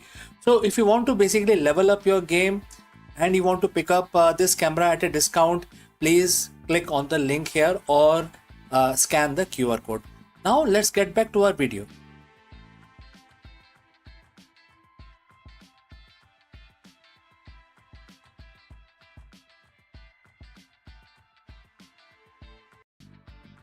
We live in an era of hyper result. Every quarter, every week, every minute is tracked. As a leader, you value often reduced to a single matrix, which is the bottom line. But here is the irony. The more we obsess over the finish line, more likely that we are, stumble before we get there. We are seeing record level of burnout, decision fatigue, and quite quitting at the executive level. What if I told you that 7,000 years ago, a text which was written or recited holds the secret to modern high performance? Today we are looking at the Bhagavad Gita, chapter 6, verse 4. Why letting go is actually the most strategic move a CEO can make. So friends, if you have reached this far, please inform us from which city you have tuned in and in which language you are watching this video. This will help us determine the reach of our channel. Alright, let's proceed further. In the 6th chapter of Bhagavad Gita, Bhagwan Krishna explains the state of yoga. Not the physical postures as we see today, but a state of perfect mental equilibrium and the union with one purpose. And the verse says, quote starts, a person is said to have attained yoga when they have no desire for sense gratification and not attached to the fruits of their action and have renounced all material desires. Quote close. To a modern business mind, this sounds impossible. No desire for results, no attachment to fruits. In business, the fruits are the profit, the market share, the exit strategy, etc. etc. But let's look closer. Bhagwan Krishna isn't saying don't work. He's saying work without being enslaved by the outcome. What does the attachment to the result hurt a CEO? Well, the anxiety cloud your judgment. So when you are terrified of a bad quarter, your brain shifts into survival mode. You stop thinking long term and start making fear-based decisions. You can also generate tunnel vision. You become so focused on the goal that you miss the signals in the market. You stop innovating because you are too busy defending a specific outcome. You can also get into a hedonic treadmill. If your happiness depends on the result, you are never satisfied. You hit the target and you feel a spark of joy for 5 minutes and then immediately start stressing about the next quarter. This is the recipe of an executive burnout. So what does the attaining yoga looks like in a boardroom? It's what the modern psychologists call the flow state.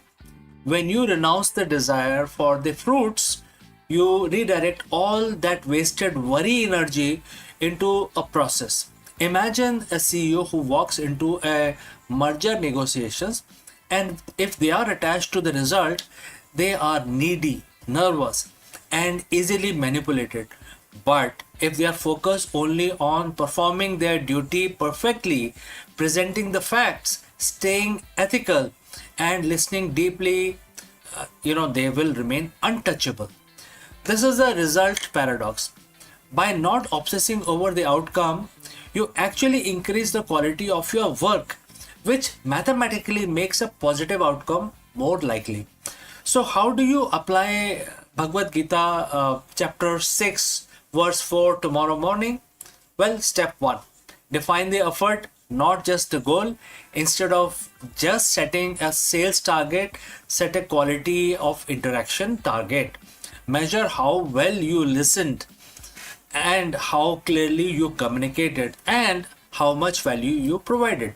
Step number 2, practice strategic detachment. During high stake meetings, remind yourself, I have control over my actions, but I do not have control over the final response of others. This lowers your anxiety and raises your IQ. Step 3, audit your sense gratification. Are you making this move for the growth of the company, or are your own ego or sense gratification is driving this? Real leadership begins where the ego ends. So chapter 6 verse 4 isn't about being passive, it's about being powerful, present. When you stop chasing the shadow of the result, you finally stand in the light of your own potential. You become a leader who is stable in success and resilient in failure. And that is the yoga Krishna speaks of. And it is the ultimate competitive advantage in the 21st century. Don't you think so? So next time you feel the pressure of the bottom line closing in, remember, focus on the work, let go of the fruits, and the result will take care of themselves. So friends, if you have any question, please do not hesitate to send it across. Thanks for watching. If this ancient perspective helped you today, share it with your colleagues who needed to hear it. And friends, I will see you in the next one. But before that, a word about our affiliate partner. Stop settling for a good enough video. If your built-in laptop camera looks like a grainy mess, it is time for an upgrade. Want to instantly level up your video presence? I like to present the Lenovo Performance FHD webcam. This is a game changer for your desktop setup. Technically, this is packed. It has a very sensitive RGB sensor, very crisp photographs it takes. Also comes with 2 microphones on board, which helps you to record very clear voice in stereophonic format. And these microphones are very sensitive.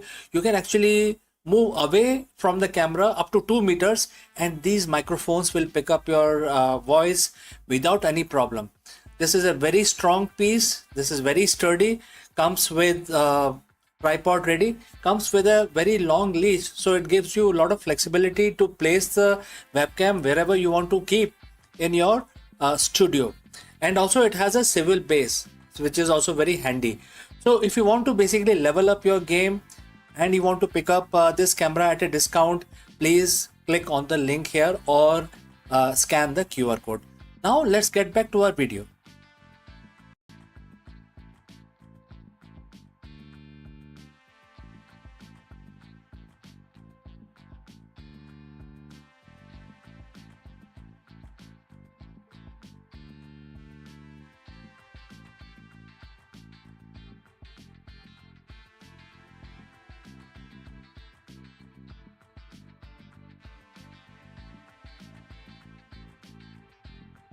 Long before modern medicine built its labs, ancient India nurtured a science of life that saw health as a harmony, healing as compassion. At the heart of this tradition stood Charak, the physician sage whose Charak Samhita became the cornerstone of the Ayurveda. He was not merely cataloging herbs or treatment, he was shaping a philosophy where the well-being of human, animals, and the environment were inseparably bounded. So let's find out more. In the grand tapestry of ancient Indian wisdom, Charak stands as one of the most luminous thread. A physician, a philosopher, and the scientist of the 2nd century CE, Charak is remembered as the principal architect of Ayurveda, the science of life. His magnum opus, the Charak Samhita, is not merely a medical text but a holistic philosophy of health, weaving together the mind, the body, and the spirit and the environment into a unified vision of well-being. Charak's genius lay in his insistence that health was not the absence of disease but the balance of forces. He articulated the Tridosha theory, which is called Vat, Pith, and Kaph. That means the force of movement and the transformation and the structure derived from the element of the nature. So, as he actually mentioned, it is as a governing principle of philosophy and physiology. So these are not mystic abstraction, but keen observations of how body respond to diet, climate, stress, and lifestyle. In his view, medicines were not about suppressing the symptoms, but restoring the harmony. His philosophy resonates deeply in 2026 when modern medicine increasingly embraces personalized care, preventive health, and integrative approach. So if you have reached this far, please inform us from which city you are tuned in and which language you are watching this video. This will help us to determine the reach of our channel. So moving forward, about Charak, equally profound was Charak's emphasis on prevention. He prescribed a daily regime, that is dincharya, but that's what we call in Hindi. Then the second option he has given, seasonal routine, which is ritucharya, and dietary discipline as the pillar of resilience. He warned against the excess, idleness, and the neglect of nature's rhythm. Today, as the humanity faces epidemics of lifestyle diseases, diabetic, hypertension, obesity, his preventive ethos feels prophetic. And the public health campaign echoes his wisdom. Lifestyle is a medicine and balance is survival. Charak also recognized the inseparability of human and animals. His text include reference to veterinary care, acknowledging that the health of domesticated animals are vital to agrarian societies. In 2026, his vision expand into the modern concept of health, which link human, animal, environmental well-being. Zoonotic diseases, climate-driven epidemics, and ethical debate about animal welfare remind us that the Charak's holistic worldview was centuries ahead of its time.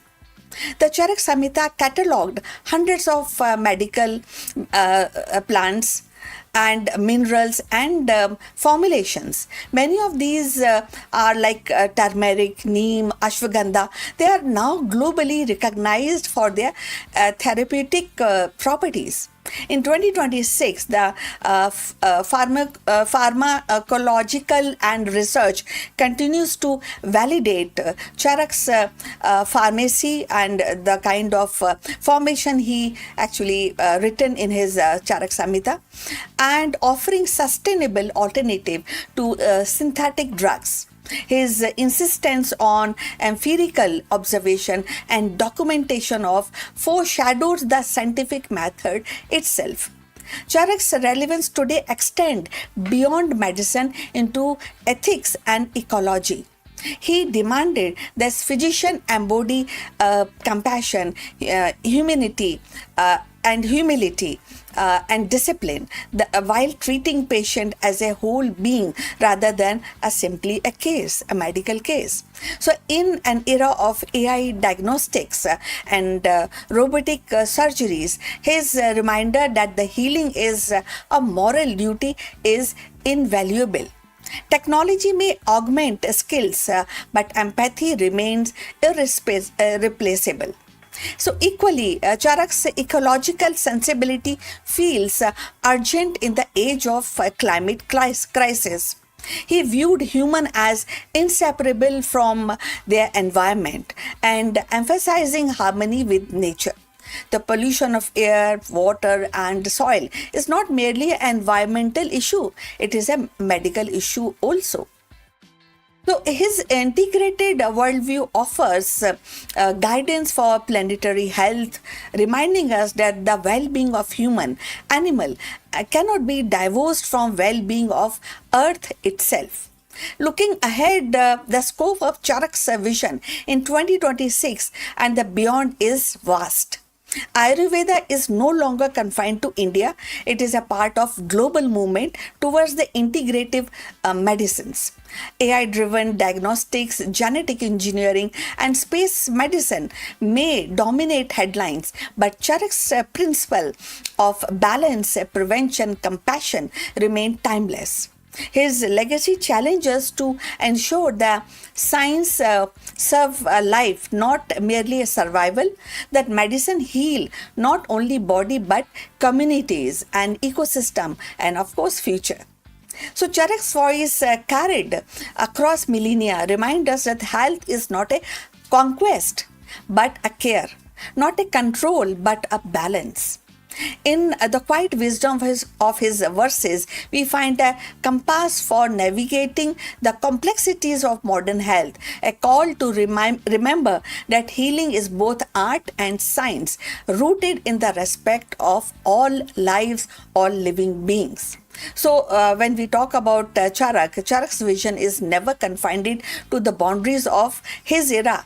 It was a philosophy meant to endure. In his teaching, health was not a privilege but a responsibility. Not a fleeting cure but a lifelong balance. He saw human, animal, and the environment as a thread of the same fabric, each dependent on other for the strength and the survival. The worldview resonated powerfully in 2026 when the challenges of climate change, zoonotic diseases, and the lifestyle disorder demand a holistic response. Ayurveda, as shaped by Charak, is not a relic of the past but a living system evolving along the side of modern science. It is its emphasis on prevention, compassion, and ecological harmony offers a compass for medicine in the age of AI. Biotechnology, planetary health, as researchers validate ancient formulations and integrate them with the cutting edge therapies, Charak's legacy continues to expand and bridging the tradition, innovation, humanity, and nature. So, again, we will actually understand the story of Charak is ultimately a reminder. A healing is not a conquest but definitely a care. And in the pulse of Ayurveda, we hear his enduring message that well being is not only for today but for tomorrow and for all the life that walks, flies, swim, and breathe beneath the same sky. So we have come to the end of this video. Please like and subscribe our channel. Look forward for your comments on this topic. We'll see you in the next one. But before we end, few words from our affiliate partner. Stop settling for a good enough video. If your built-in laptop camera looks like a grainy mess, it is time for an upgrade. Want to instantly level up your video presence? I like to present the Lenovo Performance FHD webcam. This is a game changer for your desktop setup. Technically, this is packed. It has a very sensitive RGB sensor, very crisp photographs it takes. Also comes with two microphones on board, which helps you to record very clear voice in stereophonic format. And these microphones are very sensitive. You can actually move away from the camera up to 2 meters, and these microphones will pick up your voice without any problem. This is a very strong piece. This is very sturdy. Comes with tripod ready. Comes with a very long leash, so it gives you a lot of flexibility to place the webcam wherever you want to keep in your studio. And also it has a swivel base, which is also very handy. So if you want to basically level up your game and you want to pick up this camera at a discount, please click on the link here or scan the QR code. Now let's get back to our video.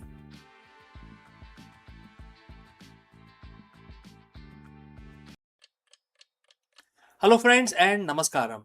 The National Stock Exchange, also known as NSE, has officially filed its draft for red herring prospectus for a massive 30 billion IPO.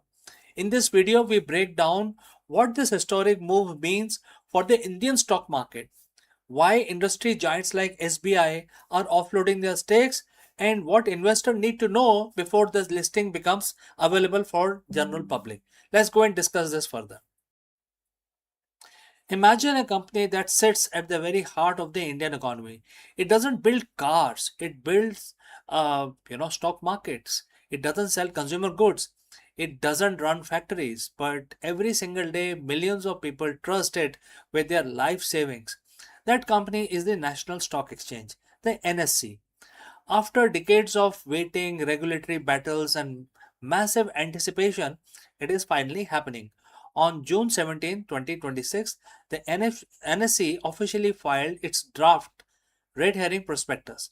We are looking at a potential 30,000 crore IPO valuing this financial giant at over 5 lakh crores. So, friends, if you have reached this far, please let us know from which city you have tuned in. Now, let's move ahead. This isn't just an IPO, it is the biggest financial event of the year in India. Today, we are going deep into the DRHP to find what is actually happening, why SBI and other giants are cashing out, and what this means for your portfolio. Well, it is the historic first. Let's put the numbers in perspective. This IPO is expected to be the largest in Indian history, surpassing the massive listing of the Hyundai Motor India and even the LIC. But here is the catch. It's a 100% offer for sale, OFS.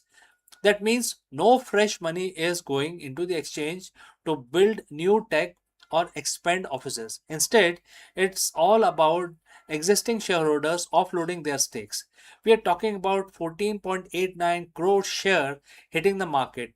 Investors are effectively buying into the infrastructure of Indian wealth, not a startup chasing growth. Why are the big players like SBI selling off their stakes now? SBI, along with other state-owned giants, is positioning to offload millions of shares. Some of these institutions bought in years ago at incredibly low price. In some cases, for less than a rupee per share.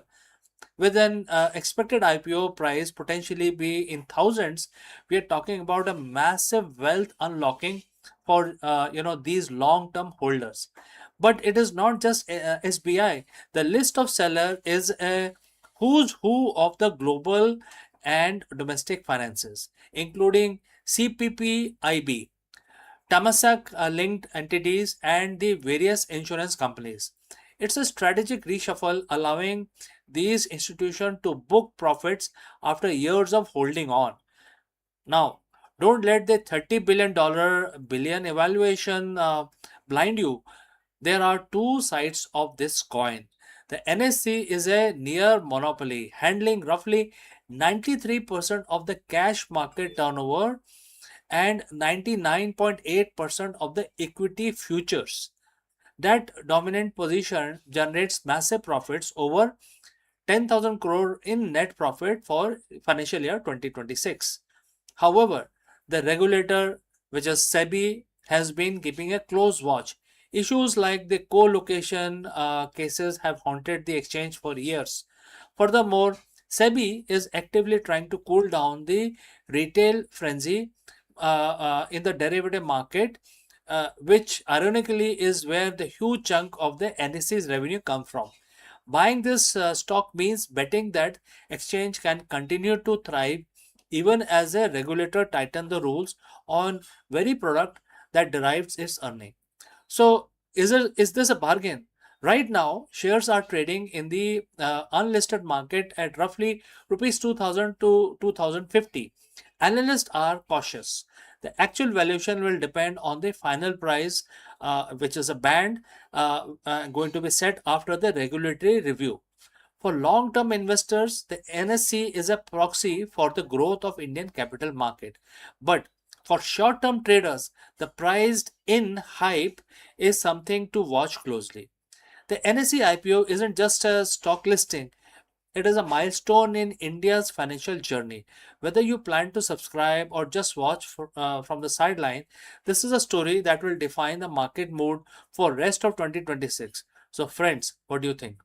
Is a 5 lakh crore valuation justified, or is the market getting ahead of itself? Let me know in the comments below. And if you have found this deep dive helpful, hit that subscribe button. We'll be covering the price band and the final allotment dates as soon as they are dropped. Thanks for joining live. Thanks for watching. And I will see you very soon in the next one.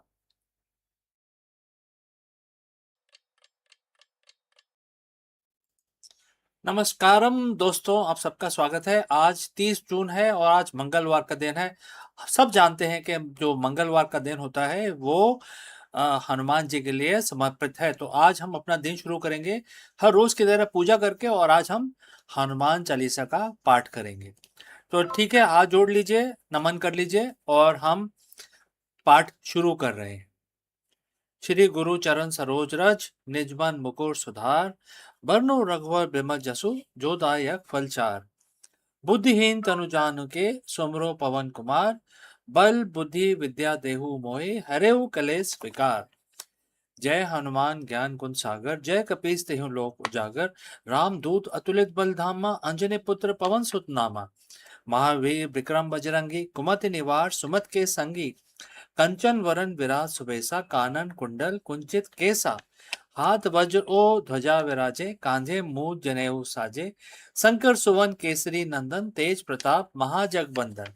विद्यावान गुणी अति चातुर, राम काज करिबे को आतुर। प्रभु चरित्र सुनबे को रसिया, राम लखन सीता मन बसिया। सूक्ष्म रूप धरी सिंह दिखावा, विकट रूप धरी लंग जरावा। भीम रूप धरी असुर सहारे, रामचंद्र जी के काज संवारे। लाए सजीवन लखन जी आए, श्री रघुवीर हर्ष उर लाए। रघुपत कीनी बहुत बड़ाई, तुम मम प्रिय भरत सम भाई। सहस बदन तुमरो यश गावे, अस कहि श्रीपति कंठ लगावे। सनकादि ब्रह्मादि मुनीसा, नारद सारद सहित अहिसा। जम कुबेर दिक्पाल जहाँ थे, कवि कोविद कह सके कहाँ थे। तुम उपकार सुग्रीव ही कीना, राम मिलाए राजपद दीना। तुमरो मंत्र विभीषण माना, लंकेश्वर भय सब जग जाना। जुग सहस्त्र जोजन पर भानु, लीलियो ताही मधुर फल जानो। प्रभु मुद्रिका मेल मुख माही, जलद लांग गए अचरज नाही। दुर्गम काज जगत के जेते, सुगम अनुग्रह तुम्हरे तेते। राम दुआरे तुम रखवाले, होत न आज्ञा बिन पैसारे। सब सुख लहे तुम्हारी सरना, तुम रक्षक काहू को डरना। आपन ते समारो आपे, तीनों लोग हाँकते कापे। भूत पिशाच निकट नहीं आवे, महावीर जब नाम सुनावे। नासे रोग हरे सब पीरा, जपत निरंतर हनुमत बीरा। संकट ते हनुमान छुड़ावे, मन क्रम वचन ध्यान जो लावे। सब पर राम तपस्वी राजा, तिनके काज सकल तुम साजा। और मनोरथ जो कोई लाए, सोई अमित जीवन फल पाए। चारों जुग प्रताप तुम्हारा, है प्रसिद्ध जगत उजियारा। साधु संत के तुम रखवाले, असुर निकंदन राम दुआरे। अस सिद्धि नौ निधि के दाता, अस पर दीन जान की माता। राम रसायन तुमरे पासा, सदा रहो रघुपति के दासा। तुमरे भजन राम को पावे, जन्म जन्म के दुख बिसरावे। अंत काल रघुबर पुर जाई, जहाँ जन हरि भक्त कहाई। और देवता चित न धरे, हनुमत से ही सब सुख करे। संकट कटे मिटे सब पीरा, जो सुमरे हनुमत बलबीरा। जय जय जय हनुमान गोसाई, कृपा करो गुरुदेव की नाई। जो सतपार पाठ कर कोय, छूटे है बंदी महा सुख होई। जो ये पढ़े हनुमान चालीसा, हुए सिद्धि साखी गौरी सा। तुलसीदास सदा हरिचेरा, कीजे नाथ हृदय में डेरा। पवन तनय संकट हरन, मंगल मूरत रूप। राम लखन सीता सहित हृदय बसो सुरभूप। जय श्री राम, जय श्री राम। तो दोस्तों, आज हमारी पूजा संपन्न हुई। अब हम अपना दिन शुरू करेंगे। हमारी तरह आपका दिन भी शुभ रहे, इसी कामना के साथ इस वीडियो को हम यहीं समाप्त करते हैं। जल्दी मिलता हूं दूसरे वीडियो में।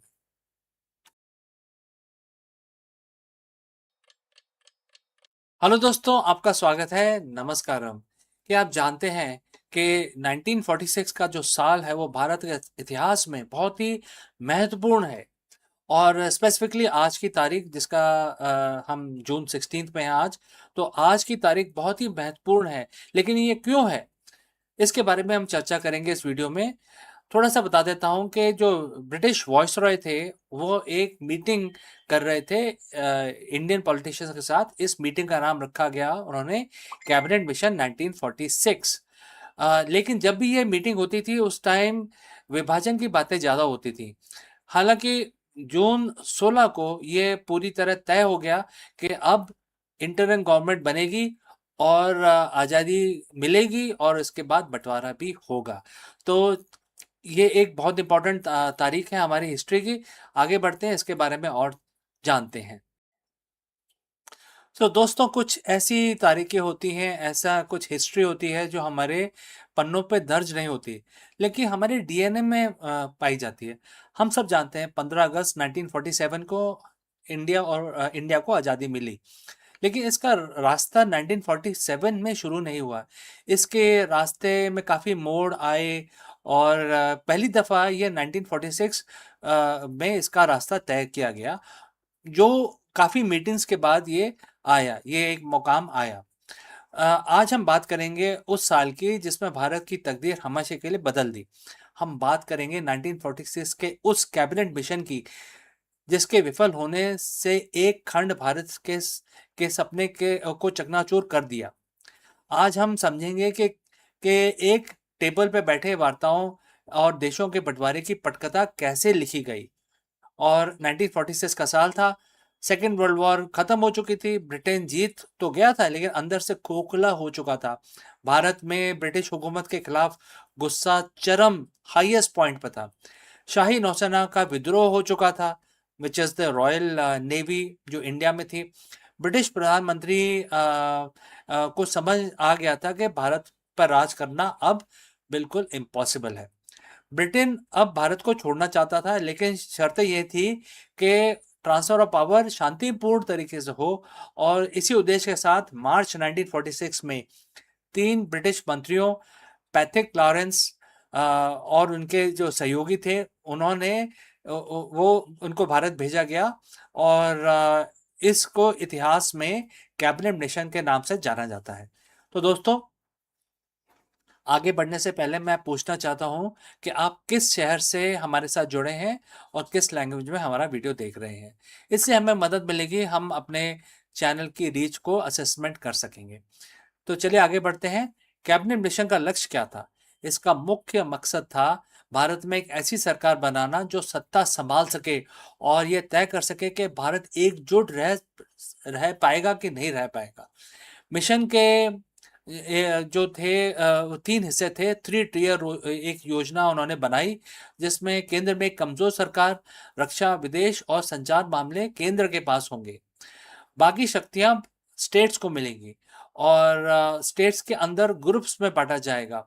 तो जो कांग्रेस उस समय जो लीडिंग पार्टी थी, उनको लगा कि ये तो ढीला ढाला ढांचा है और मुस्लिम लीग को इसमें पाकिस्तान की झलक दिखाई देने लग गई।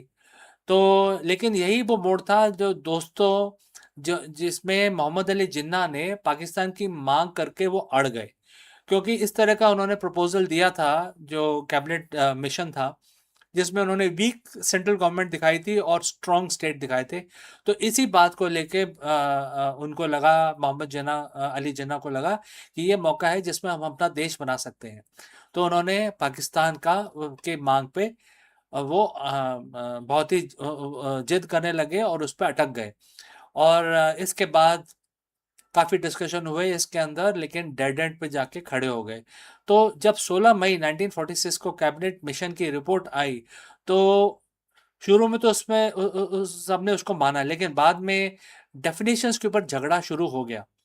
और क्योंकि डेफिनेशन डॉक्यूमेंट में काफ़ी हर चीज़ें डिफाइन की जाती हैं, तो और उसमें कांग्रेस का मत ये था कि जो ग्रुप्स हैं उसकी ज़रूरत नहीं है, क्योंकि उन्होंने वीक गवर्नमेंट बनाई है सेंटर पे, स्टेट पे स्ट्रॉन्ग गवर्नमेंट बनाई है और स्टेट गवर्नमेंट के अंदर भी ग्रुप्स बनाए हैं जिसकी ज़रूरत नहीं है। लेकिन जो मुस्लिम लीग पार्टी थी, जो दूसरी पार्टी थी, मोहम्मद अली जिन्ना उसके प्रेसिडेंट थे, वो कह रहे थे कि ग्रुप तो बहुत ही ज़रूरी है, ग्रुप होना ज़रूरी है। तो यही वो पल था जिसमें भारत का भविष्य का फैसला हो रहा था। और जिन्ना ने डायरेक्ट एक्शन डे का भी ऐलान कर दिया था, जिससे काफ़ी दंगे भड़के और काफ़ी यहाँ पे उत्पात हुआ। आप सब जानते हैं उसके बारे में, हम उसके बारे में डिटेल में नहीं जाएंगे। हम सिर्फ इसकी बात करेंगे कि यहाँ पे 16 जून को क्या डिस्कशन स्टार्ट हुआ और 2 सितंबर 1946 को जवाहरलाल नेहरू के नेतृत्व में अंतरिम सरकार, जो इंटरिम गवर्नमेंट थी, उसका गठन हुआ, जो जो देश का कार्यभार संभालेगी। और ये लेकिन एक अभी पूरी तरह पावर ट्रांजिशन नहीं हुआ था, लेकिन ये पूरी तरह एक इंडिपेंडेंट सरकार बनी 1946 में। और इसके बाद जो काफ़ी कुछ हुआ इसके अंदर, इंडिया और पाकिस्तान फॉर्मेशन के बाद काफ़ी लोग इधर से उधर गए, उधर से इधर आए, काफ़ी लोगों तो काफ़ी कुछ हुआ, वो हम डिस्कस नहीं करेंगे। लेकिन 1946 का साल हमें यह सिखाता है कि जब बड़े फैसले बंद कमरों में लिए जाते हैं तो विश्वास की कमी होती है और इसका खामियाजा आम जनता को भुगतना पड़ता है। 1946 की उन नाकाम वार्ताओं ने 1947 की आज़ादी तो दी, लेकिन साथ में बंटवारे का भी एक जख्म दिया, जो आज हमारे इतिहास में अच्छी तरह मतलब कुरेदा गया है। आज हम पीछे मुड़ के देखते हैं तो कैबिनेट मिशन सिर्फ एक प्रशासनिक डॉक्यूमेंट नहीं, बल्कि भारत की तकदीर बदलने वाला वो मोड़ है, जिसने हमें आज का मॉडर्न इंडिया दिया। अगर हम इसको देखें तो हमारे को सीख मिलती है, जानकारी मिलती है कि फ्यूचर में हम इस तरह के काम ना करें जिसमें वीक गवर्नमेंट इस तरह के बनाया गया कि सेंटर पे गवर्नमेंट वीक होगी और ग्रुप्स होंगे और स्टेट गवर्नमेंट स्ट्रांग होगी। तो मतलब ये पूरा का पूरा जो इंडिया अगर छोड़ के जाता है अंग्रेज, तो पूरा उसको तोड़ने का इनका प्लान था। तो ये जानकारी हमारे को 16 जून 1946 में मिली, जब ये डिस्कशन आगे बढ़ा। तो दोस्तों, इस वीडियो को अपने दोस्तों के साथ, अपनी फैमिली के साथ ज़रूर शेयर करें, हमारे चैनल को सब्सक्राइब करें। मिलता हूँ अगली बार। और अगर कोई इसमें आपके पास कोई पॉइंट है या आपका कोई सवाल है तो ज़रूर हमें कमेंट करके बताएं। तो मिलता हूँ दोस्तों अगले वीडियो में, तब तक के लिए अपना ख्याल रखें। जय Hind.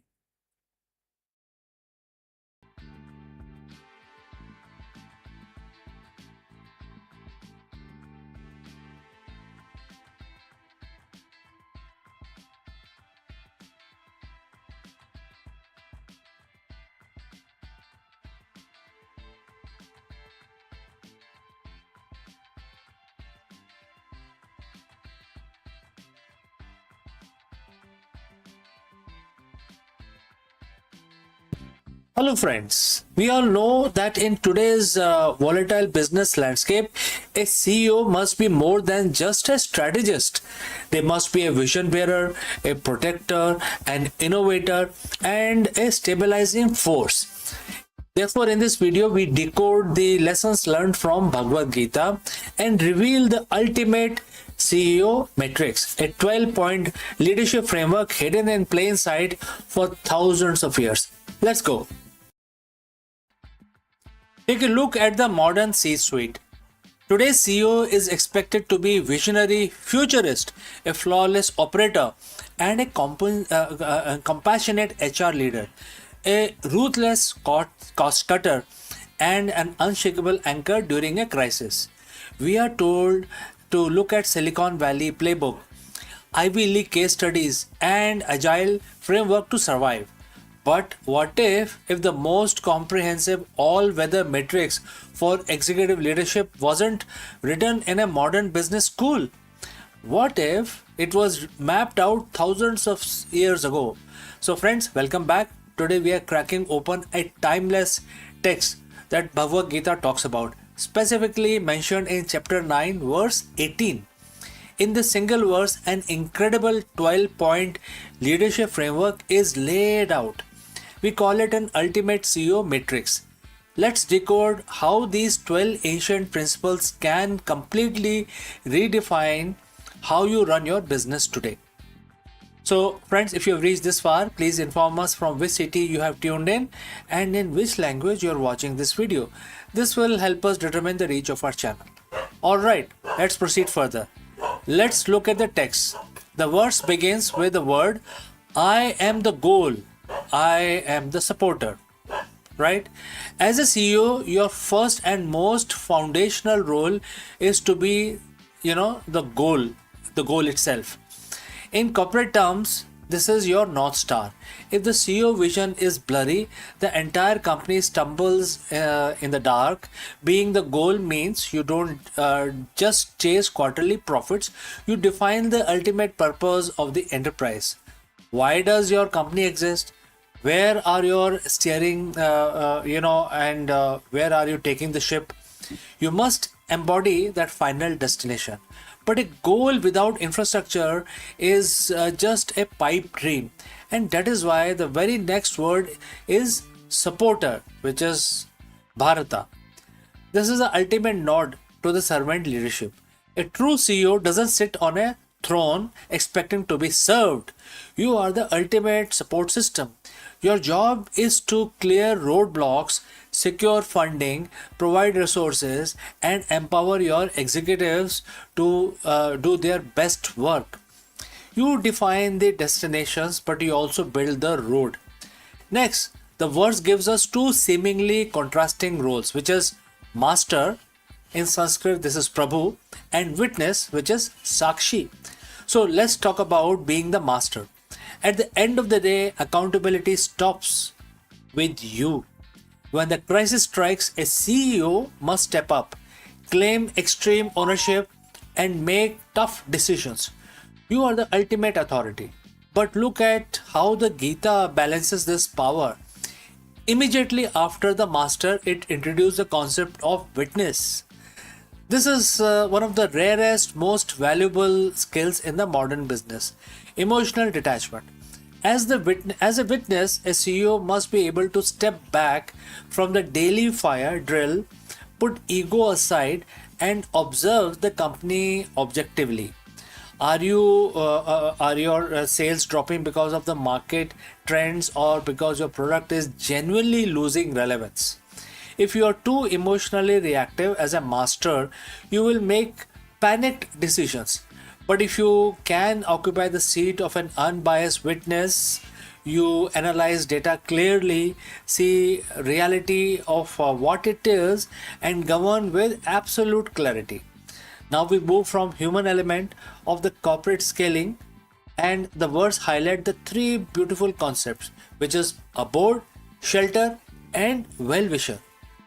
Think about the word abode, which is Nivas. An abode is a home for a CEO. This means creating a corporate culture where people feel a sense of belonging. It's about building an ecosystem from talent.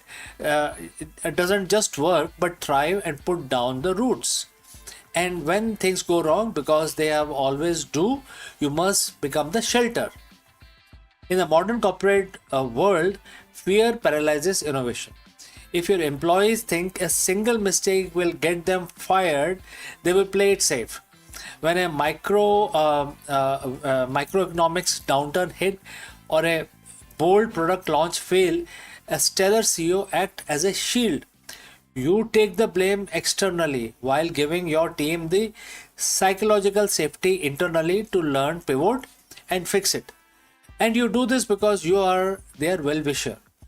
A well-wisher is a friend who expects nothing in return. As a CEO, your leadership shouldn't be purely transactional. You must genuinely care about the growth, well-being, and future of your people, your customers, and your stakeholders as well. When people know their leader genuinely desire their success, loyalty isn't demand, it's naturally given. Now let's pivot to the strategy and operations. Bhagavad Gita introduced a profound triad: creation, destruction, and maintenance. This is literally the life cycle of every product, every business unit, and every market economy. First, creation. A CEO must drive innovation. You are the entrepreneurial spark pushing for the new R&D, entering new markets, and birthing new ideas. But you cannot have creation without destruction. So in business, this is what legendary economist Joseph Schumpeter called creative destruction. As a leader, you must have courage to kill an underperforming project, sunset legacy products, and disrupt your own business models before competitor does it for you. And while you balance creating the new and destroying the old, you must also master the maintenance. This is the operational excellence. It's optimizing cash flow, stabilizing supply chain, and keeping the core engine of your company running flawlessly. The ultimate CEO knows exactly when to create, when to maintain, and when to ruthlessly destroy. Finally, the verse conclude with the ultimate asset management strategy: the reservoir and the eternal seed. The reservoir is where the wealth and the resources are stored. In business, this is your capital allocation, your treasury, your reserves, and your talent pool. A reckless CEO burns through cash to chase vanity metrics. A visionary CEO builds a deep reservoir so the company can survive dry seasons, funding droughts, and unexpected market recessions. And lastly, we have the eternal seed. What is the seed? A seed is something small today that holds the genetic blueprint of a massive forest tomorrow. Every decision you make as an executive should be a seed planted for the future. This is about legacy. It's about succession planning. It's about building a corporate value that outlasts your tenure, outlasts your current product line, and survive the decades to come. So to look at a complete matrix: goal, supporter, master, witness, abode, shelter, well-wisher, creation, destruction, maintenance, reservoir, and the eternal seeds. So when you synthesize chapter 9 verse 18 of the Bhagavad Gita, you realize that leadership isn't a one-dimensional job. It is a 360-degree spiritual and strategic responsibility. So friends, next time you walk into your boardroom or sign off on a massive corporate pivot, ask yourself, which quadrant of the matrix does my company need from me today? Do they need the witness to evaluate, the shelter to protect, or the seed to build the future? Lead holistically, lead with purpose. So friends, if you have any questions or any suggestions, kindly feel free to drop in your comments. And if this ancient framework changed how you view your modern executive role, hit that subscribe button, share this video with your fellow founders, and let me know your thoughts in the comments below. So see you in the masterclass next one. Before I leave, a word about our affiliate partner. Stop settling for a good enough video. If your built-in laptop camera looks like a grainy mess, it is time for an upgrade. Want to instantly level up your video presence? I like to present the Lenovo Performance FHD webcam. This is a game changer for your desktop setup. Technically, this is packed. It has a very sensitive RGB sensor, very crisp photographs it takes. Also comes with 2 microphones on board, which helps you to record very clear voice in stereophonic format. And these microphones are very sensitive. You can actually move away from the camera up to 2 meters and these microphones will pick up your voice without any problem. This is a very strong piece. This is very sturdy. Comes with tripod ready. Comes with a very long leash, so it gives you a lot of flexibility to place the webcam wherever you want to keep in your studio. And also it has a swivel base, which is also very handy. So if you want to basically level up your game and you want to pick up this camera at a discount, please click on the link here or scan the QR code.